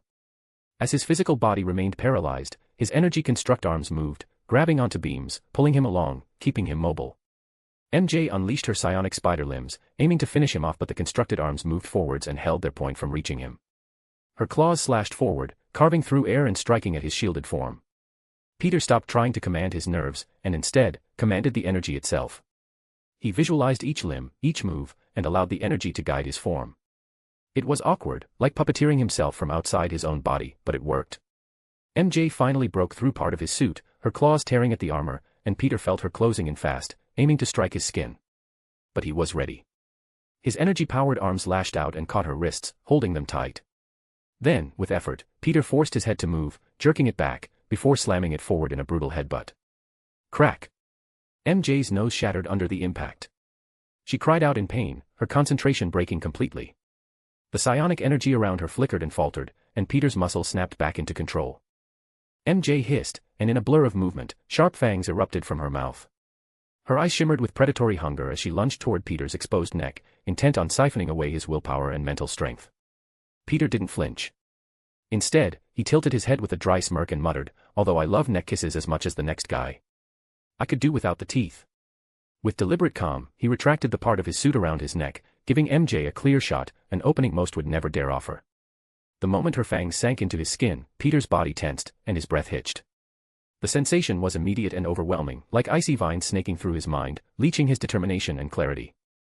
Still, he didn't push her away. Instead, he cupped her head gently, eyes narrowing. "Sorry, Red," he whispered. "You need to learn, I tend to leave behind a nasty aftertaste." Without another word, Peter unleashed everything he had stored. Every ounce of chi and static energy he'd gathered during the chase erupted outward in a violent, electrified wave directly into MJ's body. Her scream was guttural, sharp, and quickly garbled. Her limbs spasmed uncontrollably, eyes rolling back as arcs of blue lightning danced violently across her frame. The crackle of power echoed through the scaffolding like a thunderclap trapped in a cage. But Peter didn't stop there. As Lizzie's blazing fire rained down like divine punishment from above, Peter twisted at the last second, curling himself around MJ's convulsing body to shield her. The flames licked across his back, heating the metal scaffolding until it glowed red-hot beneath his feet. His suit strained against the sheer heat, warning signals flashing inside his HUD, but Peter gritted his teeth and endured it. With one last burst of motion, he leapt free, web-slinging with breakneck speed through the tangled construction zone. For a moment, he was a blur, heat distorted and glowing with residual energy, until he vanished from Lizzie's line of sight. He came to a stop deep in the scaffolding and immediately cocooned MJ in a thick, reinforced webbing, wrapping her body securely and latching the threads to the steel beams around them like anchors. "Arya," Peter called aloud, tapping the communicator in his ear, "I'm leaving her in your care. You know what to do next." Without waiting for a response, Peter dove through the open metal frame and launched himself into the open sky just as Harry came sweeping past, scanning for any signs of him. "Hey, Dick Grayson. Looking for me?" Peter yelled, flipping through the air before smashing his fist directly into Harry's face. The impact sent Harry spiraling, his glider sputtering as he fought to regain control. Peter barely had a second to breathe before Lizzie returned, her hands lit with fire as she hurled a barrage of molten fireballs in his direction. He didn't dodge. Instead, he met her head-on. Twin chi-charged stingers extended from both his wrists, glowing a radiant blue as Peter slashed through the incoming flames.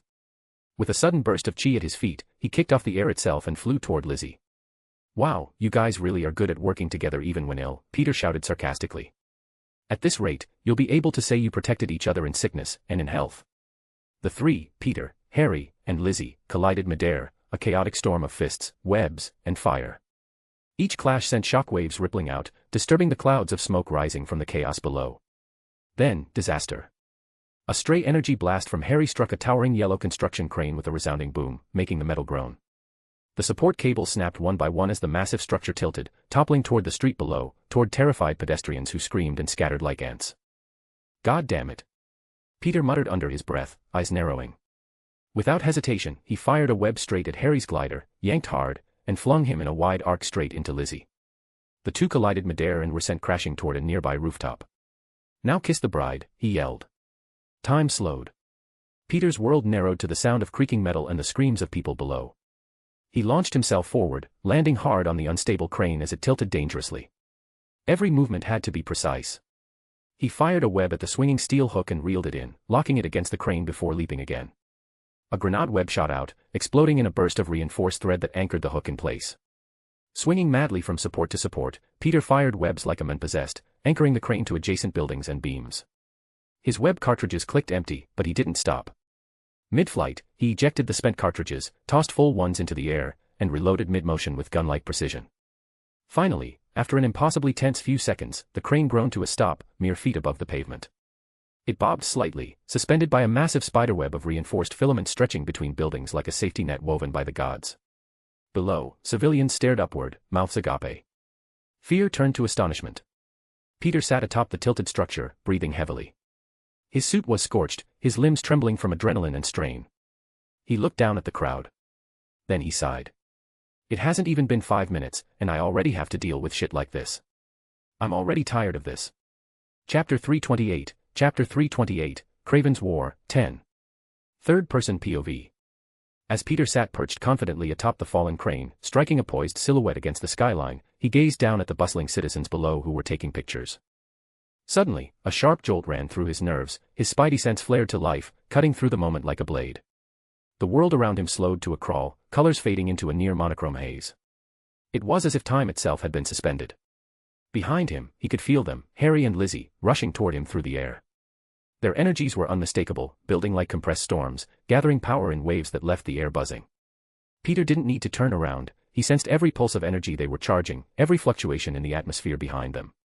In this frozen grayscale world, Peter's breathing remained calm and deliberate. He inhaled deeply through his nose and exhaled smoothly from his mouth. With precision, he pointed his index and middle fingers downward and gripped his wrist firmly. From the tip of his middle finger, a small orb of chi began to form, pulsing, glowing, swirling with deep electric blue energy. Arcs of electricity rippled and danced across its surface, illuminating his face in flickering light. Then, Peter took a step back, positioning himself at the edge of the crane, and without hesitation, he fell backwards in a graceful freefall. A shimmering portal sparked to life behind him just in time, swallowing his falling body. Instantly, he emerged upside down from another portal, this one opening far to Harry and Lizzie's left. Peter fell silently, the orb of chi still burning between his fingers, now aimed squarely in their direction. The stillness of the moment amplified his whisper. "Throughout heaven and earth, I alone am the honored one." Without another word, Peter unleashed the orb. The force of the blast propelled him backward through the air as the sphere roared forth, tearing across the sky with the sharp snap of a thunderclap. A crackling trail of blue energy followed behind like a comet streaking through the clouds. The orb struck Harry first, slamming directly into the right side of his suit, right over the liver. The vibranium plating, despite its reputation, could not withstand the sheer force and concentrated kinetic power.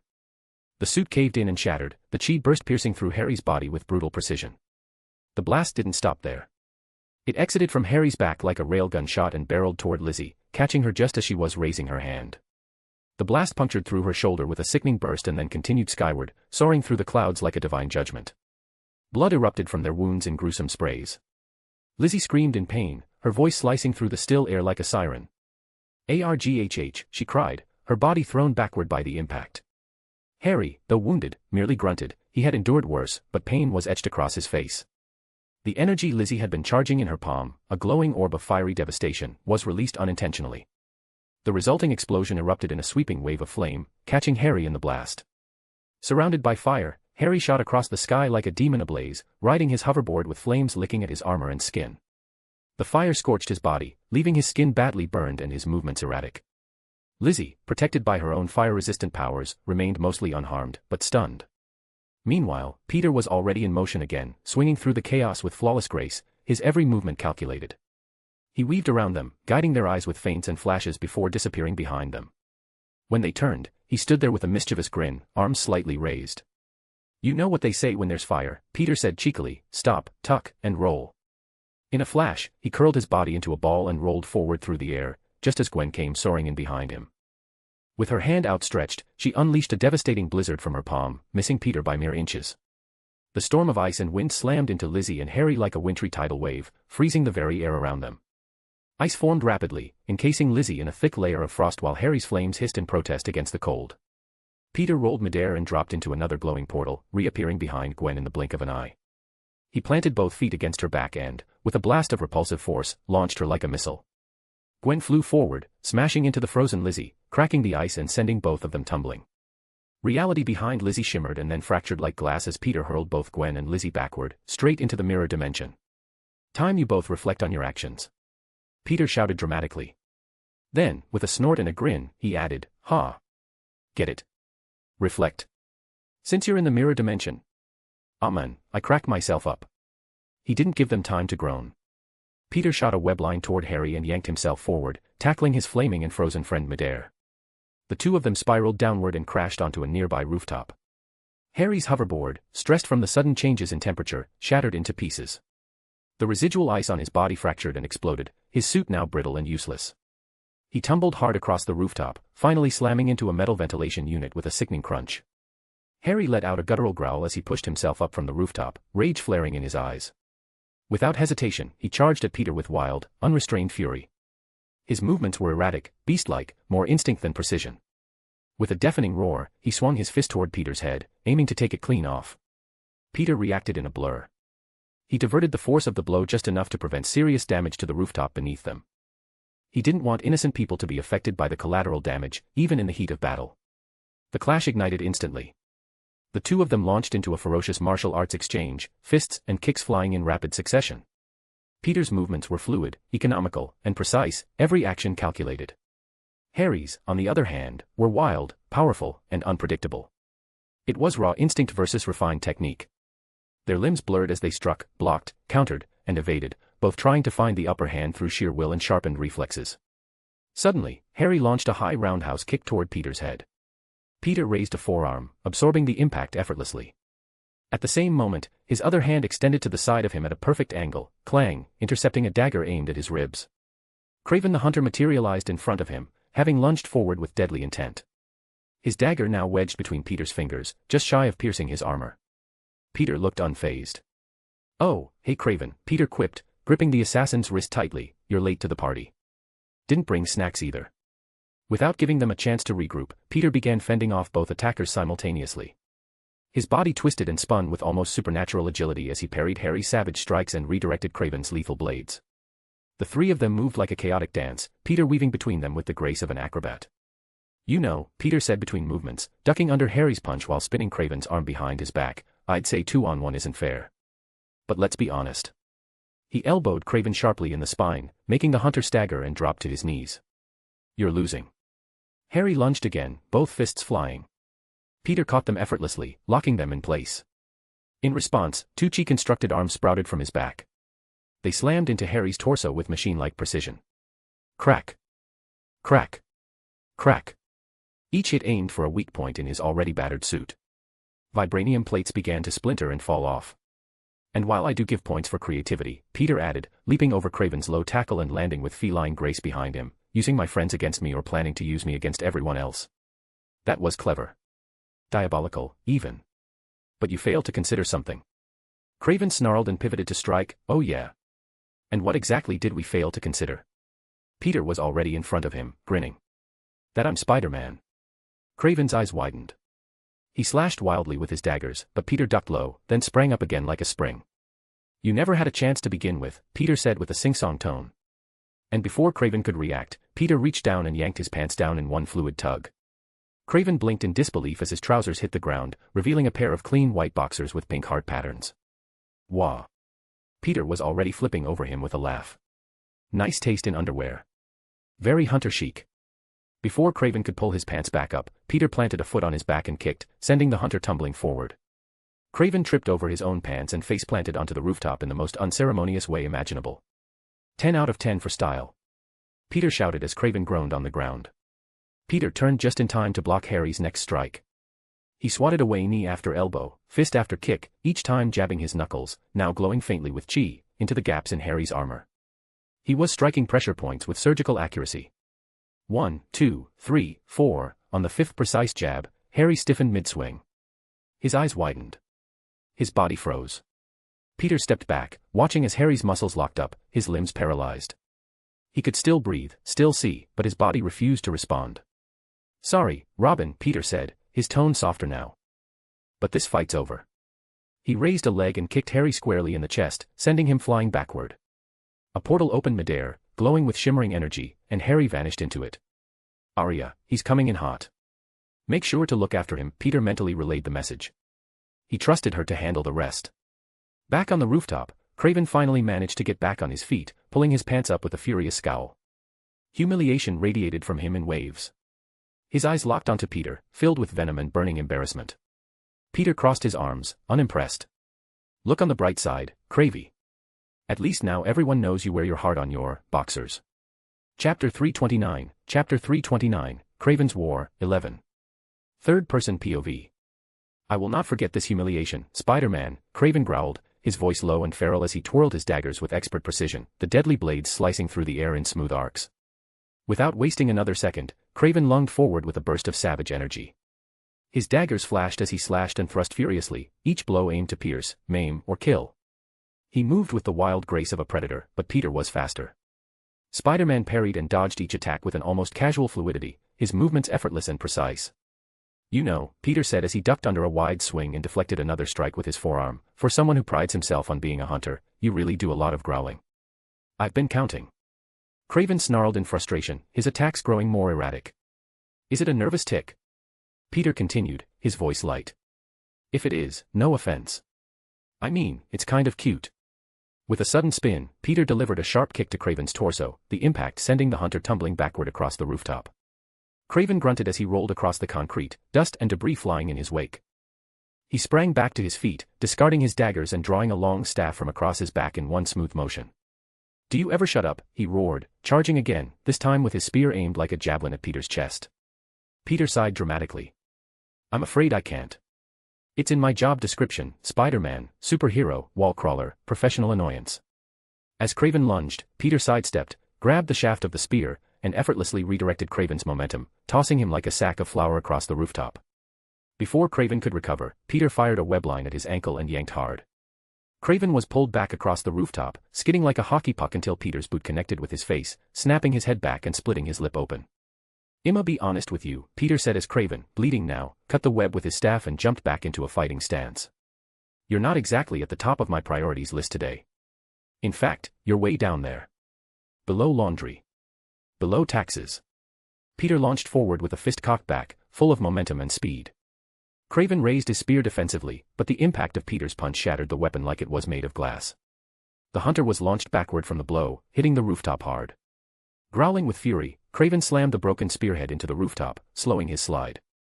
He quickly reached for a handful of compact bombs from his belt, his eyes narrowed in hatred. Then I'll just have to jump up the ranks the hard way. The only thing you're jumping, Peter quipped, appearing in front of him in a blur, is straight off this building. In one fluid motion, Peter snatched the bombs and ripped the belt clean off Kraven with a blur of motion. He followed up with a spinning kick that sent Kraven hurtling off the roofop's edge. Toodaloo. Peter sang, wiggling his fingers in a mocking farewell. He watched as Kraven reached for his whip midair, but lost interest in the outcome. His attention was stolen by a new presence, Felicia. She swung into view with feline grace, flipping through the air and landing low to the ground on all fours. Her suit shimmered under the moonlight, and she let out a low, rumbling growl. Her eyes glinted with a wild, dangerous gleam. "Hello, priority number 1, Peter said with a grin beneath his mask. Felicia wasted no time. She sprinted toward him like a panther pouncing for the kill and leapt, her claws extended. Peter met her charge without hesitation. Their hands collided midair, fingers interlocking in a powerful struggle. The force of their clash sent a shockwave blasting outward, cracking the rooftop beneath them in a spiderweb pattern. Felicia bared her fangs, growling as strands of saliva glinted at the corners of her lips. She pushed with all her strength, trying to force Peter back. He leaned in slightly, his voice playful and teasing. "I gotta say," Peter murmured, his voice dropping an octave, "you look gorgeous when you're mad at me. Like you just want to eat me alive." Felicia didn't respond with words, only an intensified growl. Peter chuckled, returning the growl, but his had a sultry edge to it. "Rawr. Father," a voice echoed in his, aria, clearly unamused. Peter laughed and said quickly, sorry. Then, with renewed focus, he twisted, disengaged from Felicia, and launched himself forward, grabbing her around the waist and tackling her through a portal that shimmered into existence behind her. They both vanished in a flash of light, reappearing high in the Arctic skies. The bitter cold slammed into them immediately. Peter drove her down into the snow with a crash, creating a plume of white powder. Her suit lit up, absorbing the kinetic force of the impact. Peter rolled off her and flipped back into a ready stance, his body crackling with energy. "All right," he said, breath misting in the air, "out here it's just you and me, your back luck is just between the two of us." The snow shifted, and Felicia exploded from the ground in a surge of white and silver, her hair whipping like a banner in the frigid wind. She landed with feline grace, her muscles tense. With a low snarl, she flexed her fingers, and her claws extended, long, sharp, and glowing with a silvery light, glinting with anti-metal. They pulsed once by her energy wrapping around them, and she slashed the air. A wave of energy carved through the snow in vicious claw marks. Peter reacted instantly, zigzagging between each slash attack she threw at him at super speed, the glowing claw marks narrowly missing him as he accelerated. Snow exploded in every direction as he closed the distance. He appeared before her in a blink, his fist a blur, and landed a devastating punch to her jaw. Felicia flew backward like a missile, her body tumbling across the frozen tundra. Felicia slid violently across the snow, her claws tearing through the icy surface as she scrambled back onto all fours. Her glowing silver nails sliced furrows into the ground as she charged toward Peter with wild speed, her movements raw and primal. Peter didn't hesitate, he sprinted to meet her, his boots crunching the snow beneath him as their paths collided in a whirlwind of violence. They clashed in a brutal, frenzied brawl. Felicia's claws swiped with unrelenting fury, arcing through the air in blurs of silver, each strike capable of tearing his suit, and him, apart. Peter didn't let a single blow land. His arms moved at such high velocity they left afterimages, a shimmering blur trailing every block and parry. His fists fired back like shotguns, each punch packing devastating force. They thudded against her body with explosive sound, the air vibrating with every hit. He focused his assault on her face, the least armored part of her, where her flesh was vulnerable. Blood sprayed across the snow in jagged splashes as Peter held nothing back. He struck with grim precision, trying to end the fight before it escalated further. But Felicia wasn't just tanking the hits, she was building up energy. Then she caught his fist. Peter's eyes widened slightly as Felicia's hand clamped around his knuckles. Her head was lowered, silver hair cascading like a curtain to hide her face. Blood ran down her chin and dripped onto the snow, staining it a deep crimson. For a moment, everything felt still, until she looked up. Her face was streaked with blood, her eyes ablaze with raw fury. She looked feral. Furious. Ready for payback. She let out a guttural roar as her body erupted with energy, vibranium pulses and raw power exploded outward in a concussive wave. Peter was blasted off his feet and hurled through the air. He flipped midair and landed in a crouch, skidding back. But Felicia was already airborne, descending like a meteor with her heel aimed at his skull. Peter crossed his arms over his head just in time, absorbing the blow, but the moment they collided, a surge of energy burst between them. Felicia's bad luck triggered an overload, short-circuiting Peter's suit system. A wave of destructive force tore through the ground, ripping up ice and snow, sending huge chunks of terrain into the sky. The glowing symbols on Peter's chest flickered and dimmed. His HUD blinked once, and then blacked out. His connection to Arya vanished. Alarms flared in the corners of his mind, but before he could regain control, Felicia was already attacking. Her strikes were a storm, a relentless barrage of clawed swipes and powered punches. Peter slipped on a fractured chunk of ice, just enough for her claws to slash across his face. His mask tore apart, and blood sprayed out from the gashes carved into his cheek. The pain only sharpened his instincts. Peter caught her incoming claw with one hand and slammed his forehead into hers. The crack was sickening. Her nose shattered instantly, and a couple of teeth flew out from the force. Felicia stumbled, dazed, blood pouring from her face. Peter didn't hesitate. He drove his shoulder into her midsection and tackled her to the ground, roaring with effort. He stood over her and punched downward with every ounce of power he had, but her suit reacted instantly. A dome of kinetic energy surged outward, dispersing snow in every direction. Peter punched again. Another explosion of force erupted. And again. And again. His fists began to glow, bright blue with concentrated chi. The ground trembled with each strike as he accelerated, his arms a blur. Punches rained down like meteors, each one triggering a mini shockwave from Felicia's failing armor. But Peter stuck himself to the ground with his feet and pushed through the resistance.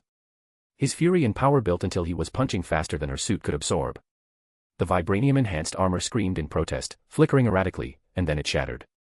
The pieces of her suit burst outward like shrapnel, and Felicia screamed. Peter let it back, pulled his arm back, and summoned all his strength. His entire arm glowed with energy, crackling blue chi wrapped around it like lightning. And then he brought it down. The strike was like thunder. A blinding flash and an explosive shockwave tore through the ice. Felicia's body convulsed as electricity ripped through her nervous system. Blood gushed from her mouth as her limbs jerked and then dropped limp. Still. Unmoving. Peter panted heavily, his mask half ripped, his face bleeding, his knuckles raw. The air around him shimmered with leftover energy and steam. His suit rebooted slowly, and his HUD blinked back to life. "Systems online," came Arya's voice, gentle and concerned. "Daddy, are you all right?" Peter didn't answer immediately. He stood over Felicia's unconscious body, the snowy crater around them a testament to their battle. Ice cracked beneath his boots as he took a shaky breath. "I'm so getting arrested for domestic violence," he muttered under his breath, rubbing the blood from his chin. He looked around at the frozen wasteland their fight had caused. Chunks of glacier-sized ice had been ripped free, and snow had been vaporized in places. If this fight had happened in a city, he didn't even want to imagine the casualties. And then, his spider sense flared. It wasn't a threat. But it was something powerful. He froze mid-step. A chill ran down his spine, deeper than the cold air around him. Slowly, Peter walked away from Felicia's unconscious form. He followed the signal, his instincts pulling him forward like a magnet. He dropped to his knees several meters away, ignoring Arya's increasingly worried voice. He brushed away snow frantically, revealing a sheet of ice beneath. Embedded deep in the frozen layer was something impossible. A white star. Peter's breath caught. He scraped faster, uncovering more. A circular shield. Red, white, and blue. Heart pounding, Peter cleared the rest of the snow and ice, until a face emerged beneath the surface. Frozen in time. Eyes closed. Peaceful. Familiar. Peter's hands trembled as he looked down at the men buried in the Arctic ice. "Holy hell," he whispered, barely able to breathe. "I think I just found Captain America." Chapter 330, Kraven's War, 12. Third-person POV. "Arya, please tell me I'm not just seeing things right now," Peter said in awe, his voice barely a whisper as he slowly brushed away the thick blanket of snow. His breath caught as he uncovered the unmistakable figure of none other than the Captain America, frozen in time beneath the ice. "No, you're not imagining things," Arya replied, equally astonished. From her position on the base her eyes widened as she took in the sight. "I see him too. This is unbelievable. Your battle with Felicia must have shaken the ground enough to dislodge all the layers of snow and ice that were concealing him." Peter stood slowly, letting out a long sigh as he scratched the back of his head in thought. "This is way too early, but then again, not everything in this universe has gone according to the sequence I originally expected," he mused silently. He turned his gaze toward the unconscious Felicia, her body lying still amidst the wreckage of their fight. With a flick of his wrist, a glowing portal opened beneath her, gently lifting her up and sending her back to their base. "Take care of her," Peter said aloud to Arya, although there was no need as he knew Arya would do just that. His hand hovered near his lips, his finger tapping thoughtfully as he looked back at the frozen legend before him. "Father, what's your next move?" Arya asked, her voice soft but curious. She knew he was deep in thought. Peter's mind drifted, unwilling, to the recent conversation he'd had with the One Above All. It lingered in his mind like a whisper, the talk about control and getting too involved in everything. Closing his eyes for a brief moment, Peter finally said, "Arya, contact Fury. This situation is way above our pay grade." "What? Are you serious?" Arya asked, genuinely surprised. She hadn't expected that decision. "You're just going to hand him over to S.H.I.E.L.D. Of all people. You do realize they're riddled with Hydra agents, right? They're compromised." Peter gave a short, tired laugh. Trust me, I've considered that. But there are a few reasons I'm going through with this. First off, he's Captain America, Arya. Whether we like it or not, he's basically government property. Trying to keep him ourselves would raise too many red flags. Second, we're already stretched thin with everything going on, we don't have the bandwidth to handle something this big. And lastly, he paused, his lips curling into a sly smirk, I'm hoping his presence will force Hydra's hand. They've been hiding in the shadows too long and too well. With Steve in the picture, I'm betting they'll panic and expose themselves. Arya nodded slowly, her eyes lighting up with realization. So, you're planning to use him as bait to lure them out? Peter chuckled deeply. Bait. Oh, my sweet, sweet, innocent daughter. Captain Bloody America is no mere bait. What we're doing is no different than throwing a shark into a fish tank and waiting to see who survives. Arya laughed, shaking her head. That's, honestly fair. After reading up on his World War II achievements, I honestly can't argue with that. Alright, I'll contact Fury now. Peter extended his hand, and a small projector emerged from his web shooters, casting a blue holographic image of S.H.I.E.L.D.'s rotating logo into the air. A few moments later, Nick Fury's face appeared, grim as ever. What do you want? Fury asked sharply. Shouldn't you be busy dealing with your so-called friends who went rogue? Of course you already know about that. Peter muttered, barely hiding a pout. How could I not? Fury shot back. A damn crane nearly collapsed during your little brawl earlier. You almost caused dozens of casualties. Everyone's watching you, closely. Peter sighed and rubbed his forehead. Yeah. I'm working on that. But that's not why I'm calling. I've got something here I think you'll want to see. Fury narrowed his eye suspiciously. And what would that be? Peter stepped aside, holding the camera steady as it rotated around to show the frozen figure of Steve Rogers, perfectly preserved in the ice. He said nothing, letting the image speak for itself. Fury's jaw slowly dropped as his one eye widened in utter disbelief. Wait a damn minute, what? Is that? No way. Is that real? 100% authentic cycle, Peter said with a teasing grin. Still got the star on his chest and everything. If you're messing with me, Fury warned, his tone dangerous. I'm not messing with you, Peter said seriously. Skepticism is your thing, I get that. But I'm not lying. Here, watch. He stepped forward and tapped the ice repeatedly with his boot. The dull thuds echoed over the connection. Fury's expression shifted, becoming stone-cold serious. All right. Send me your coordinates. I'm going there personally. Peter nodded. Sure thing. Area's sending them now. As the location was transmitted, Fury studied the ice again, his brow furrowing. I've got to ask, how the hell did you even find him? What led to this? Peter let out a groan, rubbing the back of his neck with a sheepish smile. Honestly, I'd rather not talk about that. Let's just say it wasn't my proudest moment. Fury snorted, the corners of his lips twitching in what almost resembled a smile. Now I'm even more curious. Peter sighed, scratching his cheek in embarrassment. Let's just say, yes. The pizza is, in fact, abusive. What? Fury asked, genuinely confused. You committed an act of domestic violence. Wah. There's no way you actually managed to get that, Peter said, incredulous. Fury scoffed, arms crossed. You think I, a world-class spy, wouldn't recognize the distress code of a victim calling for help? Please. I've memorized every code in the book. Peter gasped dramatically, placing a hand over his chest. Is that a hint of ego I detect? From the Nick Fury himself. Fury rolled his eye and smirked, shaking his head. I'll be there shortly. The hologram flickered and disappeared, leaving only the rotating S.H.I.E.L.D. emblem hovering briefly before fading from view. Peter dispersed the projection and as he raised an eyebrow. Someone's clearly in a good mood today, Arya remarked. Peter laughed. Can you blame him? We just unearthed the nation's frozen sweetheart. I wouldn't be surprised if Fury throws us a parade. He sighed after a beat, his expression sobering. Speaking of sweethearts, let's see how mine is doing in timeout. With a flick of his wrist, he opened a swirling portal to the mirror dimension and stepped through, vanishing from the snowy landscape. The other side was chaos. As Peter descended from the air into the dimension, his eyes widened. The entire realm was a shattered war zone, split cleanly into two distinct biomes. One side was a jagged tundra of piercing ice, frost coating everything in sight, towering frozen pillars stabbing into the air like crystal spears. The other was a seething inferno, lava-like heat cracking the very sky, flames roaring and coiling into volatile storms of burning wind. Buildings had either been flash-frozen into brittle, skeletal ruins or half-melted into slag, warped beyond recognition. Peter swung inward, and in the distance, he spotted Gwen and Lizzie engaged in a brutal, no-holds-barred brawl. Their bodies were bloodied and battered, their suits barely holding together. Gwen's suit was scorched and peeling, melted from the sheer intensity of Lizzie's heat waves, flames as hot as the sun's surface. In contrast, Lizzie's armor was brittle and cracking, flaking off her body in frosty chunks. They stood at the dividing line of their elemental war zones, panting, bleeding, glaring, each of them with a hand outstretched, their fingers trembling with raw effort. Between them hovered a sphere of swirling chaos, half flame, half frost, locked in a volatile battle of extremes. The sphere suddenly detonated, unleashing a devastating shockwave of thermal energy.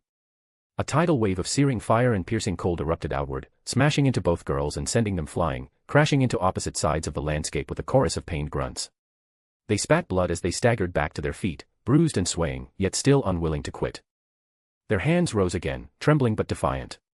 Peter slowly walked down the icy road, hands in his pockets, hood pulled low over his head.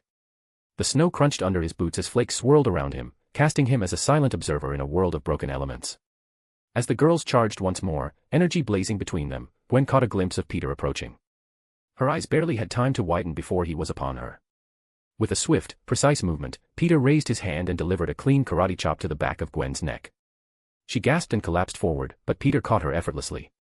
He turned slightly as Lizzie's blast of solar fire screamed toward him. Without flinching, he tilted his head to the side, letting it pass by harmlessly.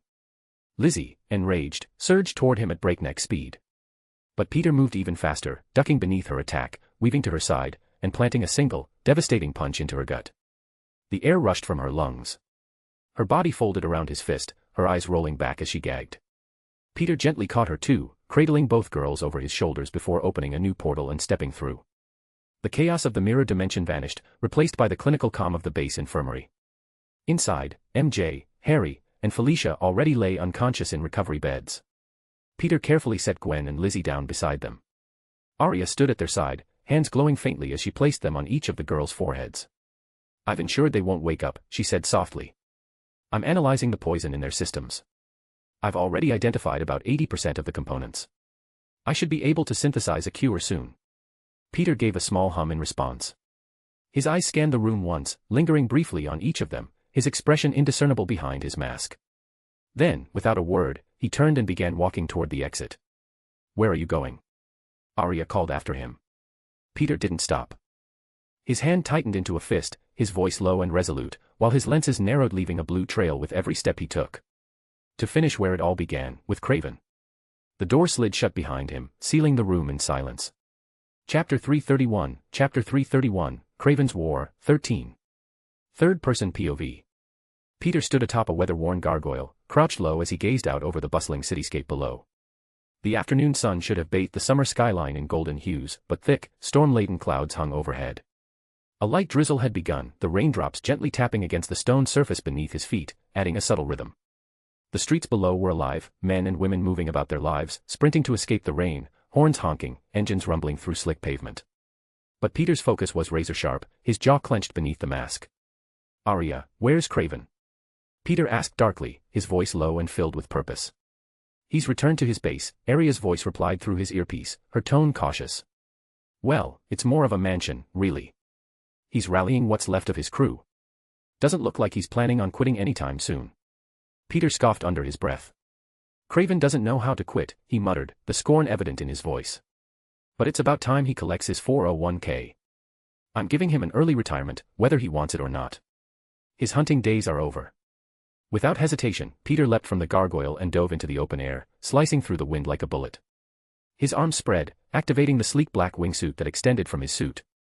He soared over the city silhouette, refusing to use his teleportation spells. Not for this. This had to be personal. No shortcuts. No instant arrivals. This was a hunt, and Craven needed to know what it felt like to be prey. After a few minutes of silent gliding, Peter latched onto the side of a tall lamppost. He clung to the edge and leaned out, his gaze sweeping toward the city's outskirts. In the distance, shrouded by mist and creeping ivy, stood the infamous abandoned mansion, Craven's makeshift fortress. Peter's lenses narrowed and zoomed in. He activated his X-ray vision. Through the thick walls and windows, he saw movement, Craven's men pacing the hallways, armed and on edge. Their heat signatures glowed red against the backdrop of steel and stone. Area systems overlaid names, threat levels, and biometric profiles across his HUD. His form shimmered for a moment before flickering into full invisibility. To the naked eye, he was gone. Only the faintest outline of his figure could be seen when the raindrops hit his cloaked body, bending around him unnaturally. Soon that faint outline began to crawl up the mansion walls, silent, patient, calculating, before slithering inside through an open, rain-streaked window. Inside the mansion, Craven stood like a general preparing for battle. His back was to the room as he methodically strapped weapons across his chest and around his waist, throwing knives, grenades, vials of toxins, and a machete forged from obsidian. The room was lined with animal pelts and tribal masks, the decor primitive and ominous. Behind him stood two colossal men, towering like twin titans. One wore the skin of a black bear draped over his shoulders, a massive warhammer resting in his hands. The other, clad in a brown bear's fur, carried a double-headed axe strapped to his back, his muscles tense with anticipation. "I trust the others have gathered as I commanded?" Craven asked without turning, his accent thick and voice like a low growl. "Yes, sir," replied the brown bear, slamming his fist into his palm with a smirk. "Everyone's in position. The spider will be walking into his own grave." Craven's eyes glittered as he reached for a pristine ceremonial dagger resting on a stand. He admired his reflection in the polished steel, inhaling the scent of rain that suddenly appeared in the air. His lips curved into a feral smile. "Yes. Yes, he will be," he said slowly, turning sharply and hurling the dagger toward a darkened corner of the room. The two bear-like men spun around, startled, just in time to see the dagger freeze midair. A web glistened in the corner, stretched taut like a trap. Peter was sprawled across it, like a grotesque, humanoid spider. He held the dagger between two fingers, mere centimeters from his mask, the blade glinting under the dim light. Peter tilted his head. "Here," he said dryly, his voice laced with sarcasm. "This seems to have slipped from your fingers. Be more careful next time." With a flick, he hurled the blade back. The dagger zipped through the air and grazed Craven's cheek, drawing a thin line of blood. A crimson droplet slid down his face. Craven calmly wiped it with his finger, then licked it. The two giants unslung their weapons, taking stances ready for combat. The tension in the room grew thick, the air charged with the weight of imminent violence. Craven looked up with a grin stretching ear to ear. "Came alone this time, Spider-Man?" Peter's voice was cold, clipped. "Yeah. I did. Thanks to you." Craven chuckled and gave a theatrical bow. "You are most welcome." Peter's expression remained unreadable beneath the mask. "Are you proud of yourself, Craven?" The question was simple, almost too casual, but it carried weight beneath its surface. Craven's grin faltered for a fraction of a second before he shrugged. "If you're asking whether I take pride in what happened, no. They weren't my targets. They never were. I only wanted you, Spider-Man. You, and no one else." He tilted his head, curiosity glittering in his eyes. "Although, I must ask, where is that white brat? The one dressed like a tiger?" Peter didn't even blink. "He wasn't from this time. He went back to the future." Craven blinked once. Are you serious?" "Yup," Peter said, popping the P for emphasis. "Ha ha ha." Craven laughed, clutching his stomach. "Well, color me surprised. I did not expect that. Since I was honest with you, how about returning the favor? What's your obsession with me? You said I was your true target. Why?"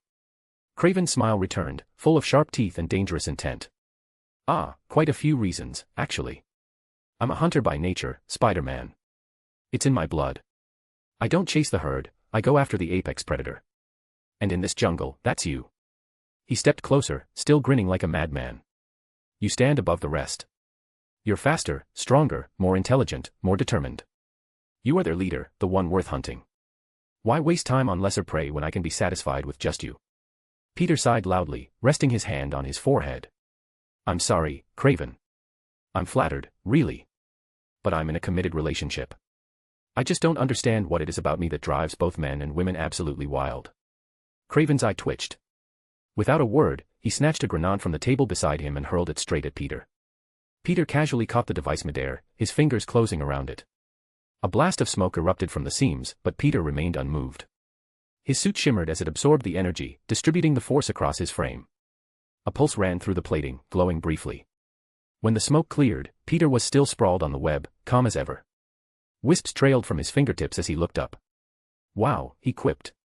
"Didn't know your love for me was so explosive." He flipped down from the web and landed gracefully on the floor, his boots clacking against the tile.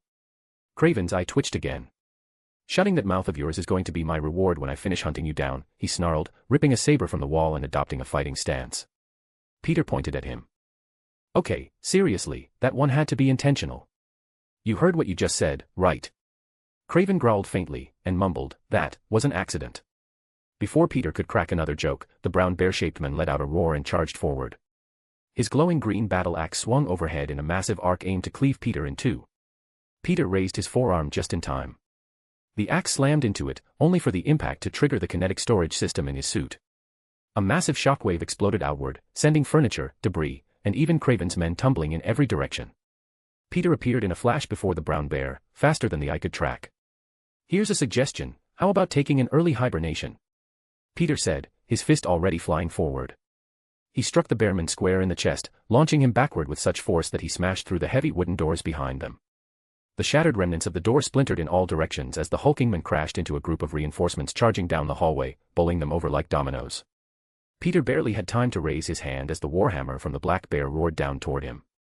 But this time, the hammer was unleashing a power voltage of electricity. A surge of high-voltage electricity arced through Peter's body and was absorbed into his body. For an ordinary person, the charge would have been fatal. It would have reduced them to little more than charred bone. But Peter was far from ordinary. His chi surged in tandem with the absorbed energy, his aura crackling to life around him, dancing like azure lightning across his body before fading. Sorry, big guy, Peter said casually, stepping into the blow, but this tree's fresh out of honey. He planted both feet and brought two knuckles forward, with accurate demonstration he performed a 1-inch punch to the black bear's gut. A small shockwave excited from his back, the black bear's coat flapped wildly as he went airborne, his eyes rolling back, mouth agape in a silent gasp, before crumpling to the ground like a sack of bricks. Peter exhaled slowly and rolled his shoulders. Now come on, baby bear, he said, turning to Craven with a smirk. This Goldilocks is gonna make sure your ass-whoopin' is just right. Craven's eyes were wide with excitement, not fear. He grinned as he twirled his saber and stepped forward, his blood pumping. Good, he growled. Finally, a real hunt. Chapter 332, Craven's War, 14. Third-person POV. Peter calmly strode forward, unfazed, as Craven charged him with primal intensity, dual daggers gleaming in hand. The blade swung across the air with practiced precision, aiming directly for Peter's chest. Craven slashed once, sparks flew. He slashed again, more sparks. Again and again, his blades collided with Peter's suit, each strike echoing with the sharp hiss of metal on something unbreakable. He stabbed, jabbed, slashed from multiple angles, trying desperately to find a weakness in Peter's armor, a crack, a soft spot, anything he could exploit. But nothing gave. Every time his blade struck, a ripple of kinetic force shimmered briefly across Peter's suit. Peter didn't flinch. He just stood there, staring at Craven with an unreadable expression. Craven paused, his instinct screaming. Something primal deep inside him sensed it, danger. Then came the crack. Peter headbutted him. The blow landed with the force of a wrecking ball, connecting squarely with Craven's face.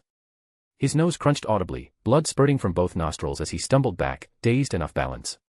Peter didn't give him room to breathe. He spun into motion, his limbs becoming a blur, a dance of speed, grace, and devastating force. His arms moved so fast they became nearly invisible, leaving streaks in the air. Craven grunted and dove to the side, only narrowly avoiding a bone-shattering punch. Even still, bruises had begun forming across his chest and face, the earlier hits taking their toll. He rolled away, panting, and grasped his ruined nose with both hands. With a loud, wet crack, he snapped it back into place. Craven exhaled sharply, then spat out a blood clot that hit the ground with a sickening splatter. Suddenly, a searing laser beam flew past Peter's head, narrowly missing him before detonating against the wall behind him in a burst of flame and debris. He turned his head. More of Craven's men had arrived, rifles and cannons at the ready. They opened fire instantly, crimson bolts of energy and plasma streaking through the air toward him. Peter exhaled, then moved, weaving through the barrage, flipping and twisting midair like a dancer on fast forward. The air shimmered with motion blur as he evaded their every shot. Meanwhile, Craven pulled out a sleek spear from his back, pressing a button on its side.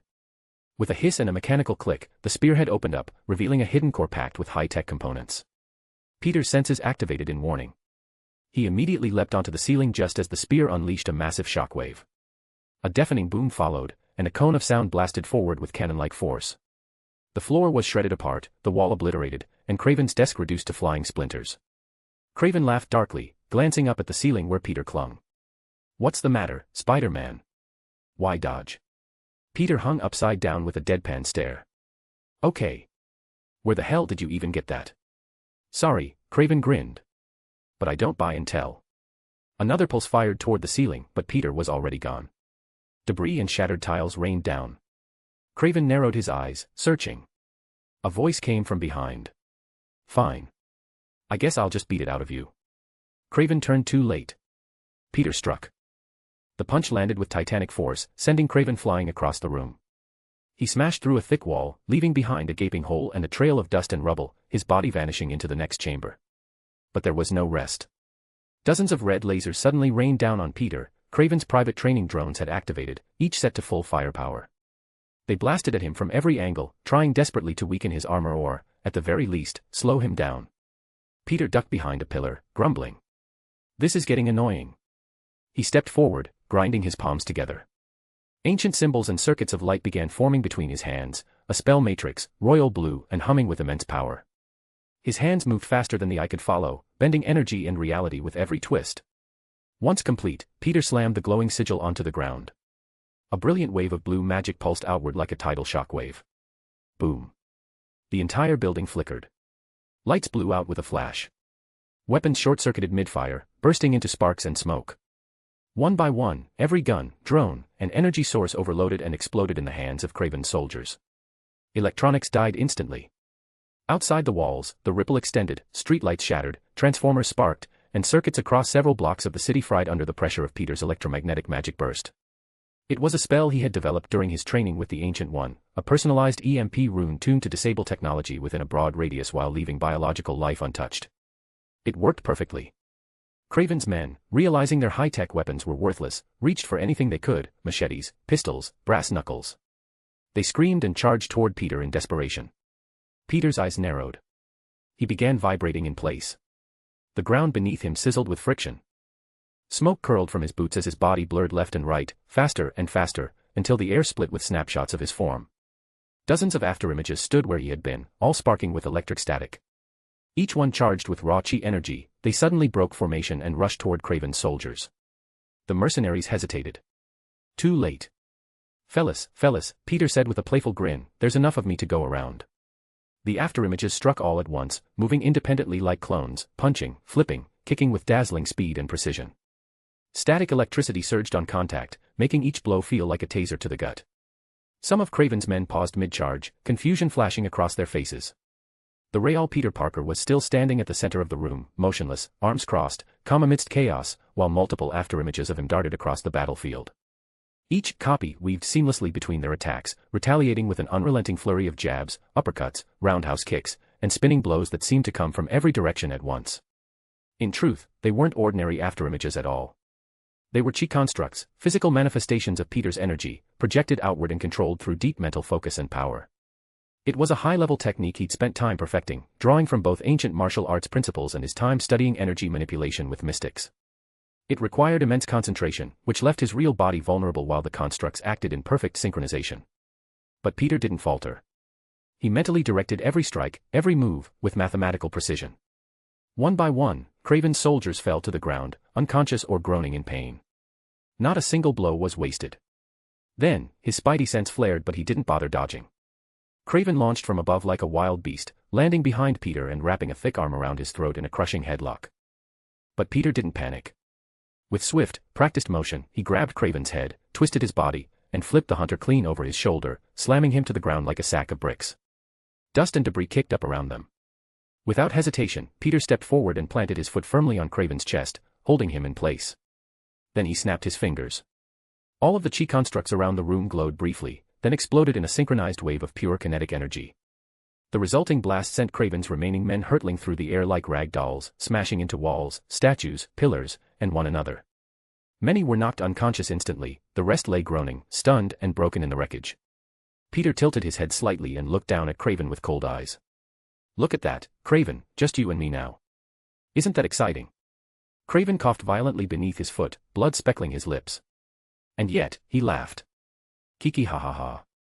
Truly, you are a fun adversary to hunt, Spider-Man.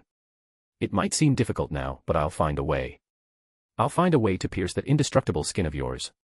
Peter raised an eyebrow and crouched beside him, his voice shifting to something almost pitying.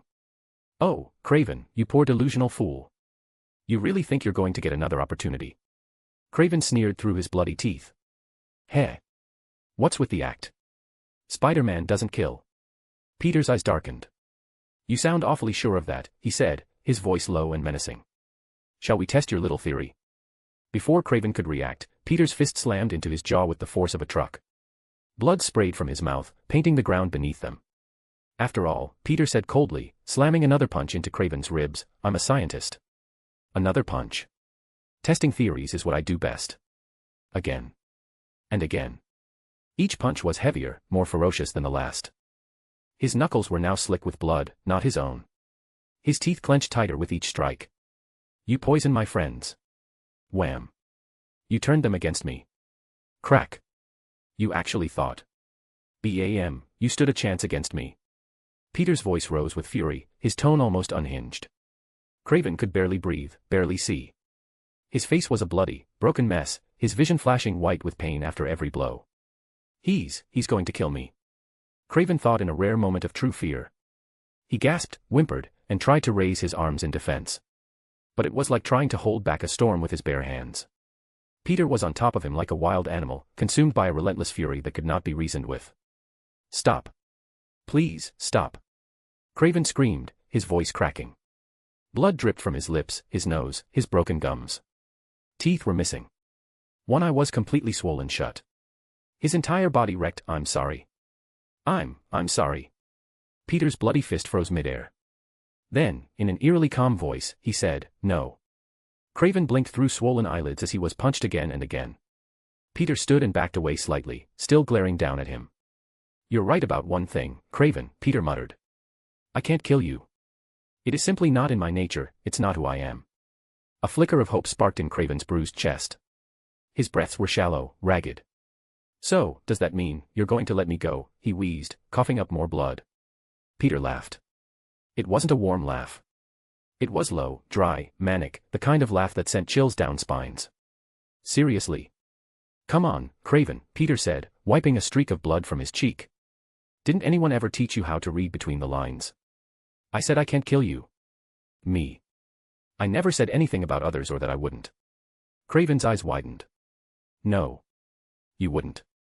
Oh, but yes, Peter whispered. See, I've done a bit of research too. You're not the only one who studies their prey. And guess what, Craven? Peter leaned in close, whispering directly into his ear. Due to your little hunters over the years you made a lot of enemies. I've broadcast your location.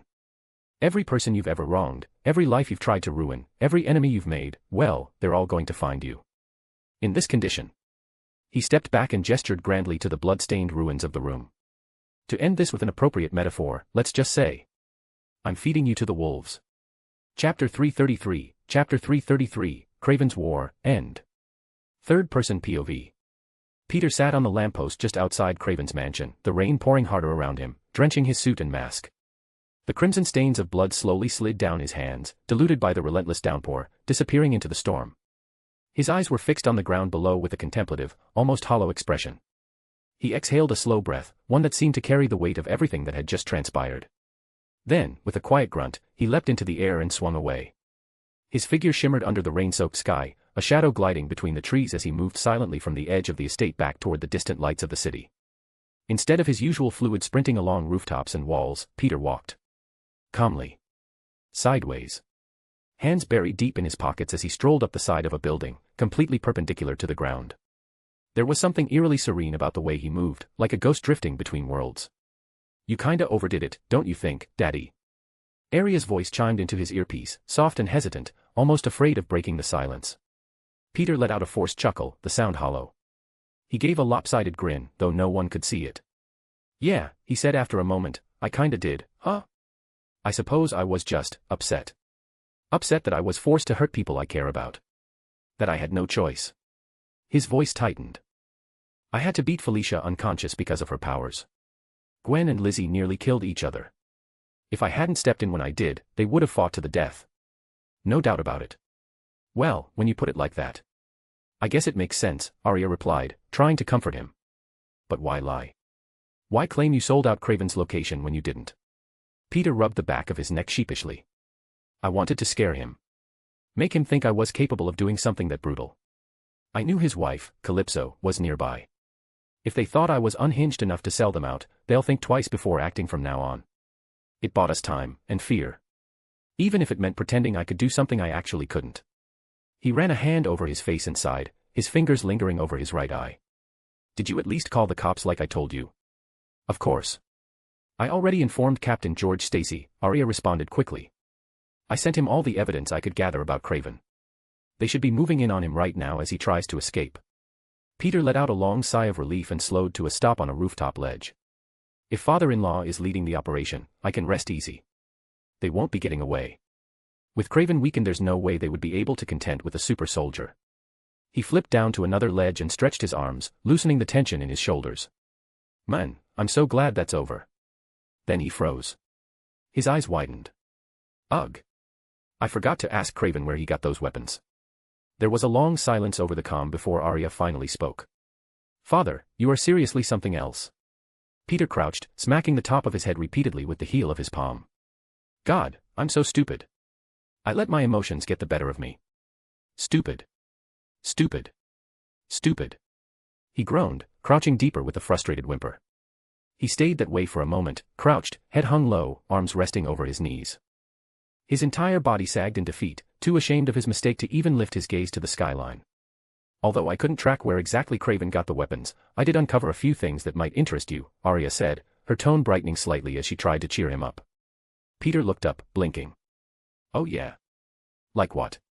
For starters, she began, I figured out how Craven managed to obtain those weapons without us detecting them. It turns out the reason it seemed like they just appeared out of nowhere is because he wasn't communicating through conventional means. Peter tilted his head. What do you mean? I detected lingering psionic energy around the area, Arya said. Someone was communicating with him telepathically. What? Peter stood upright so quickly he almost slipped on the rain-slick rooftop. Since when does Craven have psychic powers? He doesn't, Arya said flatly. If he did, he would have used them during your fight. This energy, this telepathic link, belongs to someone else. Someone who's working with him. Or controlling him. Peter's fists clenched. So a third party's involved. Exactly. And that's not all, she continued. Craven didn't come after you just for sport or obsession. He was hired. By whom? Peter asked with a tired sigh, rubbing his temples. Which one of my very long, ever-growing list of enemies decided to throw their hat in this week? I'll give you a hint, Arya said, a teasing lilt in her voice. Say the 10th letter of the alphabet 3 times. Peter blinked, eyes narrowing as he stared down at his hands. Slowly, he raised a finger and began counting aloud, muttering, A, B, C, D, E, F, G, H, I, J. Then it clicked. His whole face twitched. Oh, for fuck's sake. Jameson. Seriously. Arya giggled, the sound cheerful in his earpiece. Correct. Though, to be fair, Jameson didn't actually order Craven to kill you. I have a recording of their call in my system. All he did was ask Craven to unmask you, publicly. Peter narrowed his eyes. Why does it sound like you're defending him? I am, Arya replied bluntly. I wouldn't want you to do to him what you did to Craven. Peter stopped mid-swing and landed lightly on a rooftop, staring out at the glistening city. What? He asked, clearly surprised. Craven was different. Do you seriously think I'd go that far with Jameson? There was a subtle hint of hurt in his voice. Obviously not, Arya said with an audible shrug in her voice. I'm messing with you. But that doesn't change the fact that handling Jameson will be difficult. You're still a vigilante with no legal identity. And technically, you're a fugitive from the law. Even if we tried to prosecute him, it would all be dismissed. No mask, no testimony, no case. Peter sighed, nodding slowly. You're right. That doesn't mean we can't do something about it, though.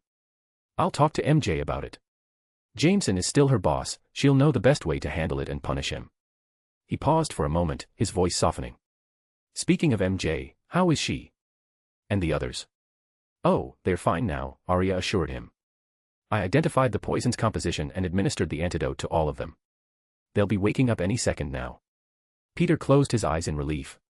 Thank God, he whispered. I'll go see them. Just as he stepped off the ledge, a portal opened beneath his feet. He dropped into it, and like a seamless cut from a cinematic transition, the scene changed. Instead of falling endlessly, Peter landed softly onto the cold tile floor of their hidden base. The portal behind him closed with a faint hum as he walked forward, shoulders heavy. As he strolled toward the nursing bay, his suit began to retract and dismantle piece by piece, folding away like metallic scales, revealing the men underneath.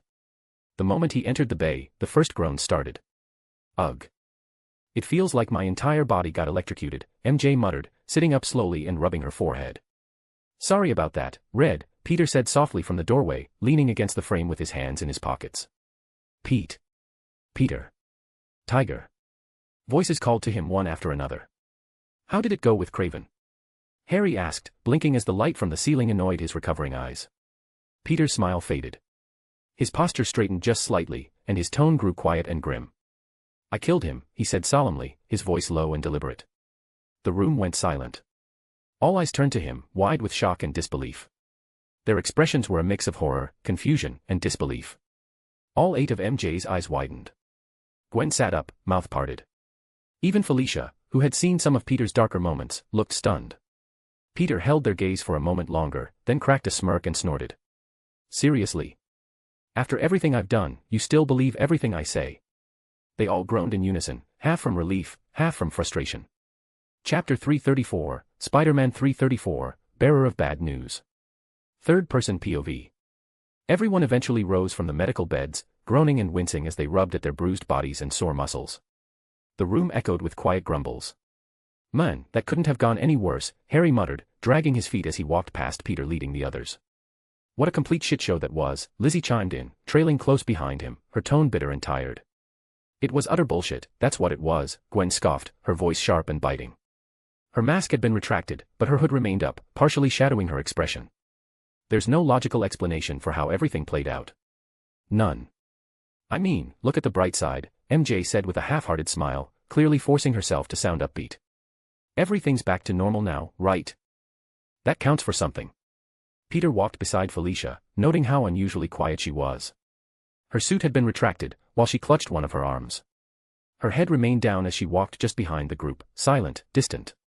He glanced at her for a few moments, slowing his pace until he was right beside her. Without saying a word, he reached out and gently draped an arm over her shoulders, pulling her into his side. Felicia looked up at him, her eyes tired and heavy. Peter offered her a small, reassuring smile. She returned a faint one, strained at the edges but genuine enough to make his own expression soften. Blaming yourself? Peter asked softly, his tone light but understanding. Felicia sighed, am I that obvious now? Peter opened his mouth to respond, probably with something kind, but she cut him off quickly. If you're about to tell me it's not my fault, save it. We both know that's not true, she said sharply, narrowing her eyes at him in warning. Peter raised his hand slightly in mock surrender. All right, fine. I won't say it. But, let's be honest here, you've already taken your punishment for it.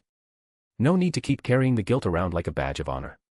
Felicia let out a short, bitter chuckle. Yeah, I suppose you beating me into the snow counts as punishment. Real romantic, by the way. Peter blinked. Wait, you were aware? Kind of, she said, rubbing her arm. It felt like I was watching from a third-person view, like I was trapped inside myself. Couldn't move, couldn't speak. But I felt everything. Peter winced. God, I really am sorry, he murmured, kissing the side of her head gently. That small gesture made Felicia smile softly, her eyes fluttering closed. I don't know, if every time I screw up, I get beaten into a bloody pulp, I might need to reevaluate this whole relationship thing, she teased, trying to lighten the mood. But when she looked at Peter, he wasn't smiling. He looked like a kicked puppy, shoulders slumped, eyes full of guilt.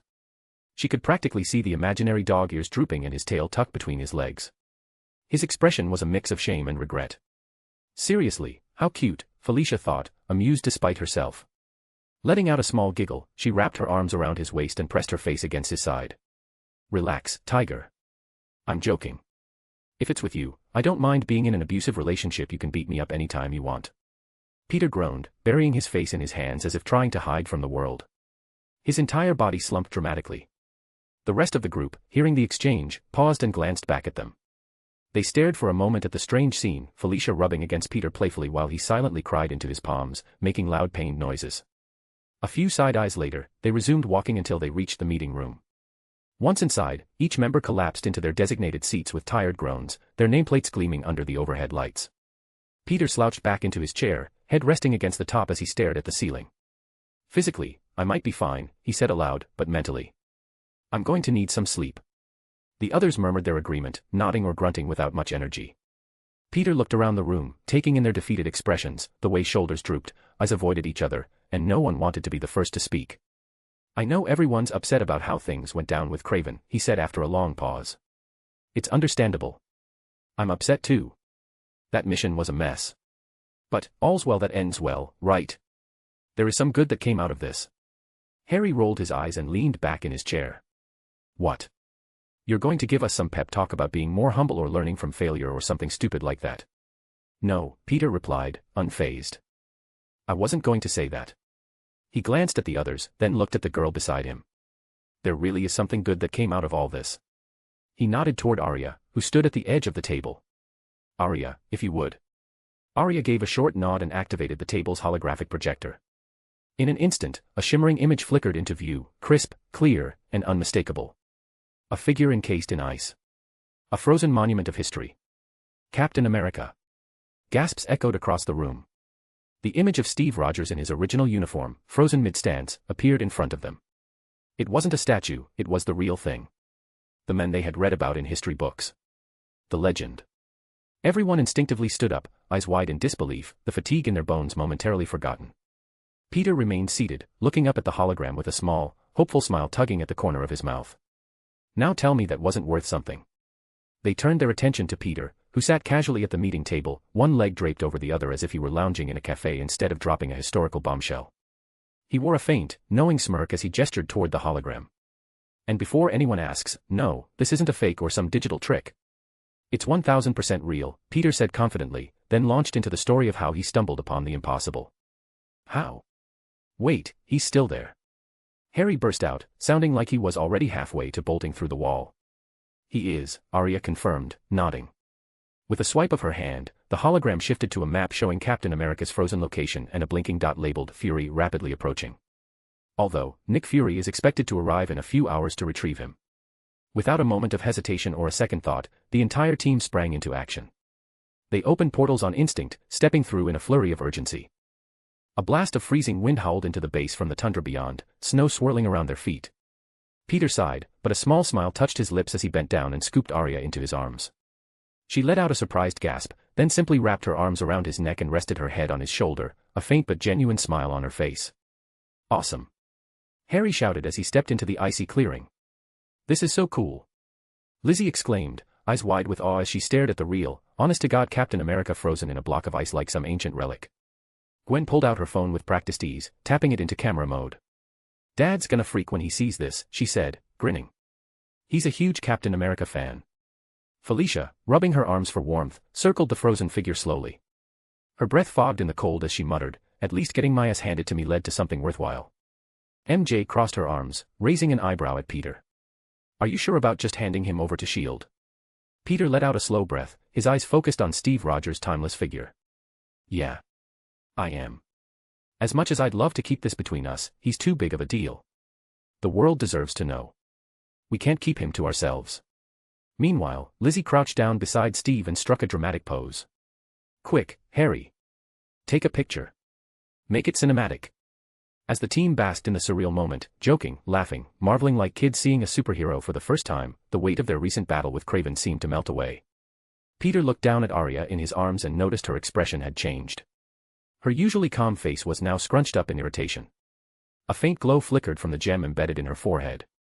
"What's wrong?" he asked, his tone shifting to concern. Arya sighed heavily. "You know, I'm really starting to hate being the group's walking warning system." Peter blinked. "Huh? What do you mean by that?" "I mean," she said with a slight edge to her voice, "it feels like I'm always the one who has to kill the vibe and bring bad news. Every time we get a moment of peace, boom, I ruin it." "I'm suddenly not liking where this is going," Harry said with a nervous laugh. "Arya?" Gwen asked gently, already tensing. Arya closed her eyes, as if trying to delay what she had to say. "It's Bruce, he's been abducted." A chorus of shocked voices erupted in unison. "What? Abducted? How?" Peter demanded, stunned. "By Betty, of all people," Arya answered, her brows furrowed in confusion and disbelief. Peter threw his head back. "Oh, Jesus Christ, Arya." The rest of the group groaned simultaneously, heads thrown back in exasperation. "You scared the life out of me," Harry said, clutching his chest, feeling the beating of his heart. You're starting to sound way too much like Peter, Gwen muttered, shaking her head. That's not a compliment. Ew, Felicia said flatly, shivering from the cold. I don't care what freaky roleplay stuff they're doing, Arya, do you have a setting somewhere that says, only share private information if we ask for it? MJ then suddenly spoke up. Guys. I don't think Arya's joking. Everyone turned toward her, then slowly turned to Arya. The faint smile she had earlier was long gone. Her expression was flat, serious, her eyes locked on something only she could see. I think. Arya began cautiously, I think Betty's been compromised. From what I'm seeing, it looks like she's taking Bruce to the military. The group froze. A gust of wind howled around them, but no one moved.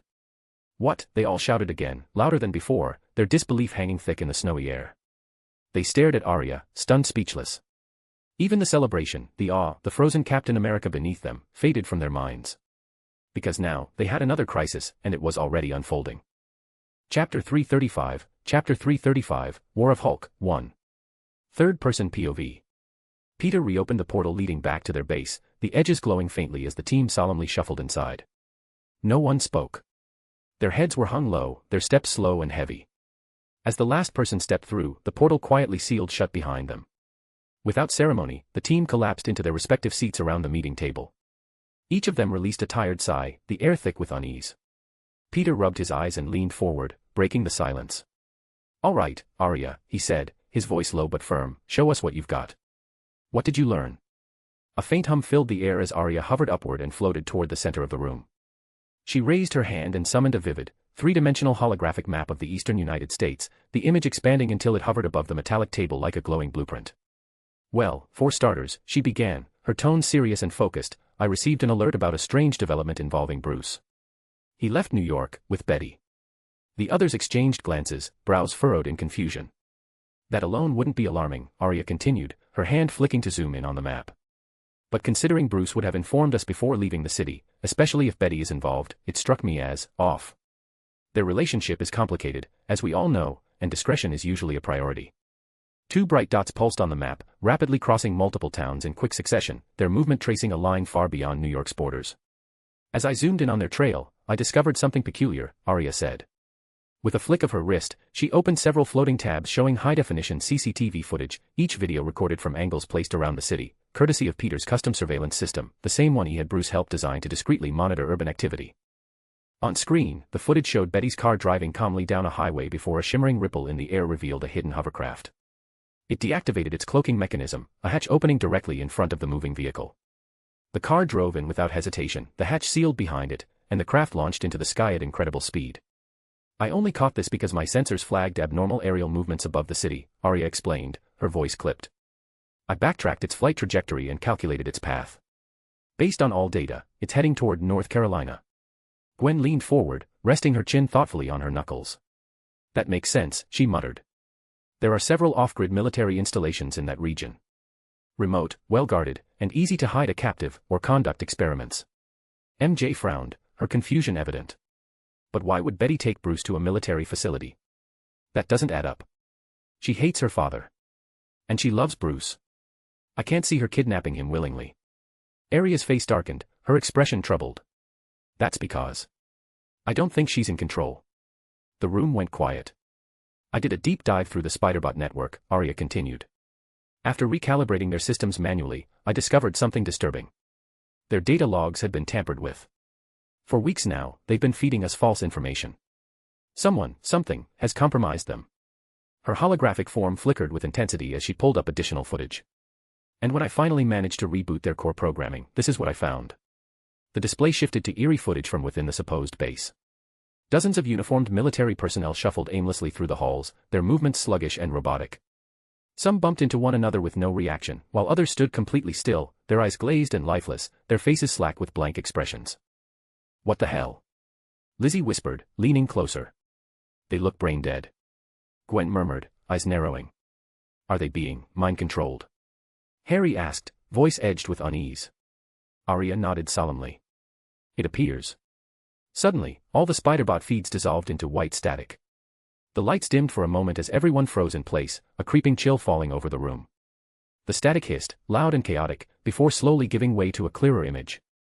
Without hesitation, everyone activated their suits, which spread across their bodies in a flash of light and energy. Faces were masked, identities hidden. Then, a figure began to take shape on the screen, a green figure, surrounded in shadows, holding a dismantled spider-bot in his hand. HM. So Craven has failed, the figure said casually, his voice calm yet menacing, laced with arrogance. Expected, but not disappointing. His success or failure was never a critical variable in my equation. He lifted the spider-bot closer to the screen, its lens cracked and flickering.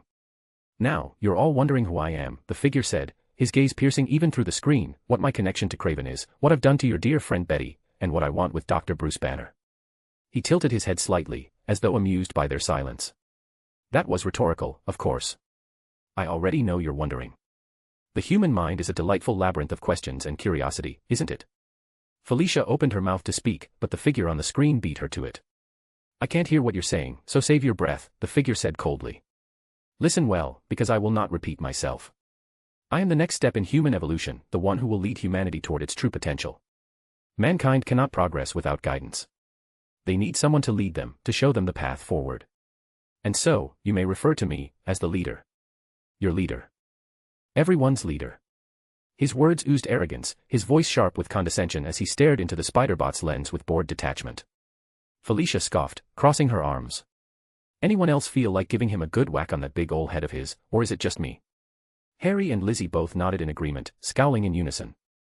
Meanwhile, MJ turned her gaze toward Peter. He hadn't said a word. He sat reclined in his chair, arms crossed tightly over his chest, his mask and hood concealing his expression. But she could feel it, anger and confusion, all of it simmering beneath the surface. The leader let out a disappointed sigh, as if already bored of the interaction. I can already foresee your next actions. You'll storm in here, try to play hero, and attempt to stop whatever grand design you believe I've set in motion, he said flatly. But here's the truth, you can't stop progress.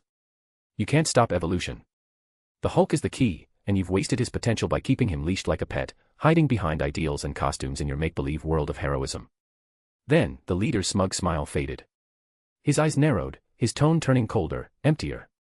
Still, I know you'll ignore my warning. So here's a little incentive. He snapped his fingers. Immediately, one of the surveillance tabs shifted, back to the footage of the military personnel still staggering around the base like hollow shells. For a brief moment, nothing happened. Then, boom. 6 heads exploded in unison. Wet, horrific pops echoed through the audio feed as their skulls erupted into clouds of blood and brain matter. The bodies dropped to their knees before collapsing in limp heaps, twitching slightly before going still. Blood coated the floor, walls, and even some of the remaining soldiers who stood eerily unmoved by the carnage. Gasps filled the room. MJ slapped her hand over her mouth, her eyes wide with horror. Gwen's breath hitched audibly. Lizzie and Felicia flinched violently in their seats, and Harry, his hands clenched into fists, stood up so abruptly that the armrests of his chair snapped under the pressure. Arya stared in silence, eyes wide with disbelief. Peter sat motionless, his fingers laced together. He said nothing. He didn't flinch. He simply watched. The leader smiled again, emotionless. That is what awaits every single one of these military personnel. You can think of them as hostages, if that helps simplify the situation in your simple little minds. So, consider your next step carefully. The smile remained, but his tone was final. This has been a message from your leader. And now, I bid you farewell. All the surveillance feeds dissolved into static. Silence crashed over the room, suffocating and absolute. Then, SCRRRCH. Peter calmly pushed his chair back and stood. Not a word was said. The others watched as he walked toward the door, which hissed open to allow him through. A moment later. Boom. The entire base shook violently, like a miniature earthquake had just gone off inside it. Lights flickered overhead, screens glitched, and objects fell from their shelves. Dust drifted from the ceiling panels. Everyone braced themselves, some grabbing the table, others looking around in alarm. Seconds later, Peter returned. His suit sleeves were torn and frayed. Blood ran down from his knuckles, thick and steady, pooling in small droplets on the floor behind him. His fists, though bruised and cracked, were slowly knitting themselves back together. He sat back down without a word. The room was still dead quiet. Peter took a deep breath, then exhaled sharply. Sorry you all had to see that, he said, his voice calm now, controlled, resolute. But my head's clear now. I know what we have to do. He turned toward Arya, who was still floating slightly. Arya, he said, his voice softening slightly. I know we never got a chance to do your official initiation yet. But I need you to step up. I need you to be a hero today. Yes. Fuck yes. Finally. My time has come. Arya shouted with uncontained excitement, fist pumping into the air. The team stared at her. She blinked, then blushed. Ahem, my apologies, she coughed, straightening up with a mock-serious expression. She performed a crisp military salute. What do you need me to do, father? I am at your disposal. Chapter 336, Chapter 336, War of Hulk, 2. Third-person POV. Arya stepped forward with purpose and delivered a crisp military salute. Her voice was steady. What do you need me to do, father? I am at your disposal. Peter met her gaze with a seriousness that settled over the room. Your mission is simple on paper, but incredibly difficult to execute in practice, he said, his tone grave. You're going to infiltrate the leader's base. What? Several voices rang out at once, overlapping in a chaotic wave of protest. Are you serious right now? Didn't you hear what the leader said? He'll kill all of them without hesitation if he senses any foul play. Arya's strong, no one's questioning that, but she doesn't have much field experience. This is reckless, there are a dozen things that could go horribly wrong. The atmosphere grew thick with concern and tension. Everyone in the room spoke from a place of care, especially for Arya, but their panic threatened to overshadow strategy. Peter remained still, letting the uproar wash over him for a few moments before calmly raising his hand. Silence fell instantly. I understand where you're all coming from, Peter began, his voice calm but firm, and believe me, I wouldn't even consider this if we had any other viable option. But we don't. That said, I want you to listen to everything I have to say before you pass judgment. There was still unease in the room, but they each nodded, giving Peter the floor. Arya, he continued, turning to face her fully, you possess the Mind Stone. That means your psychic ability should be significantly enhanced, on a scale very few can rival. The question is, do you think you could conceal your psychic signature? Cloak yourself entirely so that even a powerful psychic like the leader can't detect your presence. Arya pursed her lips and scratched the back of her head thoughtfully. I don't know. I've never had to hide myself before, not like that. It's not something I've practiced. But the potential is there. I believe with enough training, I could pull it off. Peter gave a small nod of approval. That's good enough for me. We built the VR capsule for a reason. You'll be able to accelerate your training, run hours of simulations in mere minutes if needed. Time is limited, but we'll make it work. He gestured toward MJ. You'll train with her. MJ will be your sparring partner and your benchmark. Her psionic sensitivity is excellent, and she'll know if your concealment is working. I'm sure you already suspect what role I'm asking you to take in this operation. Arya's eyes sharpened with realization and resolve. The spark of earlier enthusiasm had hardened into a burning sense of duty. Yes. You want me to slip inside undetected, identify the people the leader has mentally dominated, and take back control of their minds, one by one, without alerting him. You want me to bring them back. Peter nodded again, this time with pride. Exactly. But don't underestimate how dangerous this is. From what we've seen, it's obvious the leader is a high-tier psionic, his mental defenses will be sharp, and his awareness even sharper. If he detects even a flicker of your presence, even the tiniest crack in your psychic disguise, he won't hesitate. He'll kill them all. I know, Arya said solemnly. That's what makes this so difficult. The mind is delicate, trying to reverse control without triggering alarms will be like walking a tightrope. But I'll manage. I have to. I won't let you down. Peter smiled, the expression faint but sincere. I wouldn't have chosen you if I didn't believe you were the best person for this. Arya returned his smile, her eyes burning with determination and pride. Without another word, she turned to MJ. The two exchanged a nod of mutual understanding, then quickly made their way toward the VR capsule, ready to begin their high-speed training session. As they left the room, Peter stood quietly for a moment.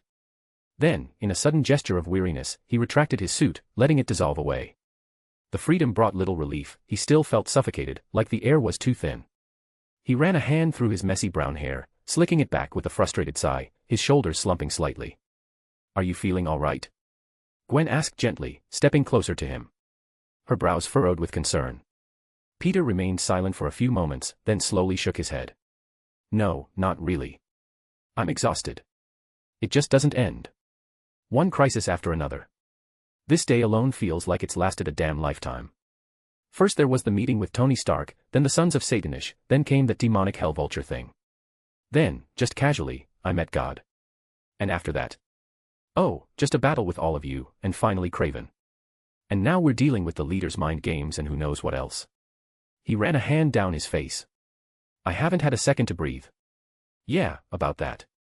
Felicia said, looking around the room with wide eyes, am I the only one still stuck on the fact that you literally met God? Like, what the actual fuck was that about? Her voice cracked with disbelief, and her expression demanded someone else confirm she hadn't hallucinated what she heard. I mean, come on, she added, throwing her hands up. You can't just drop, I met God today, and act like it's normal. That's not a thing people say. The others gave mixed chuckles and tired sighs, some nodding in agreement, but none could really deny it. It had been an absurd, chaotic, and overwhelming day. There's more to it, isn't there? Gwen asked softly, her voice laced with concern as her eyes studied Peter's face. Peter didn't respond immediately. Instead, he laced his fingers together tightly and rested his forehead against them, taking a long breath. I suppose you could say so, he muttered after a moment of silence. It was something Toaa said to me, something that's been echoing in my head ever since. He told me that in my desperate attempts to control everything around me, the little things would inevitably slip through my fingers. I think this is exactly what he meant. Lines formed on his forehead as he clenched his jaw, the weight of the situation bearing down on him. God damn it. Bruce is never going to forgive me. I already know what you're thinking, Gwen said gently, moving closer to him, but you can't blame yourself for everything that's happened. Can't I? Peter snapped, cutting her off as his eyes locked onto hers with a burning intensity. It was me who suggested that Betty spy on her father. I had an entire network of spider-bots at my disposal, machines that could have done the job with zero risk. But no. I wanted to feel more in control, to have a human element, to ensure nothing was lost in translation. And because of that decision, I placed Betty right in the middle of everything.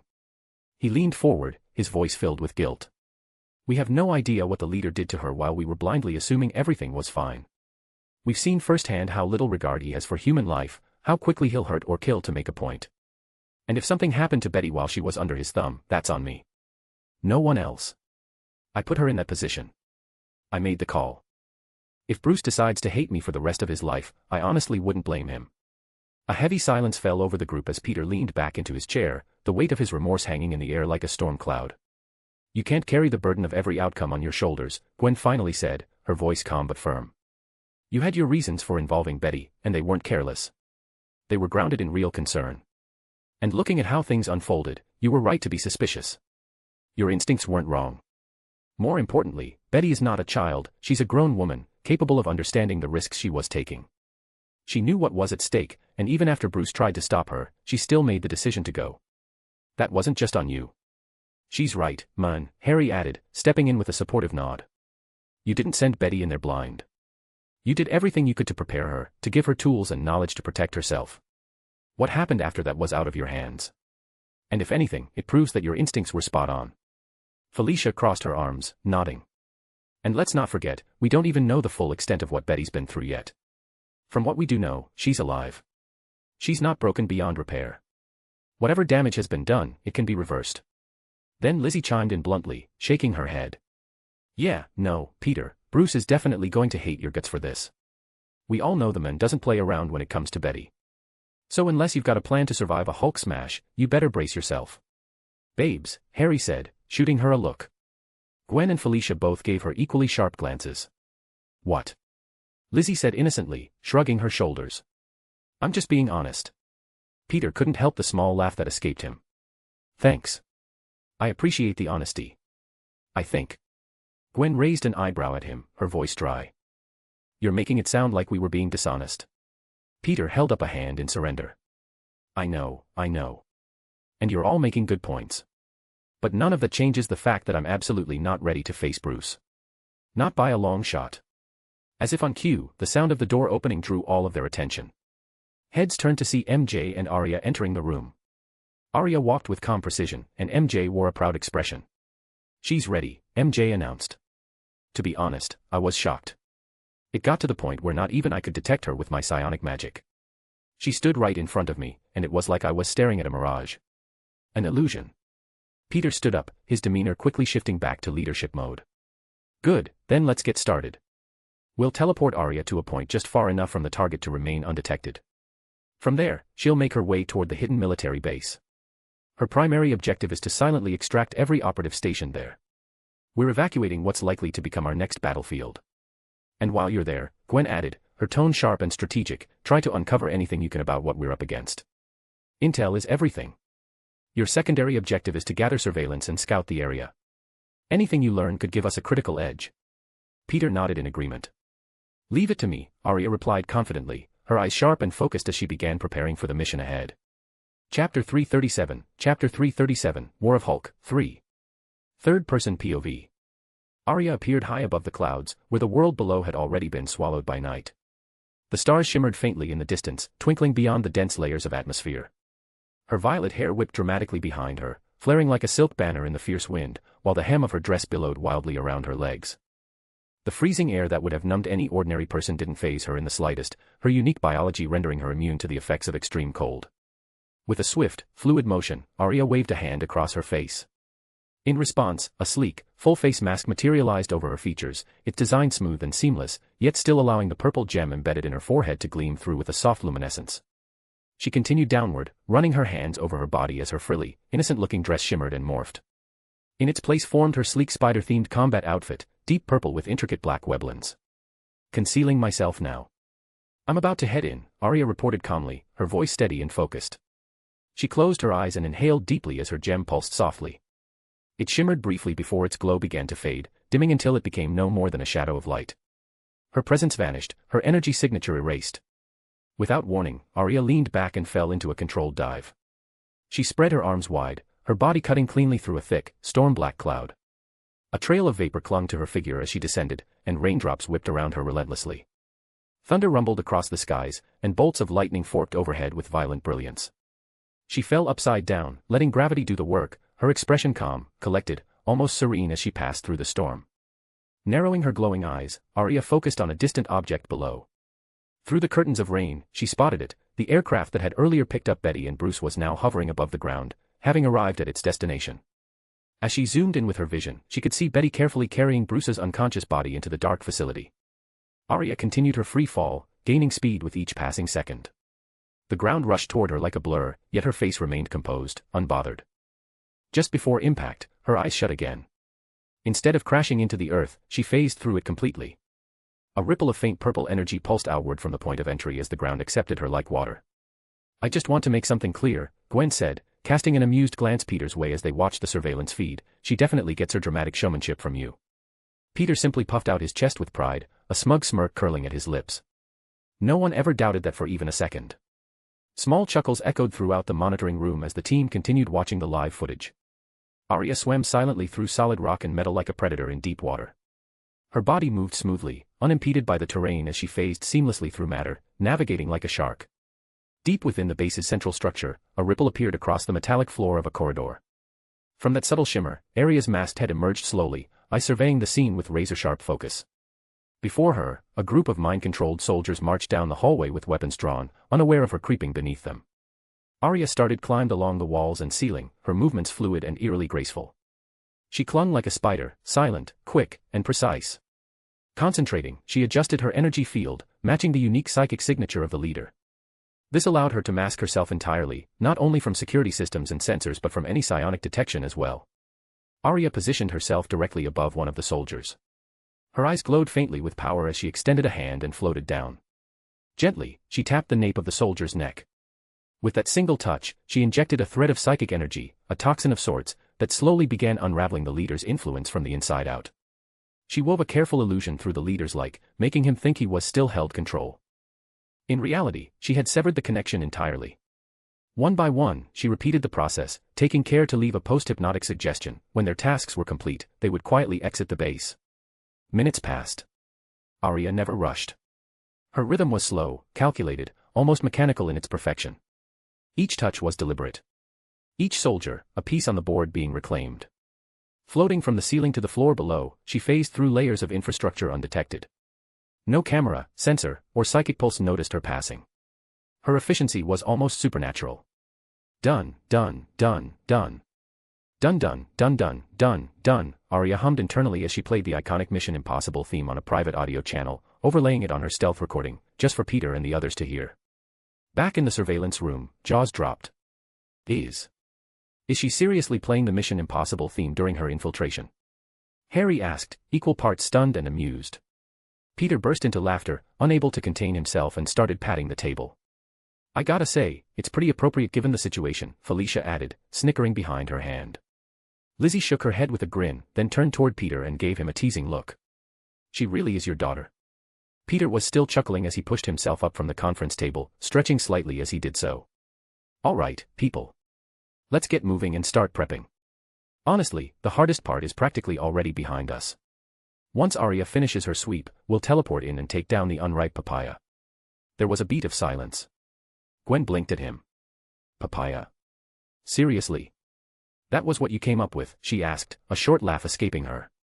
Peter groaned, rubbing the bridge of his nose dramatically. I am mentally exhausted, okay. Cut me some slack. I don't see you coming up with any better fruit metaphors under stress. He pouted childishly, his shoulders slumping as he turned his head away. Looks more like a giant green dildo to me. Everyone froze. Slowly, as if on cue, the entire group turned to look at Felicia. She simply shrugged under their collective gaze. What? She said flatly, her tone completely devoid of shame. It's true. MJ cleared her throat loudly, eager to steer the conversation away from the rapidly derailing path it had taken. And moving on. She said quickly. Everyone nodded, silently grateful for the change in topic. But before MJ could continue, a new voice cut through the air, Arya's voice, crackling softly through the communication feed. Ah, guys. You need to see this.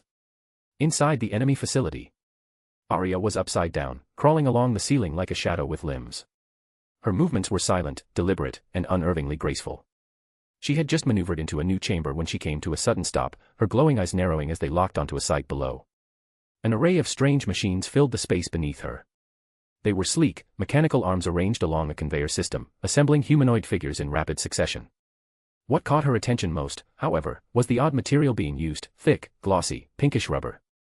She paused briefly, then closed her eyes as her internal system scanned the materials. Composition confirmed, she muttered, more to herself than to the team. They're made from a specially synthesized rubber. Shock-resistant, durable enough to withstand serious damage. Possibly even hits from someone like the Hulk. Her expression darkened slightly as her analysis continued. There's also a meshed alloy underneath the rubber layer. It's designed to resist electromagnetic pulses. These aren't just defense units. These are practically war machines. She moved silently, phasing through a wall into another production zone.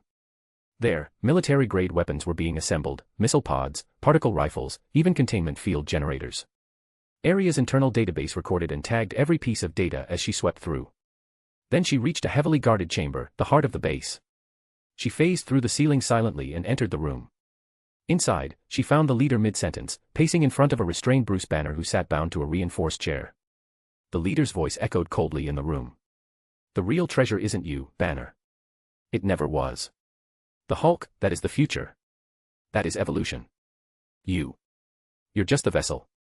Disposable. Replaceable. Arya kept crawling, her presence still masked, but as she looked up to reposition herself, she froze. Her breath hitched. Staring ahead, eyes wide, Arya's voice came through the comms again, quiet, shaken, and stunned. Are you guys seeing this too? Back in the surveillance room. Everyone had risen to their feet, the mood turning instantly tense. Faces turned pale as Arya's live feed displayed the room from her POV. In the center of the chamber stood 3 large containment cylinders, 2 filled with different figures, 1 empty. One of them held a massive red figure. Even unconscious, his rage was almost tangible, his features twisted into a snarl as if his fury existed independently of his mind. A red Hulk. Oh God, MJ whispered, barely able to get the words out. In the second container was She-Hulk, her body restrained and unconscious, her vital signs barely stable. But the third was what made Peter's stomach drop. Betty. He breathed, his voice low and tight. The camera focused on the label on the final cylinder, subject, Betty Ross. Peter didn't hesitate. His demeanor changed instantly, the humor gone, replaced by steely resolve. Arya, he said sharply, get out of there. Now. Chapter 338, War of Hulks, 4. Third-person POV. Just as Arya was prepared to back up and phase through the reinforced wall behind her, she froze. Betty had lifted her head, locking eyes with Arya. The contact wasn't physical, but it was more than enough to stop her in her tracks. Her breath hitched. The leader abruptly halted mid-speech. His head snapped toward Arya with an eerie precision, and his expression darkened into an ominous frown. Arya lowered her gaze and sighed heavily, a touch of weariness in her voice. Figures, not even I get a break from the tired clichés. Without hesitation, the leader raised his hand and fired a violent blast of psychic energy toward her. The sheer force of the impact obliterated the wall behind her. Stone shattered, metal warped, and debris scattered like shrapnel from a grenade. Dust filled the corridor like thick smoke, and the wall was left gaping open, large holes and craters carving a straight path from the leader's position through where Arya had stood. For a moment, silence. Then the dust began to settle, swirling away to reveal Arya levitating several feet off the ground. She was completely untouched, hovering within a shimmering force field of purple psychic energy that pulsed like a heartbeat. The leader's frown deepened, and his voice carried a scathing authority. "You were warned.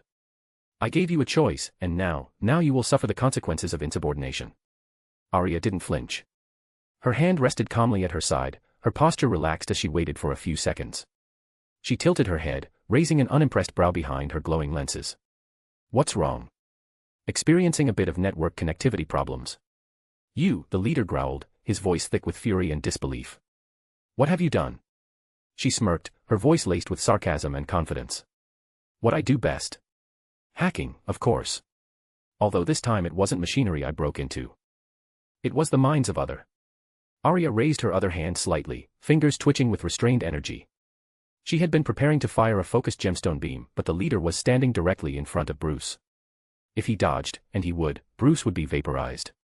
Before she could plan another move, a sharp tingle ran down her spine. Her spider senses flared like a fire alarm in her mind. From every direction, pink-skinned humanoid soldiers surged into the room. Tall and imposing, each one stood 2 meters high with a single red eye glowing like a laser sight in the center of their faces. They moved with a speed that defied human comprehension, charging straight at her with murderous intent. They opened fire from the single red dot. Each blast was like a grenade, detonating violently wherever it landed. Explosions thundered around her, tearing apart the base inch by inch. Arya moved like liquid light. She danced through the chaos, phasing through walls and humanoid torsos alike. She retaliated with precise blasts of energy from her Mind Stone, targeting their exposed backs. Each movement was seamless, fluid, elegant, a deadly ballet of destruction. At one point, she phased her arm through one of their mechanical bodies, her hand reaching inside its chest. With a vicious yank, she pulled out the core, a glowing sphere the size of a heart, and crushed it in her bare hand like an overripe fruit. With a flick of her wrist, she lit up the air with telekinetic power, grabbing half a dozen of them mid-air and flinging them in different directions. They slammed into the walls with such force that they bounced back like rubber balls, ricocheting all over the place. A deafening explosion shook the room as a section of the facility wall blew apart. Through the gaping hole, the outside world spilled in. The leader's hidden research base was now partially exposed to the elements, and so was Arya's raging battle. Using the distraction, the leader recalled his chair to the room, climbing into it and connecting himself to the machine. As soon as he sat, the chair lit up, enhancing his psychic powers tenfold. "Ross," he barked with chilling finality, "it's time to make yourself useful."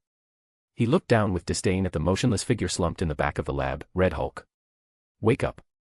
There was a faint pause in the air as the Red Hulk submerged in liquid remained still. Suddenly Ross's eyes snapped open, twin golden orbs that radiated raw fury and unrestrained power. His pupils shrank to pinpricks, and a low growl rumbled from deep within his chest. Meanwhile, Arya was starting to become overwhelmed with all the humanoids pursuing her. The endless stream of humanoids was wearing her down, their numbers seemingly infinite. Dozens of them lunged at her simultaneously, their bodies piling on like a small hill of bodies. Arya let out a sharp breath and unleashed a massive psychic shockwave from her body.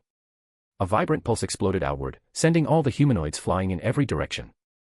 They spun through the air and as if controlled by a hive mind, the humanoids flipped and spun through the air in eerie synchronization. All turned toward her again, their glowing red eyes locking onto her position. With a surge of light, they all fired simultaneously. The beams converged on Arya. She closed her eyes. Inhale. Exhale. She leaned her head back, hands glowing with psychic power as she began to weave them slowly in the air. Her telekinesis reached out, not to shield her, but to guide the energy. One by one, she pulled every incoming blast toward her gemstone. The Mind Stone on her forehead gleamed, pulsing violently as it drank in the raw energy. Brighter. Hotter. The light reached a blinding level, and Arya's eyes snapped open, now glowing like miniature stars.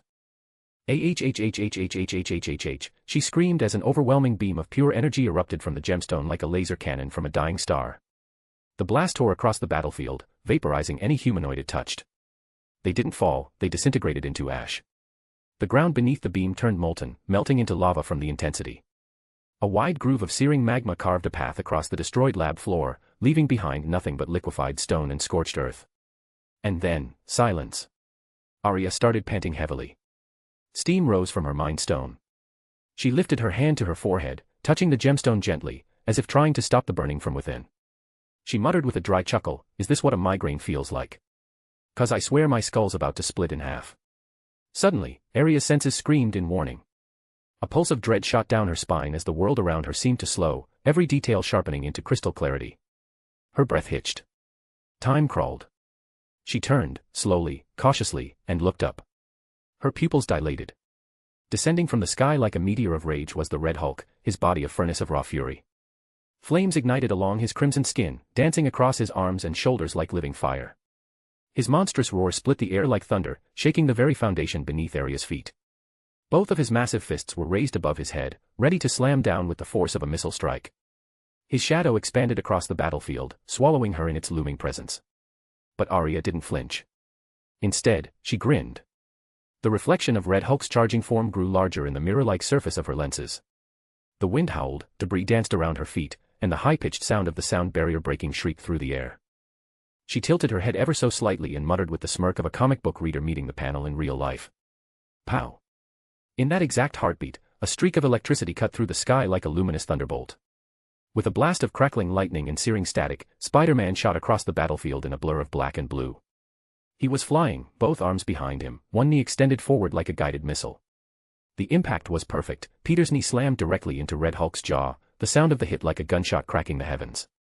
The air exploded with kinetic energy. Streams of energy flew from Peter's lenses, which glowed blue-hot with discharging bolts. Red Hulk's head jerked sideways violently, teeth flying, as his entire body was launched through the air like a rag doll. Arya's eyes sparkled.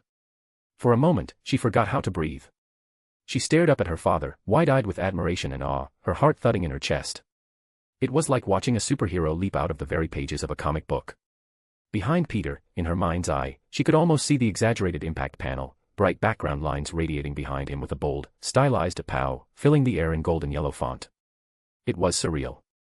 Peter spun through the air with flawless control and twisted into a slide as he landed. One hand grazed the ground, his fingers carving a shallow trench through dirt and grass. His body skidded to a halt with a trail of scattered debris behind him. His hood was ruffling from the force, fluttering before settling on his head. He stood up slowly, calmly.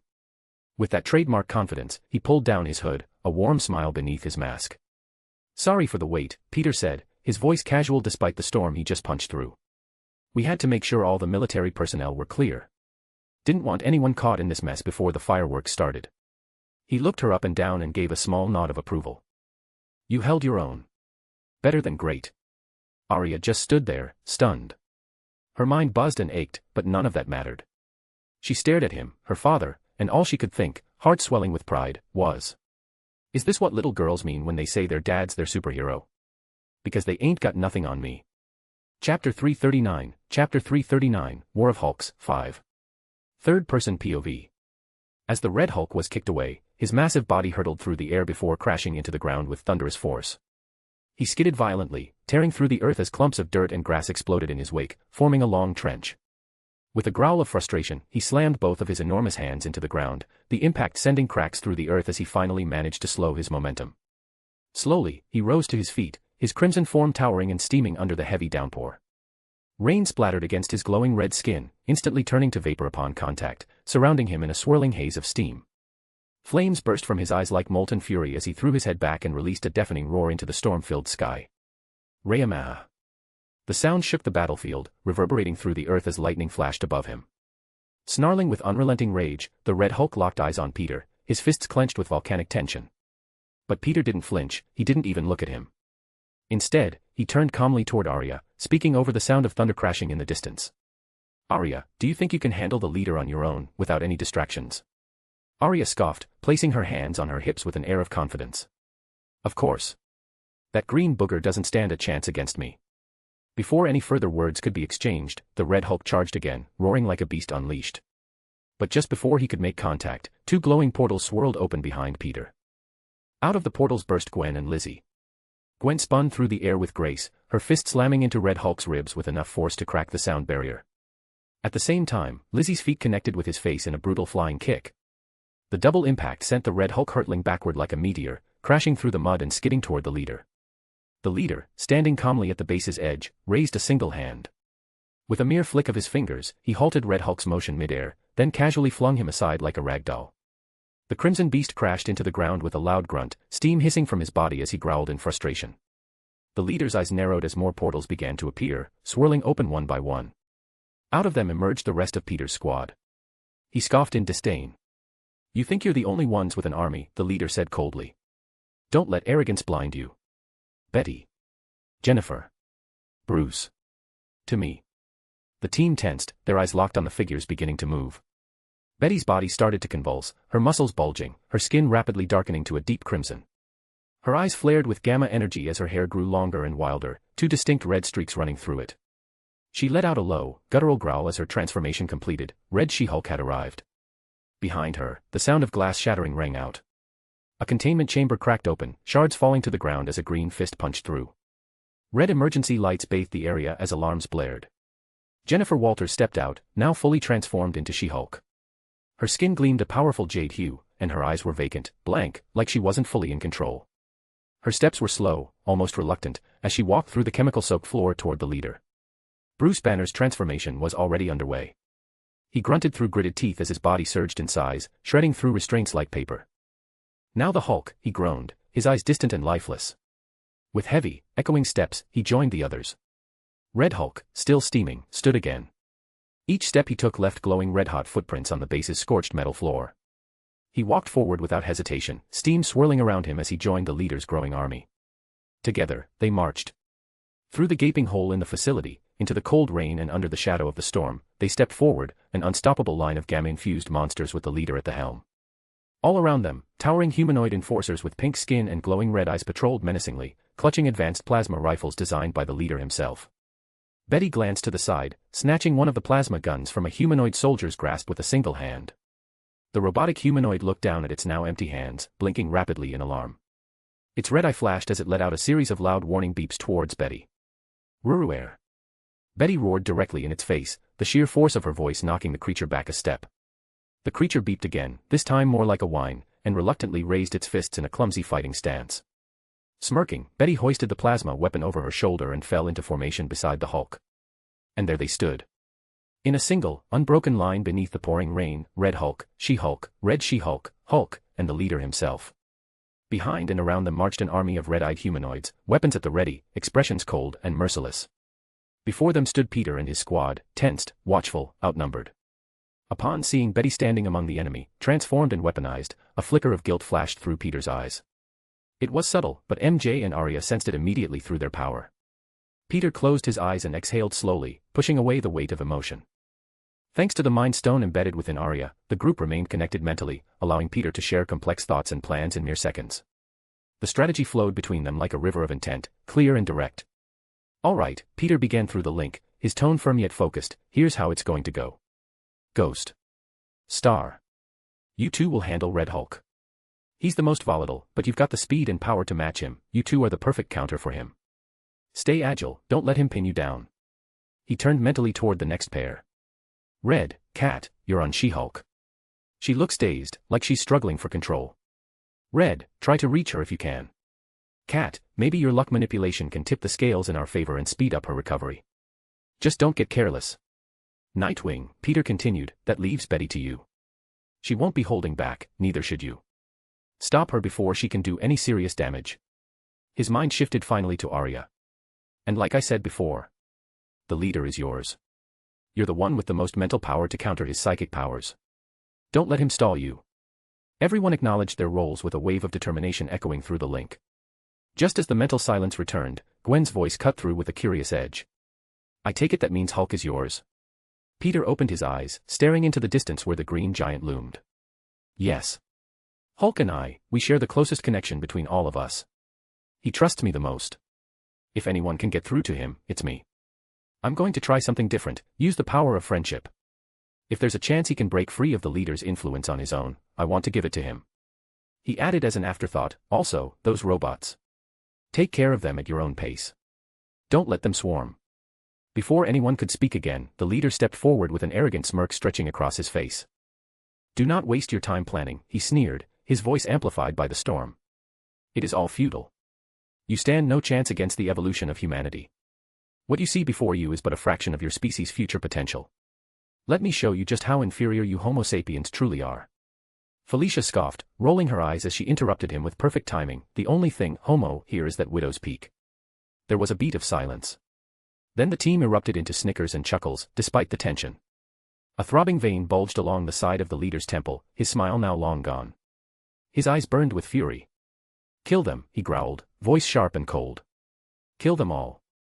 Roar. A chorus of gamma-fueled rage echoed through the battlefield as Red Hulk, She-Hulk, Red She-Hulk, and the Hulk themselves charged forward in a stampede of raw power and fury. The ground shook beneath their weight, their eyes glowing like torches through the storm. From behind them, the pink-skinned humanoid enforcers surged into battle. Their red eyes flared, and they opened fire with searing beams of plasma, turning the field into a war zone of heat and light. Explosions burst across the terrain, sparks flying in every direction. Peter and his team didn't flinch. They smirked, cracked their knuckles, and sprinted forward, meeting the gamma monsters head-on with no hesitation. Thunder roared overhead. Rain continued to fall. And beneath the chaos, a war unlike any before had officially begun. The war against the Hulks had started. Chapter 340, War of Hulks, 6. Third-person POV. Peter shot out 2 weblins toward the raging Hulk, anchoring them firmly to the brute's broad chest before yanking with all his enhanced strength. The Hulk bellowed, welcoming the pull. He let himself be drawn forward, massive fists cocked and ready. With a thunderous slam, he brought both arms down toward Peter's position like twin wrecking balls. The impact split the earth beneath them, cracks racing across the ground as dust and debris exploded into the air. But when the dust settled and Hulk lifted his fists with a growl, Peter was nowhere in sight. Looking for someone? Peter called from above, crouched comfortably on the Hulk's massive shoulders. He shaded his eyes with a hand as if squinting into the distance, playfully scanning the ground below. Did you get him? Because I think you missed. Hulk snarled, twisting his head to glare at the annoying insect perched on him. He reached back with one massive hand, intent on grabbing Peter. But Spider-Man was already in motion, flipping gracefully off his shoulders and landing nimbly behind him. He fired a webline at the Hulk's shoulder, sticking one of the green giant's hands in place. Then, with flawless speed and coordination, Peter vaulted to the other side, shooting another line and yanking the second hand toward his other shoulder, momentarily binding them together. As plasma bullets whizzed past him from nearby humanoids, Peter flipped, twisted, and dodged midair with dizzying agility. He spun upside down and, hanging in midair like a human turret, began firing a flurry of web shots straight at the Hulk's face and chest. The Hulk staggered backwards from the sheer force of the barrage. His entire upper body was now blanketed in webbing, his arms awkwardly pinned. Peter landed effortlessly in front of him, striking a pose. "Come on, Hulky Poo," he quipped, "don't tell me you've forgotten your bestest, most lovable pal." Peter's body blurred into a streak of afterimages as he darted forward, unleashing rapid strikes at pressure points and joints. Each hit landed with speed and precision, but Hulk only grew angrier. Veins bulged across his neck and forehead, his eyes glowing an eerie, unnatural green as he let out a deep growl. With a burst of strength and a primal roar, the Hulk flexed, and the tensile webbing exploded off his body like shredded tissue paper. He lashed out with one titanic hand in a blur of speed, but Peter vaulted upward and to the side. "You know what I heard helps with memory loss?" Peter asked midair, somersaulting. A good ol' hit to the head. Using Hulk's own outstretched arm like a springboard, Peter launched a powerful spinning kick across Hulk's jaw. The gamma-powered Titan grunted, his head snapping to the side from the impact, but only for a second. He turned back toward Peter, fury written all over his bloodied face, and threw both arms up, attempting to trap Peter in a crushing bear hug. Peter dropped straight to the ground, letting gravity help him escape the attempted grapple. As Hulk looked down, confused by the absence, a portal shimmered to life right behind his head. Surprise.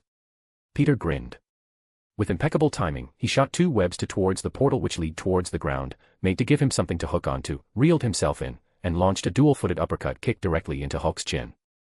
And if one doesn't work, I heard 2 is better than 1. The force was enough to snap Hulk's head back again, green blood spraying from his mouth as the portal vanished behind him. Peter was already midair again, spinning like a drill, building momentum. Well then, 3's the lucky charm. With a cry, he brought his leg down in a devastating axe kick.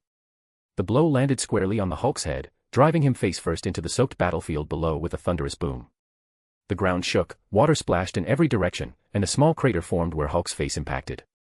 Landing in a crouch beside the downed behemoth, Peter peered cautiously at him.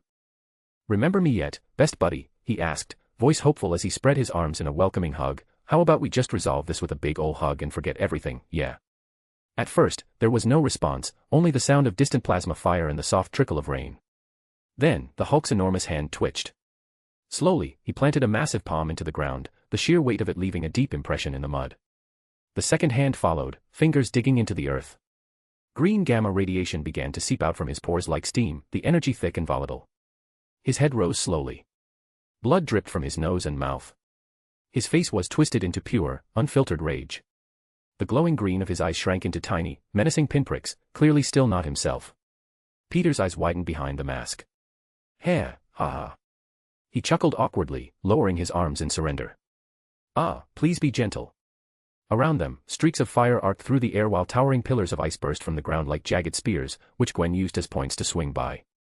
Gwen and Lizzie were locked in a dizzying aerial dance, circling the rampaging Red Hulk as they coordinated their attacks with seamless precision. They launched him back and forth between their elements, ice and fire, while evading the relentless volleys of plasma blasts fired by the humanoids swarming the battlefield. The surprising standout in the chaos was Lizzie. Ever since their harrowing battle against Ultron, and the desperate moment she'd helped Bruce transform back into the Hulk, Lizzie had come to understand just how vital, and potent, her powers truly were. That moment had changed something in her. She'd realized her control over the weak and strong nuclear forces needed work. And from the start of summer, she'd dedicated herself to mastering that potential. Now, her hands shimmered with radiant, glowing rings that pulsed like swirling atoms. Subatomic energy danced at her fingertips. She raised a single hand toward the sky, and the water surrounding her seemed to freeze in time. Droplets floated midair like suspended beads of glass. With a single, fluid gesture, she pulled them inward, forming a compact sphere of swirling liquid. The water churned, the molecules shifting and reacting as Lizzie carefully manipulated them into a volatile chemical state, an unstable compound poised on the edge of detonation. Steam hissed from the orb as the water began to break down into explosive gases, the molecular structure altering before their very eyes. Simultaneously, Firestar turned her attention back to the Red Hulk, who had just burst free from Gwen's ice pillar, shattering it in a molten roar. The ground beneath him had already begun to glow and crack as his presence turned soil to magma, the grass incinerating underfoot. But the flames didn't get far. With a concentrated motion, Lizzie pulled the searing heat away from the Hulk's body. The inferno that had threatened to consume the area flowed toward her, spiraling around her limbs like a fiery ribbon before being drawn into the swirling orb of volatile energy in her grasp. She siphoned the fire like fuel, feeding it into her growing explosive core. Ducking and weaving through the sky, she dodged plasma blasts from the humanoids, her form a blur of speed and grace. All the while, her focus never wavered from the chemical reaction she was containing and compressing. She spun once in midair, her hands moving in intricate patterns, weaving layers of control around the core. Then, she closed her eyes and brought her hands together. The reaction compressed further, glowing brighter, tighter, almost to the size of a marble, before she slapped her hands together fully.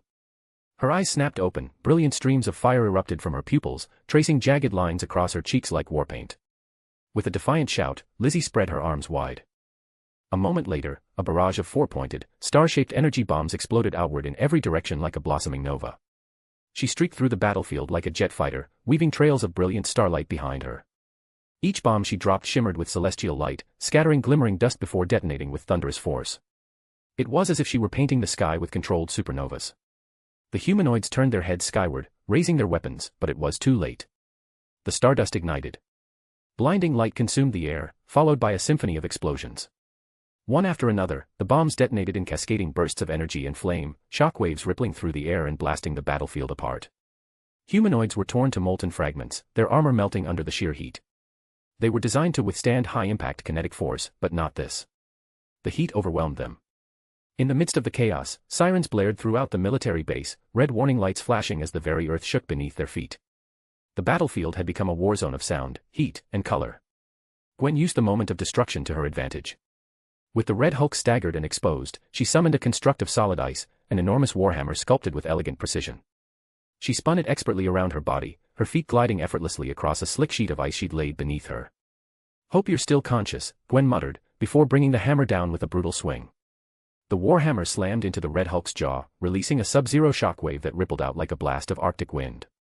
Frost exploded from the impact, encasing the surrounding ground in rime. But Gwen didn't stop. She attacked again. And again. Blow after blow rained down with inhuman speed, each one cracking against Red Hulk's towering frame. With every strike, blood spattered from his mouth, steam rising where his molten skin met the freezing force of Gwen's wrath. Finally, with a fierce cry, Gwen slid along the ice and spun in place, her hammer held high before she brought it crashing into the Hulk's torso. The force launched him across the field like a meteor, smashing through tree trunks and vanishing into the dense forest in the distance. Gwen exhaled sharply and slung the massive hammer over her shoulder. Her chest heaved from exertion, but her eyes sparkled with a wild thrill. She glanced toward Lizzie, who hovered in the sky above, surrounded by wisps of lingering starlight. She's getting stronger, stronger than any of us expected, Gwen thought, a trace of unease worming its way into her mind. If we don't step it up soon, she might catch up, leave us in the dust.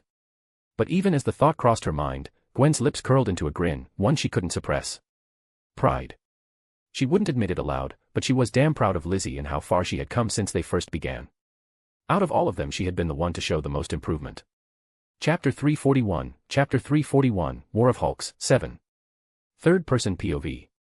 Everyone brace yourselves. Peter shouted, voice strained with urgency as the Hulk rose to his full towering height, both fists raised high into the air like hammers. Before anyone had time to question what Peter meant, the Hulk unleashed a deafening roar that shook the air itself. Then, with an earth-shattering force, he slammed both fists into the ground. The effect was instantaneous. The earth didn't just crack, it exploded outward in a pattern like a spider's web, a shockwave of unimaginable force rippling through the ground in all directions. Fissures ripped open violently, racing across the grass field with terrifying speed. Hulk stood at the epicenter, the ground quaked and groaned, straining beneath the seismic pressure he had summoned. Then came the collapse. The entire battlefield gave way beneath them. The grassy terrain splintered and fell apart as massive chasms tore through the earth like jagged jaws, opening wide to swallow everything above. Trees, boulders, machines, even the combatants themselves, all of it tumbled into the newly born abyss. Dirt and debris rained from above as the landscape was reduced to a vertical nightmare of falling bodies and screaming air. Even Red Hulk, having recovered from Gwen's earlier strike and just about to leap toward her, was caught off guard. The ground disappeared under him, and gravity claimed him without mercy. Gwen shot a web line and propelled herself toward him, flipping midair to switch their positions, her legs locking around his torso. At the same time, Lizzie dove like a missile toward them, angling her body downward with precision. Below, the battle continued in the chaos of freefall. Nightwing was locked atop Red She-Hulk's torso. He gritted his teeth and slammed his electrified baton again and again across her jaw. Each strike sent sparks flying, electricity crackling along her enhanced skin with every brutal blow. But even falling, she was dangerous. She started descending faster, twisting midair as she aimed the plasma weapon at him and let loose a relentless barrage. Nightwing corkscrewed through the air, dodging every blast with aerial acrobatics honed to perfection. The shots shattered chunks of falling rubble all around him. His face hardened as he narrowed his eyes, tucked his arms in tight, and dove with increasing velocity, chasing her down. Not far below, Felicia clung to She-Hulk's back, her arms locked in a chokehold around the gamma-powered woman's neck.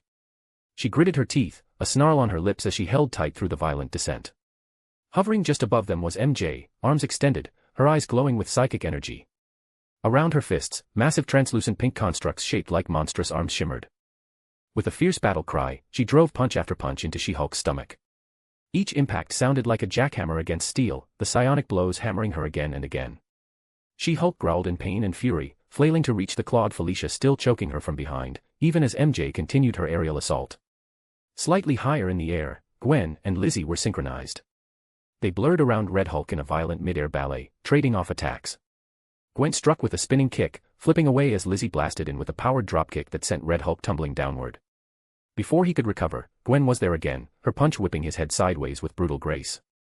All around them, broken humanoids, damaged from the earlier battle, tumbled alongside splintered trees, shattered boulders, and fragments of metal and earth. And in the very center of it all, falling with arms crossed over his chest, was Peter. Above him, the Hulk descended like a meteor, his rage undiminished. He drove his fists downward repeatedly, hammering at Peter with earth-cracking strength. Each blow struck Peter's arms with cataclysmic force, blows that could flatten mountains and leave craters in cities. Peter's suit, designed for the impossible, absorbed the kinetic energy with every punch. It shimmered with stored force, releasing shockwaves into the air that rippled across the collapsing cavern walls. The residual energy created jagged cracks in the surrounding stone, evidence of the overwhelming power being exchanged midair. But even Peter's suit, no matter how advanced, had its limits. He felt the pressure building, each punch leaving bruises even beneath the armor, his muscles crying out from the strain. The Hulk wasn't letting up, and the momentum drove them both faster and harder toward the earth below. And then, they hit bottom. They landed in a colossal underground cavern. Vast pools of molten lava bubbled and hissed across the rocky floor, casting an ominous red and orange glow that danced along jagged stone pillars. Fissures belched steam into the air, and the whole cavern trembled under the weight of the battle crashing into it. Most of the rubble and humanoid remains tumbled into the lava, melting on contact with sickening sizzles and plumes of toxic steam. She-Hulk somehow managed to land on her feet, her sheer mass cracking the stone below her. Steam hissed violently around her feet as she stood her ground despite the unbearable heat. Red She-Hulk landed roughly on her back, only for Nightwing to kick off her at the last second, flipping away into a defensive crouch. And Peter, just before smashing into the cavern floor, opened a quick-reacting portal behind him and reappeared above the Hulk's back. He twisted midair, slammed into the green giant's shoulders, and drove them both into a tumbling crash across the molten rock ground. Peter nearly slipped into the lava, his feet skidding dangerously close to the glowing edge. Heat surged through the thin seams in his suit, licking at his skin as he flailed backward. Hot! Hot! He yelped, waving his arms wildly before slamming his feet down and sticking himself to the ground with a sharp thwip of webbing. He came to a shaky stop, chest heaving. Safe, he announced, throwing both arms out like an umpire. A second later, Red Hulk plummeted straight into the lava behind him with a massive splash boom that sent molten rock bursting upward in a towering plume of magma and steam. Hovering above the bubbling pool, Gwen extended her hand. Lizzie grabbed it, and the two of them stabilized midair, floating together with the heat rising beneath them. He's still alive, right? Gwen asked cautiously, peering down into the magma cloud. I mean, he's a fire type, Lizzie replied hesitantly. So he should be resistant to that kind of thing, right? A fire type. Gwen turned toward her with a raised brow. Like Pokemon. I like morning cartoons. So what? Lizzie said flatly. Don't judge me. No judgment. I'm just a little surprised, that's all. Gwen raised one hand defensively, clearly trying not to smile. You too, Peter cut in through the mind link, voice dry. As much as I love and deeply appreciate our team bonding moments, please focus on the angry lava monster beneath you. Right on cue, the pool below erupted with a violent burst of magma. Red Hulk launched out of it, lava cascading off his body like water from a shower. He landed hard on the cavern floor with a rumbling quake, steam and molten rock hissing beneath his feet. Lava still dripping from his skin, he casually slicked back his black hair and spat a glob of magma onto the stone. Then he grinned. Fuck. Gwen and Lizzie muttered in unison. Meanwhile, across the cavern, Felicia was slammed back first into the wall. She-Hulk had rammed her full force, pinning her like a battering ram. With a savage growl, She-Hulk grabbed Felicia by the collar, tore her from her back, and slammed her head into the wall again and again. Cracks spiderwebbed out with each impact, loose chunks of stone crumbling from above. MJ moved fast. With a sharp cry, she dove in and kicked the back of She-Hulk's leg, forcing her into a staggered kneel. As She-Hulk shifted, MJ grabbed the arm that held Felicia and conjured bracers of glowing psychic construct around her hands. They expanded like prying tools, forcing She-Hulk's grip open and yanking Felicia free. Ugh. This is seriously the worst day ever. Felicia groaned, spinning as soon as she hit the ground.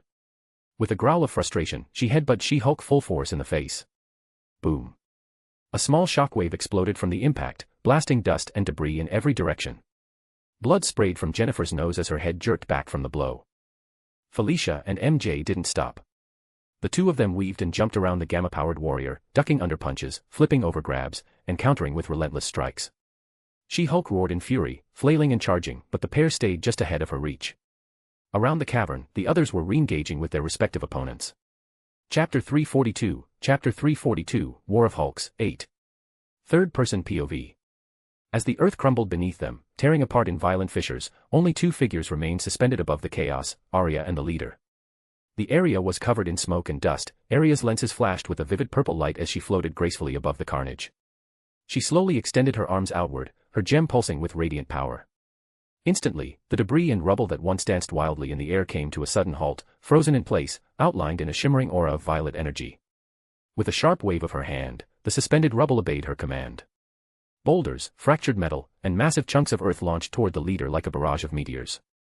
The leader maneuvered deftly in his levitating chair, weaving between the flying wreckage.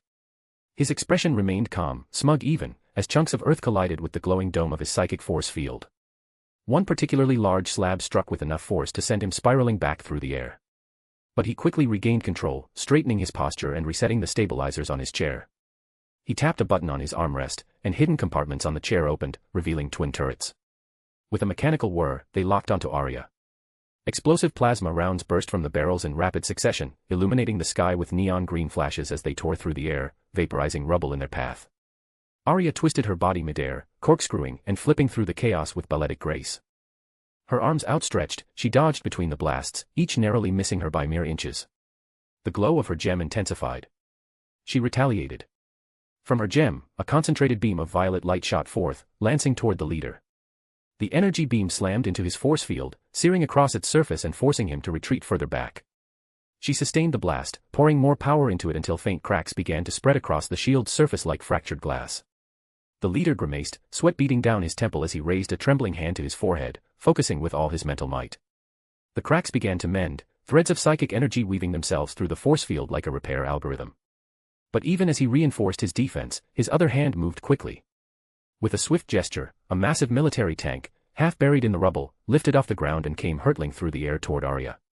She immediately ceased her beam, the gem's light dimming. With a blur of motion, she phased through the tank's hull effortlessly. Emerging from the other side, she gripped its long barrel and twisted in the air, using her flight momentum to spin like a whirlwind. "I'm a little too old to be playing with toys," Arya said with smirking defiance. "Here, you can have it back." She hurled the tank with tremendous force. It spun like a disc, whistling through the air. The leader reacted quickly, his turrets firing at full capacity, disintegrating the tank in a thunderous explosion that enveloped him in a fiery cloud. For a moment, everything was silent, only the roar of flames and the crackle of burning debris echoed in the distance. Then Arya's sensors picked up movement, not from the leader, but from the environment around him. Her head snapped up, scanning rapidly. Her eyes widened. Missiles. Rockets. Plasma shells. Swarms of explosives emerged from camouflaged compartments embedded in the surrounding terrain and in the distant hills. A complete 360-degree assault had been launched, boxing her in like a death trap. "Wow," Arya muttered. Frightened now. The leader's voice rang out triumphantly through the smoke. "Well, too bad. This is what happens when one dares oppose the leader." Arya remained still for a moment, hovering amidst the deadly arsenal pointed at her from every direction. Then she let out a small sigh. "No, not that," she said with calm amusement. "I'm just surprised that you're that stupid, to think this would be enough to stop me." Her gem flared again, brighter than ever, casting harsh purple light across the smoke-choked sky. She closed her eyes, tuning out the world around her, focusing inward. When she opened them again, her irises glowed with raw power. A pulse of energy erupted from her body in a violent shockwave. The surrounding projectiles didn't stand a chance. One by one, they detonated in a chain reaction of brilliant explosions. The sky lit up like a fireworks display as Arya soared forward, her form emerging from the inferno unscathed. Her eyes blazed with light, her silhouette cutting through smoke and flames. She stopped just meters in front of the leader, who now hovered back defensively, the arrogance gone from his face. "My father taught me a lot about humility," Arya said, her voice low and steady. "But for you, I think I'll make an exception and allow myself to be a little arrogant." She tilted her head slightly, her expression unreadable beneath her sleek helmet. "Give it up, Brainzilla. The whole leader shtick. It ends today." The leader trembled. "What? What exactly are you? I have no data on your existence. You couldn't have just appeared. That's impossible." A slow, confident smile crept onto Arya's lips beneath her mask. "Get this through your oversized skull, because I'm only going to say it once," she said. "My name is Arachnid. Once an artificial intelligence, built by one of the greatest minds this world has ever known. Now a superhero android, with a mind of her own, and the power to bring tyrants like you to justice." With a sharp clank, four psionic spider-like limbs burst from her back, glowing with razor-sharp energy as they extended menacingly into the air. "And you," she declared, pointing at the leader, "have just made yourself a priority target. Prepare to face the consequences of your actions, villain." Internally, Arya beamed. Nailed it, she thought smugly, absolutely satisfied with her dramatic entrance and monologue. The leader, however, was far from amused. His face twisted in rage, veins pulsing along his forehead, eyes wide with fury. He looked like he was about to explode. "I've said enough," Arya snapped. "Now I'm putting an end to this." Without another word, she rocketed forward. Her fist slammed against the leader's shield. It shattered on contact with a thunderous crack, sending him hurtling through the sky until he crashed into the remains of a ruined military base in the distance, debris erupting from the impact like a localized earthquake. Arya hovered silently for a moment, peering down. She could feel the tremors below, the war still raging beneath the Earth's broken surface. "The sooner I finish this, the sooner I can put an end to all of this," she thought. "Daddy's already had a long day, and as a filial daughter, I'll make sure he gets the rest he deserves." With her eyes set on the ruins in the distance, Arya soared ahead at full speed, ready to end the battle, and the threat of the leader, once and for all. Meanwhile, Peter was locked in a brutal clash with the Hulk. "I really don't want to hurt you, or Bruce, so snap out of it." Peter shouted as he launched a flurry of lightning-fast punches, each one slamming into the Hulk's torso and face. The green giant barely flinched at first, but faint bruising began to form across his thick skin, dark green blotches where Peter's superhuman fists struck home. The Hulk responded with a thunderous roar, the kind that sent tremors through the cavernous battlefield. He tore a molten slab of ground from beneath his feet and hurled it at the wall behind Peter, where the teen hero had stood just a heartbeat before. Peter reappeared behind him, narrowly dodging the impact, but the Hulk was relentless. He spun on his heel and threw a wide, earth-shattering punch. Peter met it head-on, catching the massive green fist in his hands. A shockwave of kinetic energy exploded outward from the impact, sending debris, smoke, and molten rock flying in all directions. The air rippled from the force. Peter's face twisted into a grimace as he strained to hold his ground. The Hulk snarled, their foreheads nearly touching, and let out another roar, hot breath and spittle spraying across Peter's face. "You know what," Peter growled, "I'm done and tired with this crap." To everyone's shock, Peter deactivated his suit. The suit retracted from his body, revealing his bare skin to the sweltering heat of the battlefield. The moment it disappeared, the oppressive heat hit him like a wave, causing him to flinch slightly, but he endured it. "What are you doing?" came the mental cries of everyone watching. "Their minds are being controlled," Peter responded through the psychic link. "They won't remember any of this." He turned his full attention back to the Hulk, his expression serious, his voice low but steady. "I don't know if you can understand me, but I'm tired of fighting.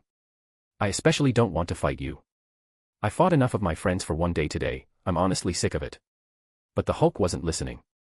With a roar of fury, the green behemoth grabbed Peter by the torso and slammed him into the wall with bone-jarring force. Cracks spiderwebbed across the rock behind him, and Peter let out a muffled grunt as blood began to drip from a cut on his forehead. "Urgh." The Hulk's grip tightened, squeezing Peter like a hydraulic press. "Peter!" Harry shouted from a distance. His hands glowed with chi as he punched She-Hulk into the ground, desperate to end his fight and help his friend. "Focus on your battles." Peter shouted back, voice strained. "I'll handle mine." Peter leaned forward despite the pressure and stared into Hulk's wild, savage eyes. "Aren't you supposed to be the strongest there is?" Peter barked. "Then why the hell are you letting him control you? Fight back already. You're not just some mindless brute that smashes things. You're more than that. You're the Hulk. The Incredible Hulk. So stop letting some green-skinned minion tell you what to do." Inside Hulk's mind, the mental scape was a twisted, green-lit prison. Hulk and Bruce stood side by side, wrapped in thick, glowing chains of psionic energy, their movements restrained, their minds suppressed. The Hulk stood still, his head hung low, long hair hiding his face. But then, a twitch. His head lifted slightly. His radioactive green eyes flared with life. His jaw clenched tight. Muscles bulged. "Arfha!" The Hulk let out a guttural, defiant roar that shook the very fabric of his mental prison. He flexed his massive arms. Snap. The chains shattered into pieces, flying through the void like shrapnel. Back in reality, the Hulk roared again. "R-O-O-O-A-A-A-A-A-R-R-R," he bellowed, still holding Peter against the wall. He pulled his arm back, winding up a strike. Peter didn't move. His eyes stayed calm, even as the massive green fist came flying toward him with unstoppable force. The wall behind Peter exploded with cracks, which spiderwebbed out to the ceiling. Chunks of stone and metal fell, crashing down around them, some splashing into the pools of lava that littered the underground battlefield. His fist was embedded to the wall just inches from Peter's face, trembling. His breathing was heavy. Gruff. Unsteady. Peter tilted his head up and smiled. "There you are," he said softly. "Nice to have you back, big guy. I was worried there for a sec." The Hulk's eyes glistened with a mixture of guilt and sorrow. "Hulk. Hulk hurt his friend," he murmured. "Hulk is a monster. Only monsters hurt their friends. Peter is Hulk's best friend. Hulk is the worst kind of monster." Peter chuckled gently. "Ah, come on, you're breaking my heart here. Let's be real here, you couldn't have laid a finger on me unless I let you." He grinned cockily as the Hulk gently set him down on the ground. "And besides, it wasn't your fault," Peter continued, wiping blood from his brow. "You were being controlled. That wasn't you." The Hulk took a slow step back, shame still etched on his face, until it morphed into fury. "You're right. It's not Hulk's fault. It's the leader's fault." His fists clenched. His muscles tensed. Hulk only hurt his friend because of him. He reared back his head. The roar shook the entire underground complex. Tremors tore through the walls. Steam hissed. Lava splashed. The ground cracked beneath them. "Hulk will smash the little man." Little men will pay for making Hulk hurt his friend. With explosive force, the Hulk crouched and launched himself upward. His fingers dug into the jagged walls as he climbed with thunderous leaps, one jump, two jumps, then a final bound that sent him crashing through the rock above. He vanished into the darkness, roaring all the way to the surface. Chapter 343, War of Hulks, 9. Third-person POV. Nightwing caught sight of Peter in the distance, the glint of the spider emblem lighting up again as his suit reactivated. A second later, web lines shot out, sticking to the ceiling above. Peter vaulted upward in pursuit of the Hulk, disappearing overhead. Nightwing felt a flicker of curiosity, but he shoved the thought aside. First things first.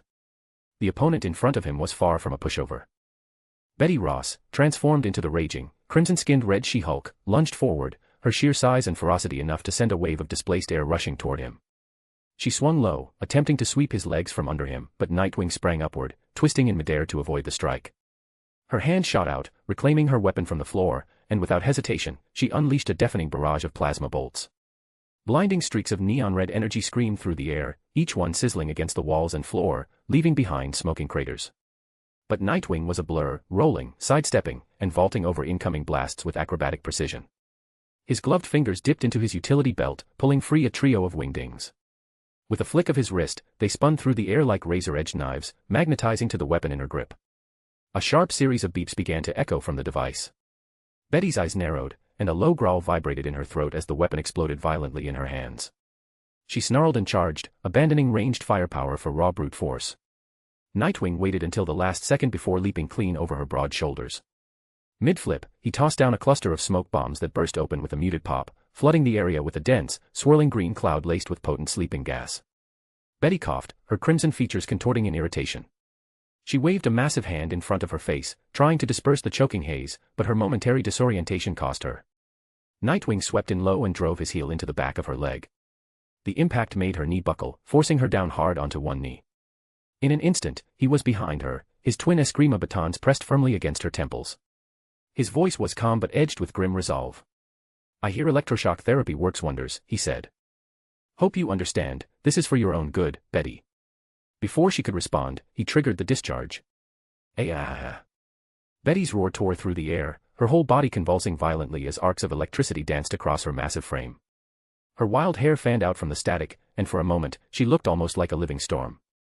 The voltage, enough to instantly kill a normal person, drove her face first into the floor with a heavy, echoing thud. For a long second, she didn't move. Wisps of smoke curled upward from her skin. Then, with a groan, she managed to plant her hands on the ground, straining to rise. Her muscles trembled, but the sleeping gas finally began to take hold. She collapsed again, this time completely still except for the slow, heavy rhythm of her breathing. From above, Harry's HUD swept over her unmoving form, a red targeting ring circling her before fading into a green confirmation display. The readout confirmed she was unconscious, vitals stable, but an ominous green aura flickered around her brain scan, revealing the telltale signature of mind control. Harry let out a long breath, shaking his head. "Scarlet, I'm leaving Betty in your care," he called, before firing a web line upward and vaulting toward the ceiling. After Spider-Man down below, the fight raged on. MJ, perched high on She-Hulk's shoulders, suddenly found herself snatched mid-movement and hurled down into the cracked and heaving ground. The impact sent a sharp shockwave through her bones. As she laid on the ground, she raised a thumbs up. "Got it," she said, though her expression quickly shifted into something far more focused. Her eyes narrowed. "Cat, let's finish this quickly." "All right, Queenie. You lead, I follow." Felicia shot back without hesitation.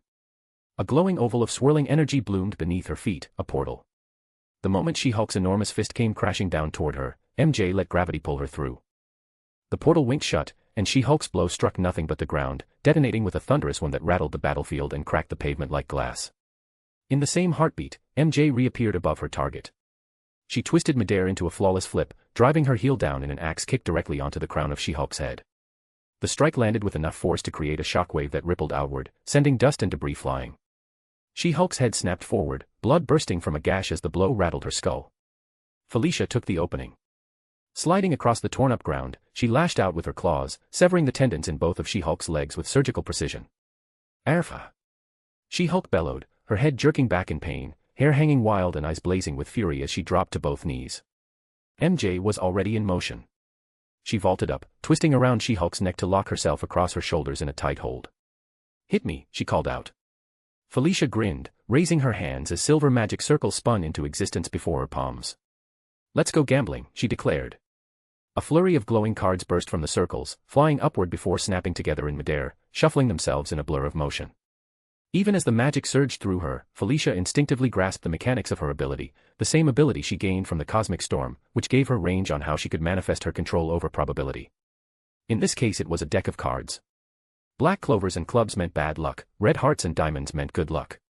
The higher the card's rank, the more intense the effect. An ace of clubs might bring a minor stroke of misfortune, but a king of clubs could tip the scales into catastrophic disaster.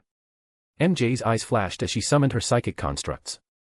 Violet light flared from her hands, coalescing into solid, glowing shackles that clamped around She-Hulk's thick neck, massive wrists, and ankles. Each link pulsed with psychic energy, anchoring the raging titan both to the cracked floor and the fractured wall behind her.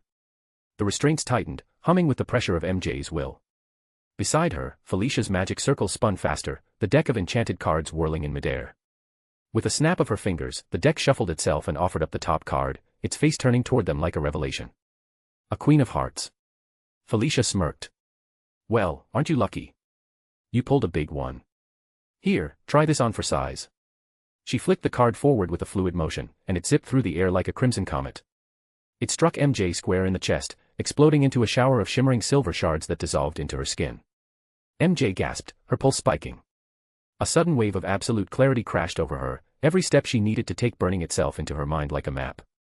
The hesitation in her movements evaporated, replaced by a strange, unshakable certainty. Her irises glowed, now streaked with threads of violet fire as she summoned twin magic circles in her palms. "Time to end this," she whispered. She pressed her hand to the side of She-Hulk's head.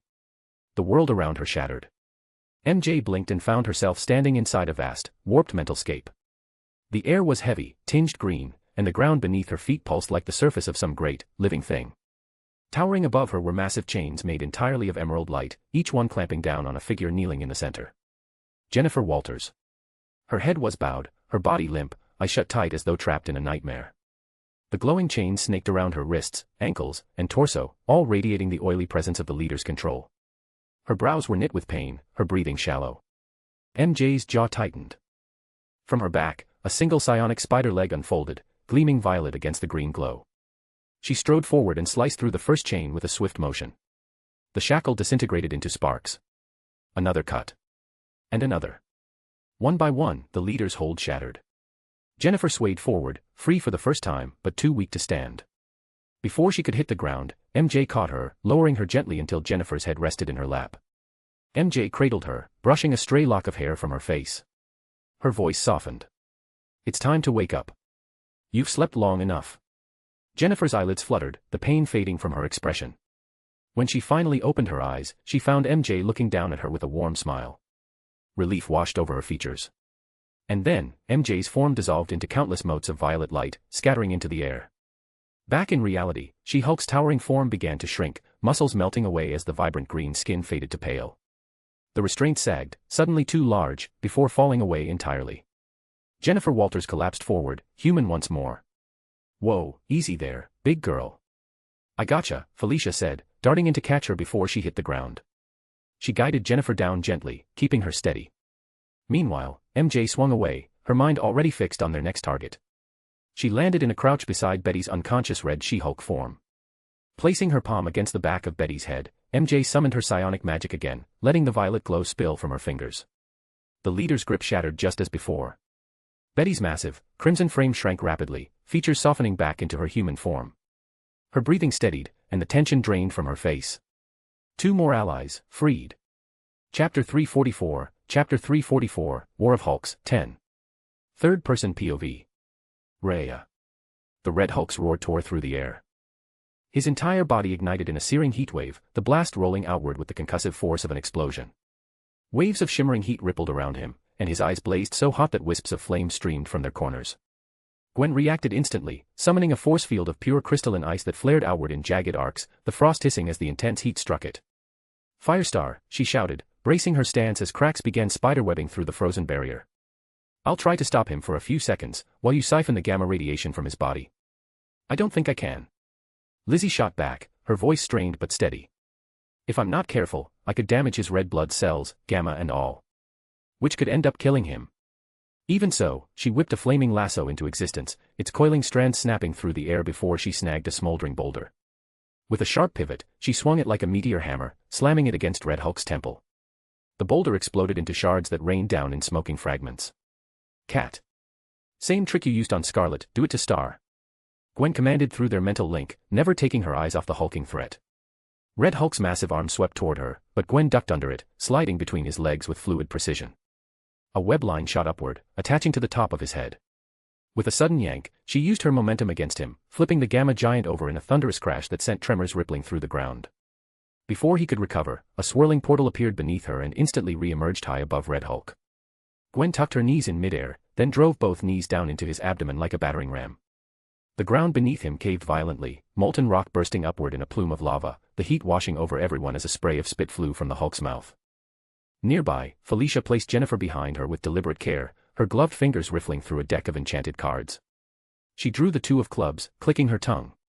Tisk, you're gonna have to give me a minute here. With a flick of her wrist, she sent the card slicing through the air toward Red Hulk, a curse of bad luck rippling across his body. She didn't waste time, Felicia shuffled again, pulling the 6 of diamonds. Not much, but make it count, she called, sending the card spinning toward Lizzie's back. The moment it touched, a rush of confidence and clarity surged through Lizzie. I can do it, if I'm touching him for a few seconds, Lizzie said, eyes narrowing. But you'll have to hold him still long enough for me to work. All right, Gwen started to respond, but Red Hulk's massive hand shot out like a trap, clamping around her leg. She was slammed into the ground with brutal force, the impact cracking the earth in jagged lines. Her suit's vibranium we've absorbed the worst of it, but the blow still rattled her bones. The Hulk growled as he began to rise, Gwen's leg still trapped in his iron grip, until Felicia's bad luck spell triggered. The ground beneath him gave way, a fresh pocket of lava yawning open beneath his foot. The sudden disappearance of his footing surprised him, made him loosen his hold, allowing Gwen to flip away. Mid-spin, she kicked him in the face with a snapping backward strike, the force sending the Gamma Titan flying into a wall. The stone shattered under the impact, raining debris across the battlefield. I don't like being manhandled, Gwen snarled, landing lightly on her feet. That might be Scarlet's thing, but it's not mine. Oi, a voice shouted from the distance, but Gwen ignored it. Instead, she spun her hands in a complex pattern, weaving a glowing magic circle around Red Hulk's limbs. Star. You better move. She shouted as she levitated him in the air. The Red Hulk snarled, the veins along his neck and arms bulging as he fought against the restraints. Ice blue cracks began forming along the magical bindings, forcing Gwen to channel more power to repair and reinforce them. Lizzie streaked forward, a swirling halo of atom-like rings forming around her wrist. She pressed her palm firmly against the Hulk's chest, her own eyes igniting with fire. Your soul is mine, she intoned with theatrical menace, pulling her hand back as though physically yanking his essence free. A torrent of glowing radiation, shaped like molten fire, erupted from Red Hulk's body, spiraling into Lizzie's palm. The energy crackled violently, lighting her hand with a searing red glow as she absorbed every trace she could rip from him. A-A-A-A-A-A-R-H-H-H-H-H-H-H-H-H-H-H-H-H-H-H-H. The Red Hulk's scream tore from his throat as another blast of searing fire tried to erupt from his body, only for it to swirl inward, siphoned directly into Firestar's waiting hand. The crackling inferno was devoured completely, its heat funneling into her like a living tide. His massive frame began to wither, muscles contracting as the furious red hue drained from his skin. The transformation spread across his body like melting wax, revealing pale flesh beneath. Within moments, the monster was gone. In his place, General Ross, his head hanging low, arms limp and outstretched still being held up by the ice-blue magic circles in the air. Wow. Lizzie breathed, holding up her hand as it burned with a molten light. I have a glowing hand. How cool is this? The heat radiating from her palm shimmered the air, blistering hot waves distorting everything around it. It was as though she held a newborn star in her grasp. From behind, MJ strode into view, Betty draped across one shoulder while Felicia carried Jennifer on her back, arms draped over her shoulders. MJ raised her free hand, her tone brisk. Bring him down so I can cure him, too. Gwen obliged, manipulating Ross's limp body until he floated gently in front of MJ. She pressed her palm to his forehead, then instantly recoiled. You. He's sweaty. I can feel it through my glove, that's gross. MJ's nose crinkled in disgust, and she flicked her hand to the side as if shaking off the sensation. She stuck out her tongue, drawing a few smirks from the others despite the tension in the air. Once MJ was done, Gwen hefted Ross over her shoulders. A pink platform of solid energy formed beneath their feet, courtesy of MJ, lifting them into the air. All right, Gwen said, adjusting Ross's weight, let's go find the boys and see what kind of mess they've gotten themselves into. Lizzie surged upward first, her still glowing fist cutting a bright path through the hole in the ceiling. The team followed quickly, the faint tremors in the ground growing stronger with every second. Rumble. Rumble. A deep, primal roar rattled the air, Rhea. Each quake that followed carried another bellow, and amid the chaos came the distant shouts of two familiar voices. Hulk! Hulk! Stop, that's enough. You're going to kill him. The girls exchanged uneasy glances before accelerating, the wind and rain hitting their faces as they neared the source. When they arrived, the sight that met them froze them mid-flight. The rain poured harder than ever, cascading in sheets over the ruined military base in the distance. But their attention was locked on the scene directly before them. Hulk stood over the battered form of the leader, his massive fists restrained, barely, by Peter on one side and Harry on the other. Both men were straining with every ounce of strength they had, muscles trembling under the sheer force of the enraged giant. The Hulk's face was a storm of fury, his hair plastered to his skin by rain, water dripping from his jaw. He threw his head back and roared, droplets spraying outward. Hulk will smash the little man. Hulk will not forgive the little man for making Hulk hurt Spider-Friend. On the ground, the leader's body was a grotesque wreck. His jaw hung shattered, green blood streaming and swirling into the puddles at his side. His skull had swollen to a grotesque size, parts of his brain's folds disturbingly visible through the skin of his head. His limbs were bent at unnatural angles, twisted like the legs of a crushed cockroach. His chest rose and fell in ragged, wheezing breaths, his twitching body caught between life and oblivion. Arya stood in front of the Hulk, both hands planted against his chest, trying to push him back, her voice barely audible over the storm. Hulk, you're not a monster. If you kill him, there is no going back. You're better than this. Peter gritted his teeth, rain dripping from his chin. Hulk. You know me. I'm telling you, you have to stop. His voice cracked with the effort, his feet sticking to the ground, bracing himself, though the rain made even that grip uncertain. The longer Hulk raged, the more his strength and size swelled before their eyes. Felicia wrinkled her nose at the sight of the leader's mangled body. EW, okay, impressive, but EW. Someone get a mop, we've got a radioactive cockroach in aisle 5. Cat. Peter snapped, frustration boiling over. You know I love witty banter more than anyone, but maybe, just maybe, now's not the time. Chapter 345, War of Hulks, End. Third-person POV. Raga. The Hulk's roar thundered through the battlefield, a guttural, primal sound that rattled bones and seemed to shake the very air around them. With a violent swing of his massive arms, he sent a shockwave outward that hurled everyone in different directions. Peter was flung across the cracked ground, rolling and bouncing before skidding to a halt. Harry was blasted the other way, tumbling through broken chunks of earth before forcing himself upright again. Arya, caught in the blast of pure gamma energy erupting from the Hulk's skin, was thrown back several meters, her telekinetic barrier flickering from the overload. The Hulk's fury was unrelenting. He raised both colossal fists high into the air, muscles bulging and veins glowing faintly green, before slamming them together into a single hammer strike aimed directly at the leader. The air itself seemed to buckle under the incoming blow. But before the fists could land, a streak of blue lightning and a trail of rainwater sliced across the battlefield. Peter appeared in an instant, sliding into position between the Hulk and the leader. His hands shot up, palms bracing against the Hulk's descending knuckles. The impact created a shockwave so intense that it rippled across his suit, causing the blue energy lining to flare to a blinding brightness. Then, boom. The suit detonated outward in a storm of shattered plating and sparking circuitry. Shards flew in every direction like shrapnel. The shockwave formed a dome of compressed air that blasted the rain away, leaving a sudden, eerie dry zone around them. Arya, regaining her footing, extended her hand and gripped the leader telekinetically, locking him in place. MJ threw up a shimmering psychic force field, shielding the others from the concussive blast debris. Hulk froze, his fist still pressing against Peter's hands. A flicker of concern crossed his face. Peter's arms trembled, muscles swelling and straining beneath his shirt, which began to stretch tight across his frame as he dug deeper into his strength. His hazel-brown eyes started to shift, glowing into an electric, stormy blue. Static crackled around him, lifting strands of his hair skyward. Hulk, Peter said evenly, his voice carrying calm through the chaos, calm yourself. I am calm. Hulk snapped back, though his ragged breaths and flaring nostrils betrayed him. Peter exhaled slowly, never breaking eye contact. Breathe. You're better than this. You don't need to kill him. He's already beaten. We've won. The rain began to return, trickling softly at first before falling harder, matting Peter's hair against his forehead. His glowing eyes still burned bright beneath the strands, unwavering. The Hulk's breathing slowed, his anger ebbing as he stared into Peter's steady gaze. But the fragile peace shattered when a jagged, mocking laughter rang inside all their heads. Ha ha ha ha ha. They turned toward the battered leader, whose chest heaved in ragged bursts as he fought to speak through his pain. You think you've won, his voice rasped and echoed telepathically, distorted and venomous. Won. Against me. Oh no. You small-minded fools. I am always steps ahead.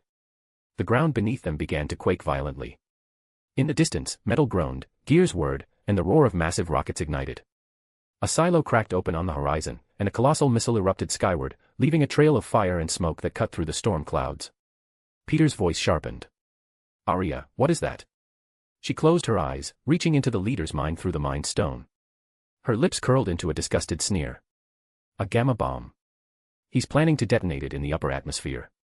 The fallout would spread gamma radiation across the entire world, turning everyone into monsters. Hulk growled low, his massive fists tightening.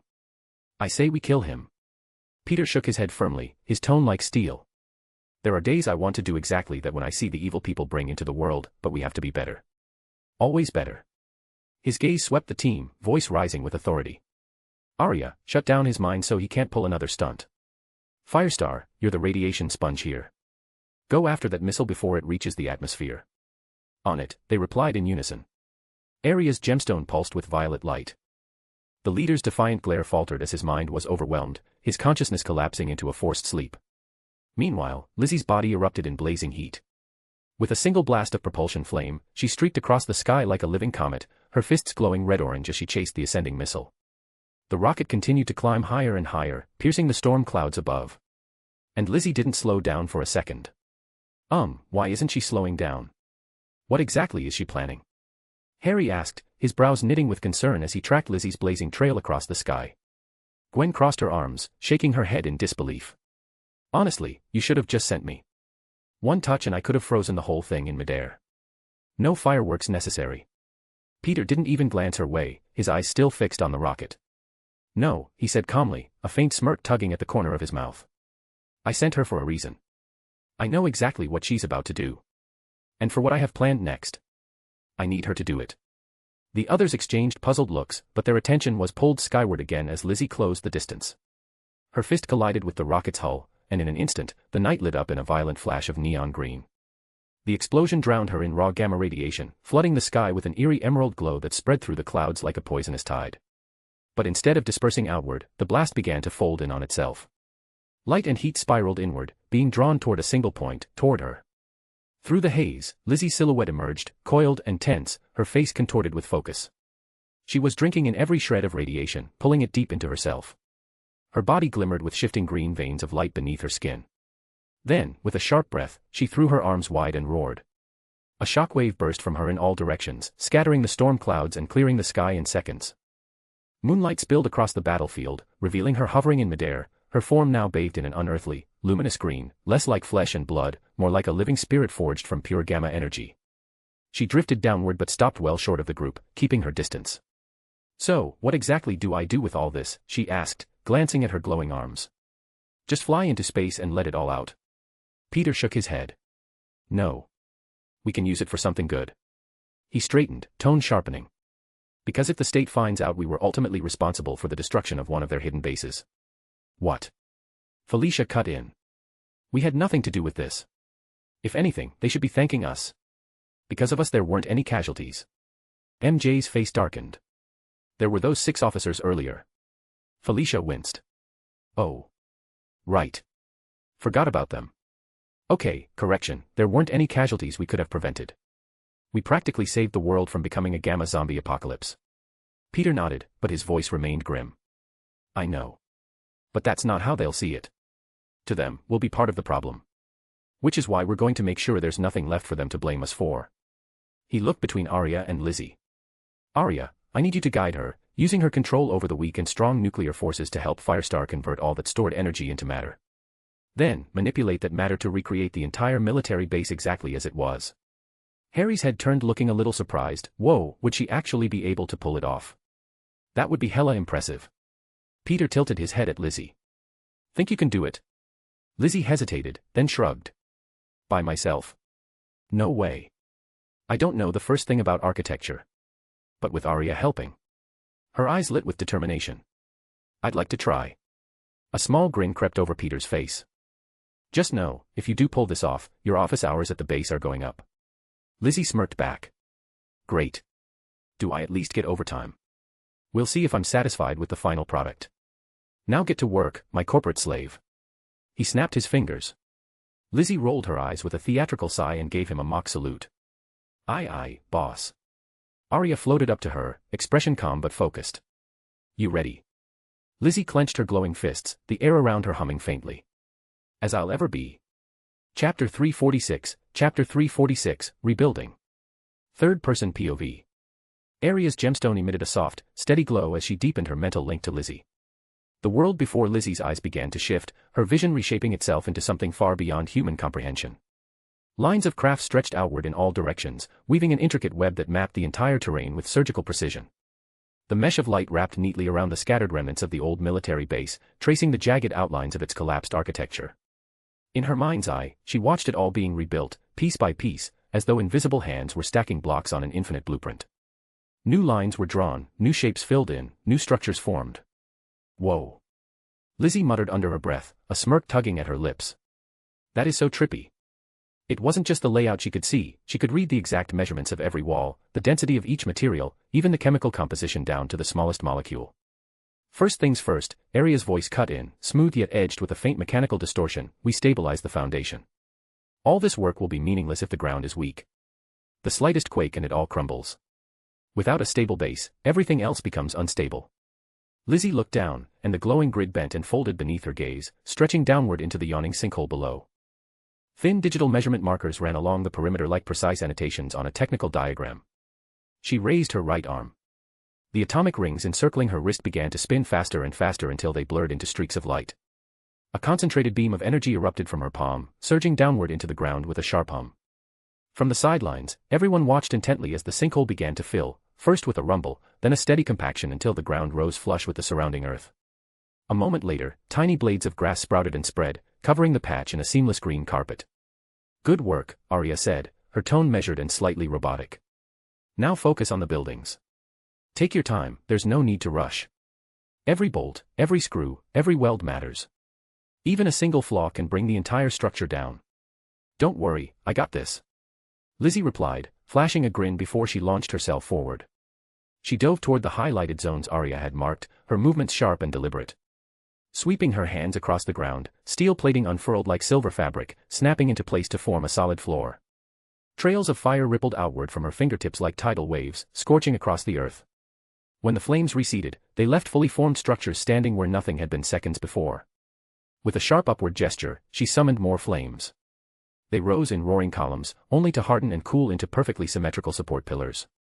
Oh yeah, Peter muttered from the sidelines, crossing his arms, she's definitely working unpaid overtime. Wave after wave of fire followed, each burst adding another layer to the growing base. Okay, I know I'm making this look easy, Firestar's voice echoed telepathically into their minds, but trust me, it's way harder than it seems. If it wasn't for Arya keeping me in check, I'd have messed up 1,000 times by now. Her physical form was nearly invisible, seen only as a rotating vortex of flame. Peter glanced over at Harry with a grin. You know, we really should start making a list of all the insane stuff we've pulled off. Oh. I like that idea, Harry replied with a curious tilt of his head. Shall we start now? Who should we start with? Peter asked, his grin widening. Oh. Me. Felicia shot her hand into the air eagerly. Peter raised a finger, opened his mouth, then paused, placing a thoughtful hand under his chin.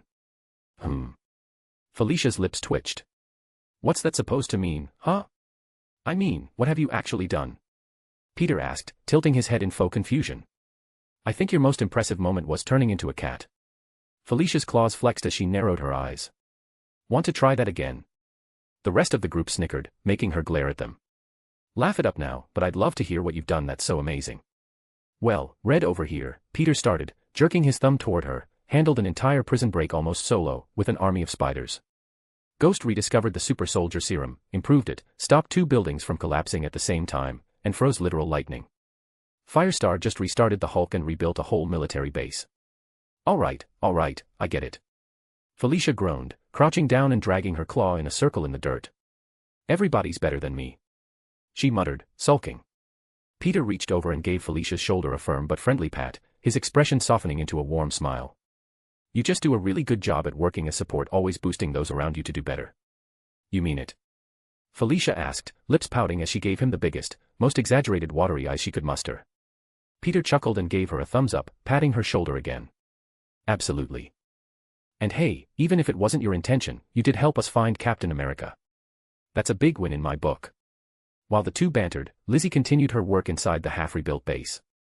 Her flames flashed in precise bursts, repairing damaged vehicles in seconds, welding broken parts together seamlessly. Where doors and walls had once been reduced to twisted rubble, they now reappeared in smooth, intact form with each flicker of fire. The green glow that had been radiating faintly from her skin began to fade, its light dimming until her normal tone returned. Once the last section was restored, she pointed her fingers toward a bare wall and traced a glowing rectangle in the air. A passageway roared to life within the outline, carving itself into a door. It swung open with a hiss of heat, revealing the outside world. Lizzie floated through, and the fiery frame snapped shut behind her, leaving the wall perfectly solid again. Descending to the ground, Lizzie landed softly hunched over, her hands on her knees. The faint aura of flame clinging to her body evaporated in curling wisps.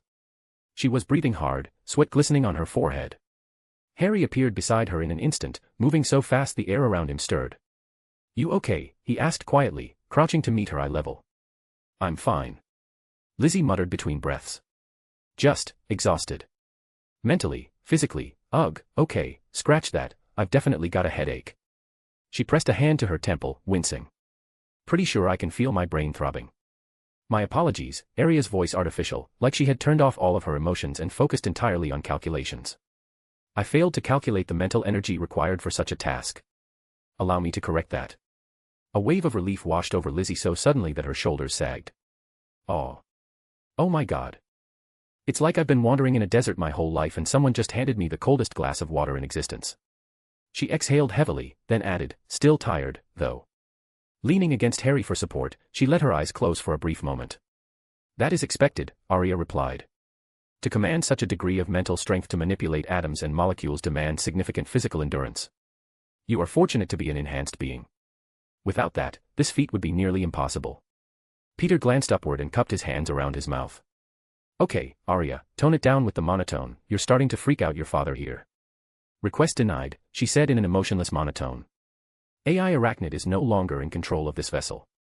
Only the consciousness of the Mind Stone remains. The words landed like a weight. What? They all said in unison, their expressions dropping along with their hearts. Peter pinched the bridge of his nose, muttering under his breath before finally letting it out in full. Great. Just fucking great. One problem after another, all in the same. Fucking. Damn. Day. A short, muffled PHTT broke the tension. Peter's head snapped to the side to see Aria's cheeks tinged pink, her lips twitching as she tried to stifle a laugh. He stared at her with a deadpan expression. You're grounded. PHTT, ha. Wait, grounded. Aria burst out, caught completely off guard. You heard me, Peter said with mock severity. Grounded. For. Until college. For until college. For until college. Peter narrowed his eyes at her. Maybe by the time you grow up, you'll learn not to pull stunts like that on me. It was a joke. You're telling me that's not something you would do. I'm innocent here. Aria shot back, hands thrown up in protest. Don't you yell back at me, young lady. Peter countered, jabbing a finger toward her. You yelled first. I'm the father, I have the privilege to yell. You, on the other hand, have the privilege to listen when you're being yelled at. Peter snarled. The rest of the group exchanged glances, all thinking the exact same thing. Oh yeah, he's definitely a dad. Chapter 347, Hydra Island. Third-person POV. Aria stood to the side with her arms tightly crossed, her lips pushed into a pout as she peeked towards Peter from behind Gwen's leg. Peter sat on the ground, his legs folded beneath him in a meditative stance. His eyes were closed, his breathing steady, and his hair shifted with the faint currents of wind. His hands rested in front of him, thumbs pressed together, his posture calm and focused.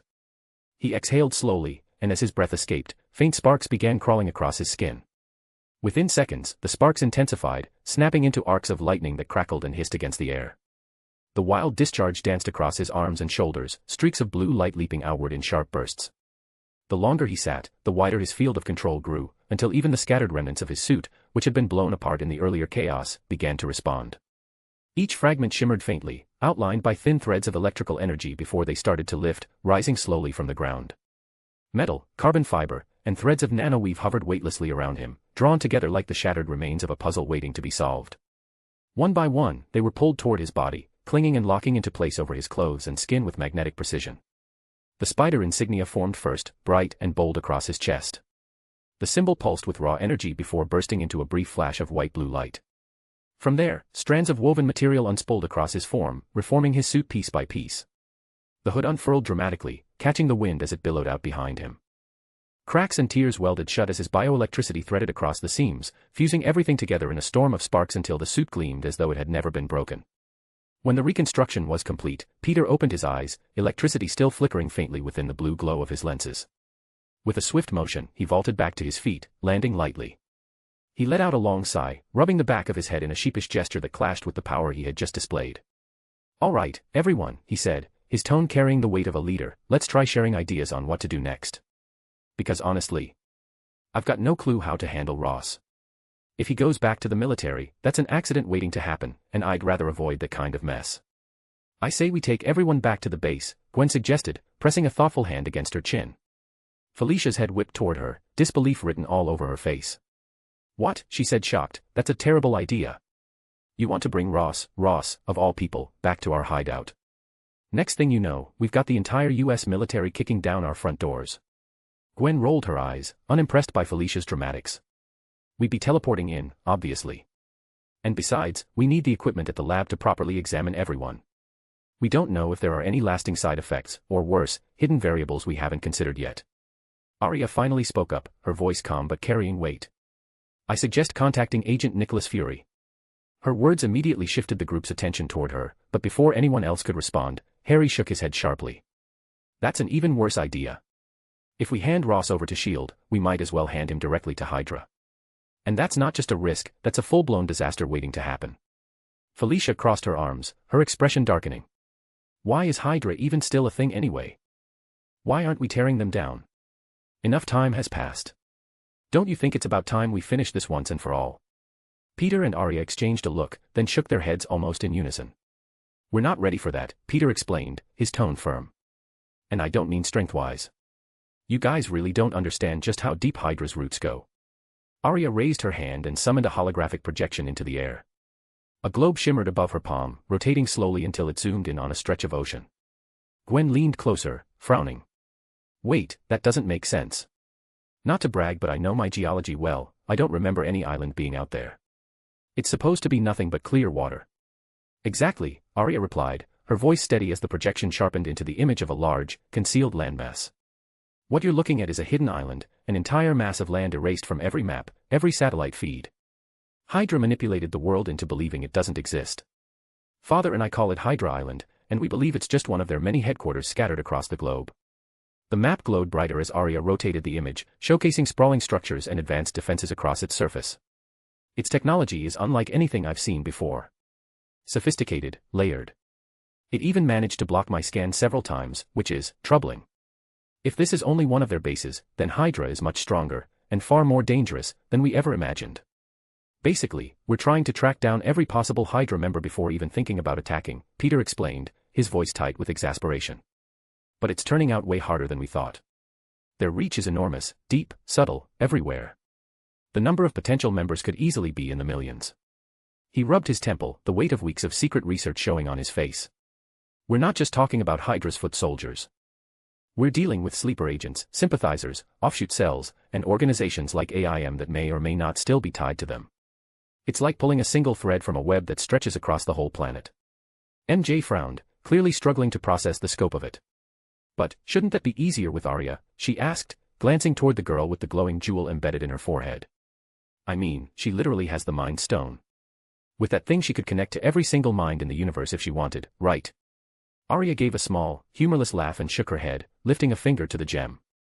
"You guys are seriously overestimating just how much control I actually have over this thing." The stone pulsed faintly as she tapped it.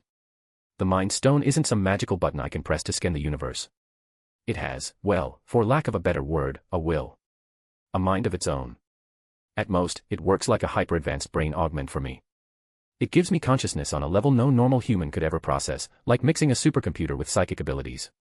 Basically, it's a superbrain, but it doesn't hand me infinite access to people's thoughts.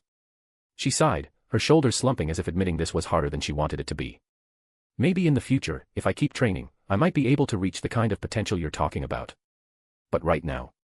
She shook her head firmly. Think of my brain like a muscle. It's still relatively new to all this. The more I train, the stronger it gets. But if I try to push past my limits, I risk backlash. Her tone darkened. And trust me, you don't want to see what happens when a mind enhanced by an infinity stone collapses under strain. MJ fell silent, chewing on her lip. The group seemed to mull that over for a moment, the weight of Arya's words settling in. Finally, Lizzie spoke, breaking the tension. Okay, I think we're spiraling a little too far off topic here. She folded her arms, eyeing Arya curiously. Let's circle back. You mentioned contacting Fury earlier. Why exactly do you think that's the right move? Arya straightened, her tone shifting back to a calm and pragmatic register. Agent Fury has connections to the government, more specifically, direct access to the president himself. Ross is, technically government property, whether we like it or not. He's still a general. If we keep him here, we're basically guilty of kidnapping a high-ranking government official. And the way things look, with the condition he's in, it'll look like we experimented on him. That's enough to paint us as the most wanted group in the entire nation overnight. The others exchanged uneasy looks at her blunt assessment. Peter let out a slow breath and pinched the bridge of his nose. We're not going to resolve this just standing here and going in circles. First things first, we focus on what matters right now. He lifted his head, his tone firm but not harsh. Ghost's suggestion makes the most sense. We take everyone back to the base and run full examinations. Make sure they're safe. That's our priority. We'll figure out what to do with Ross and the government when the time comes. The group nodded in agreement, some reluctantly but none offering further protest. Gwen extended her hand, her eyes narrowing in concentration as a glowing circle began to carve itself into the air. A swirling portal shimmered into being, its light washing over their faces. One by one, the team stepped through, their silhouettes vanishing into the swirling energy. Chapter 348, Chapter 348, Living Tribunal. Third-person POV. Inside the base, the atmosphere was one of constant motion. People moved back and forth with urgency, voices overlapping as orders were given and equipment was shuffled into place. The medical ward, usually quiet and sterile, had become the busiest sector of the base. The sharp scent of disinfectant lingered in the air, mixing with the faint metallic tang of machinery, while rows of medical beds lined the room, waiting to receive the injured.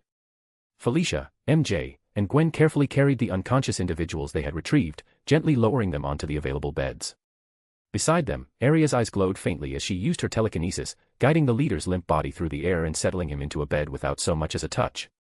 Moments later, a swarm of spiderbots whirred into the ward, their forms flying in as they dispersed throughout the space. They hovered over the patients, scanning them with beams of soft blue light. The precision of their sensors was remarkable, able to analyze cellular structures, injuries, and vitals without needing to pierce skin or draw blood. One by one, the bots projected their findings into the air, forming shimmering manipulative holograms that displayed comprehensive breakdowns of each patient's condition. Numbers, graphs, and 3D models floated around the beds, surrounding the wounded in a halo of data. Arya stationed herself near the leader's bedside, her gaze sharp and attentive, while Gwen lingered beside Jennifer Walters, leaving Betty and her father to Bruce. Slowly, the tension in the room shifted when the Hulk's massive form began to diminish. Muscles receded, his skin lightened, and within seconds, the green giant had transformed back into Bruce Banner. His unstable molecule suit, crafted to adapt to his shifting form, shrank neatly around him. Bruce. Peter's voice was quiet, hesitant. He reached a hand out toward him, his mask retreating as his suit dissolved seamlessly into his body. But Bruce raised a hand in silent refusal, shaking his head before Peter could speak further.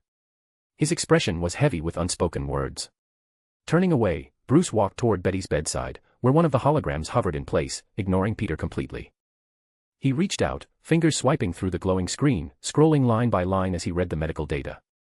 Occasionally, his eyes flicked toward Betty and his expression hardened. Peter, at a loss, dragged his hand over his forehead before pressing it against his face, rubbing roughly as frustration weighed down on him. Harry rested a firm, steady hand on his best friend's back, giving him a wordless gesture of support. His lips were pressed tightly, his sympathy clear. Breaking the silence, MJ straightened up and glanced around the busy ward. Since all of you are going to be wrapped up in this, and this really isn't my strong suit, I'm thinking about heading out to patrol the city. We've been tied up all day, and someone needs to keep an eye out there. Anyone care to join me? Felicia immediately perked up, her grin mischievous as she stretched her arms behind her head. I'll go. A late-night swing sounds like exactly what I need, fun and honestly kind of therapeutic. Lizzie groaned, not me. I've missed curfew so many times already, I'm going to get grounded if I keep this up. Besides, I'm still exhausted after everything we've done today. My body's demanding a break. Harry chuckled lightly, rotating his shoulders before stretching his arms over his head. I'll drop you off before I join the others on patrol then. But before Lizzie could respond, Peter suddenly spoke up, his voice carrying an awkward edge. Actually, I was kind of hoping to get your second opinion about something, Harry. Harry raised an eyebrow, curiosity sparking as he glanced between Lizzie and Peter. Lizzie caught the look and rolled her eyes playfully.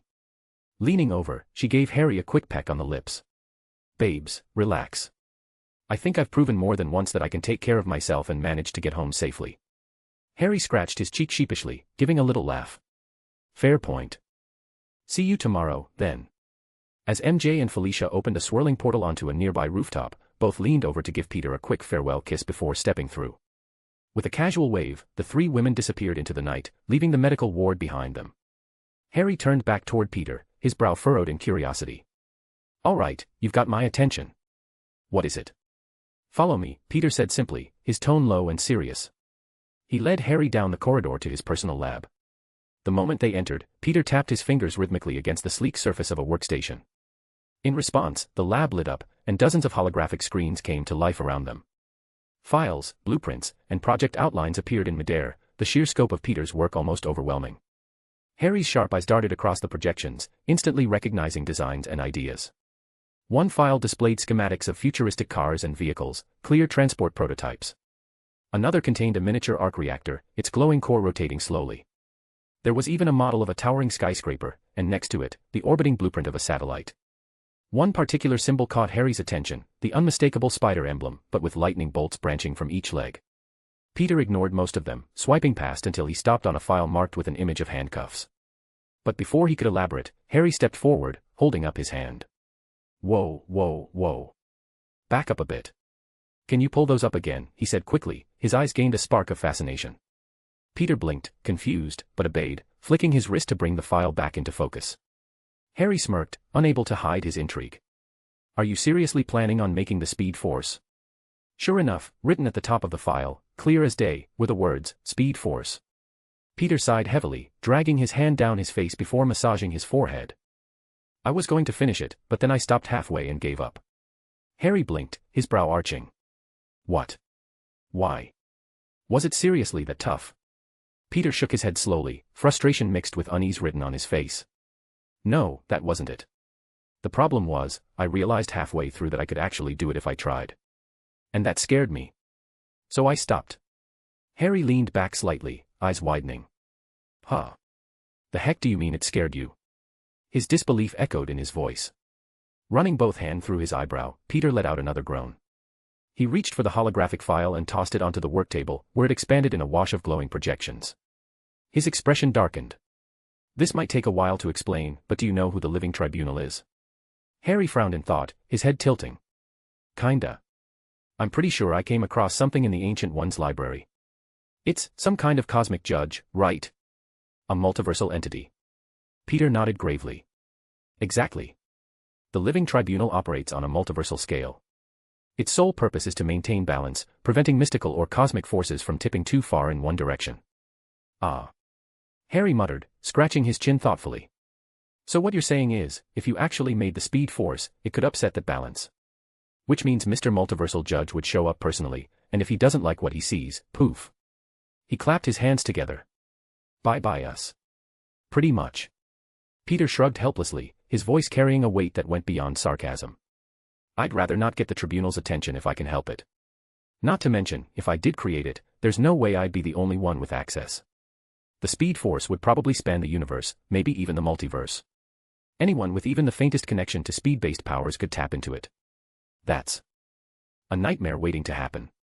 Harry tapped his fingers against his arm, eyes narrowing as he thought. Then his lips curved into a sly smirk. So why not build a counterweight? Get Gwen's help. Something like, the non-speed force, or the still force, or, he snapped his fingers dramatically, the force of absolute zero. Sounds cool, doesn't it? Peter blinked, staring at him with wide eyes. What? Harry leaned forward, getting into it now. Think about it. If creating the Speed Force tips the balance, then creating its opposite restores it. Equal and opposite reaction. Boom, cosmic balance preserved. And Gwen. She's the perfect candidate. You run hot, fast, and kinetic, she slows things down, freezes them, literally brings everything to a crawl. You two are natural polar opposites. Who better to embody a counterforce? Peter just stood there, stunned, his mouth parting slightly. Whoa. He muttered at last, blinking as though the idea had cracked something open in his mind. Harry looked smug, arms folded, clearly pleased with himself. Peter put a hand over his chin, pacing slightly. That could, actually work. Creating the counter would be easier than the speed force itself. I just need to reverse the equation, invert the principles. His words started to tumble faster, his voice blurring until Harry suddenly squinted at him. Pete. You're, doing the thing again. What thing? Talking like someone pressed fast forward. Peter stopped abruptly, realizing his speech had accelerated into a high-pitched, rapid-fire mess. He clamped his mouth shut. He slumped back against the table, groaning. Ugh. It's still a tough call. Even if your idea makes sense, I'd need to be really careful. This isn't something I can just rush into. I'll need to weigh the risks, give it serious thought before I go through with anything. Harry smirked but gave a shrug. Fair enough. Heavy stuff. But hey, at least you've got options now. Peter gave him a faint smile before waving a hand, and the glowing Speed Force file collapsed back into the archive. Yeah, but that wasn't what I wanted your opinion on anyway. Harry blinked. Oh, right. Sorry, I kinda got carried away there. He rubbed the back of his neck sheepishly, chuckling. Peter swiped again, pulling open a different file. A new hologram unfolded above the table, revealing a sleek, metallic design. Collars, intricate bands with glowing nodes embedded around their frames. Anyways. Peter said, his tone serious now, what I really wanted your opinion on, he turned the projection so Harry could see clearly, is about power dampening collars. Chapter 349, Guilt. Third-person POV. Gwen, Arya, and Bruce worked quietly in the lab. Each of them stood before their respective patients, their eyes flickering between the physical bodies lying unconscious and the translucent holographic projections floating in front of them. Streams of red blood cells magnified on the display flowed like rivers, but streaks of green energy traced through them, evidence of gamma radiation mixed with their cells. Gwen leaned closer to her terminal as she examined General Ross' blood patterns. Her brow furrowed when she noticed the familiar waves embedded deep within his cells. She detached the holographic chart and slid it across to Bruce. Here, Gwen said, offering the data to him. Since they related, there might be some relativity in how the gamma radiation affected them. Patterns, similarities, something we can use. Bruce accepted the files without a word, his expression unreadable. He hummed low in thought, cross-referencing raw cell images with the samples of his own blood saved in the system. His fingers hesitated before typing in new comparisons. He already knew what he'd see, but knowing didn't make it easier to face. Behind him, Gwen exhaled, her shoulders sagging with a quiet sigh. She turned slightly, her gaze resting on Bruce's rigid posture. Her voice was gentle, but strained. Please don't be mad at Peter. He's really trying his best. You know he feels guilty about what happened. For a long moment Bruce didn't respond, his eyes glued to the glowing projections. His jaw clenched, then finally he spoke, his tone even but laced with weight. I'm not mad at him. Trust me, you'd know if I was mad. Liar. Arya's flat monotone cut through the room as she adjusted the scanners around the leader's restrained body, her fingers methodically noting fluctuations in his brainwaves. Bruce's brow twitched. He glanced at her, then back down to his console. He released a heavy sigh, giving in. Fine. Yes. I'm mad at Peter. I understand he's just a kid who wants to do what's right, but that doesn't erase what happened. And. His voice darkened as his eyes flickered with a faint, dangerous green glow before dimming again. He's not the only one I'm mad at right now. Gwen's gaze darted between Jennifer Walters, still unconscious on the bed, and Bruce's tight features.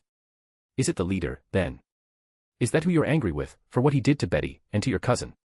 Of course, Bruce snapped, his irritation leaking through before he caught himself. He rubbed his face, trying to steady his breathing. But he wasn't who I was referring to. He's mad at himself, Arya said plainly, still not sparing him a glance. Bruce grunted, a sound halfway between agreement and frustration. Yes. I'm mad at myself, for a lot of reasons. It's my blood that turned her into a monster. My fault she's lying here like this. I trusted the judgment of a child, I met with Betty countless times and never once realized she wasn't herself. That she was under mind control. His voice cracked slightly, and he pressed his palms against the table, knuckles whitening. I don't even know when it began. I saw the signs, but I brushed them off, told myself it was just the stress of spying on her father. I failed her. I failed them all. Gwen's lips pressed into a thin line. She took a step closer, shaking her head firmly. First of all, don't call her a monster. That's far-fetched and you know it. None of us here see either you or the Hulk as monsters, and that goes for Betty too. You know her better than anyone. When she wakes up and finds out what happened, do you honestly think she's going to see herself as a monster? Bruce shut his eyes for a long moment, then let out a sharp exhale. No. She wouldn't. She'll see it as an opportunity. Exactly. Gwen folded her arms, her tone sharper now. So don't reduce her to something she isn't. And about Peter, you wouldn't have trusted his judgment if you didn't know, deep down, that he had a point. Ross was dangerous. He is dangerous. Someone had to keep an eye on him, and this just proves why. So don't dismiss Peter's choice as some naive child's mistake. I may be biased, but I believe Peter's actions were the right ones. The outcome is tragic, yes, but the reasoning was sound. Sometimes doing what's right doesn't come without consequences. She didn't stop there, her conviction rising as she continued. As for Betty, yes, you can blame yourself for not noticing sooner. But don't think you're the only one. None of us realized she wasn't herself until it was too late. We all failed her. It was supposed to be our job to make sure she was safe, that she had someone to lean on. And we fell short. Her voice softened then, guilt flickering across her features. Gwen lowered her head and bowed deeply, her sincerity clear in every word. And for that, Bruce. I'm sorry. I'm sorry as well, Arya finally spoke, her voice low. She didn't turn to face Bruce or Gwen, her eyes locked on the faint pulse reading on the screen. It was my job to look after Betty. My responsibility. I could point fingers, say I was tricked, but none of that changes the truth. I failed. Bruce exhaled slowly through his nose, a sound caught between frustration and weariness. His hands tightened around the edge of the desk before he forced himself to relax, shoulders slumping. You two don't need to apologize. Not for this. What's done is done.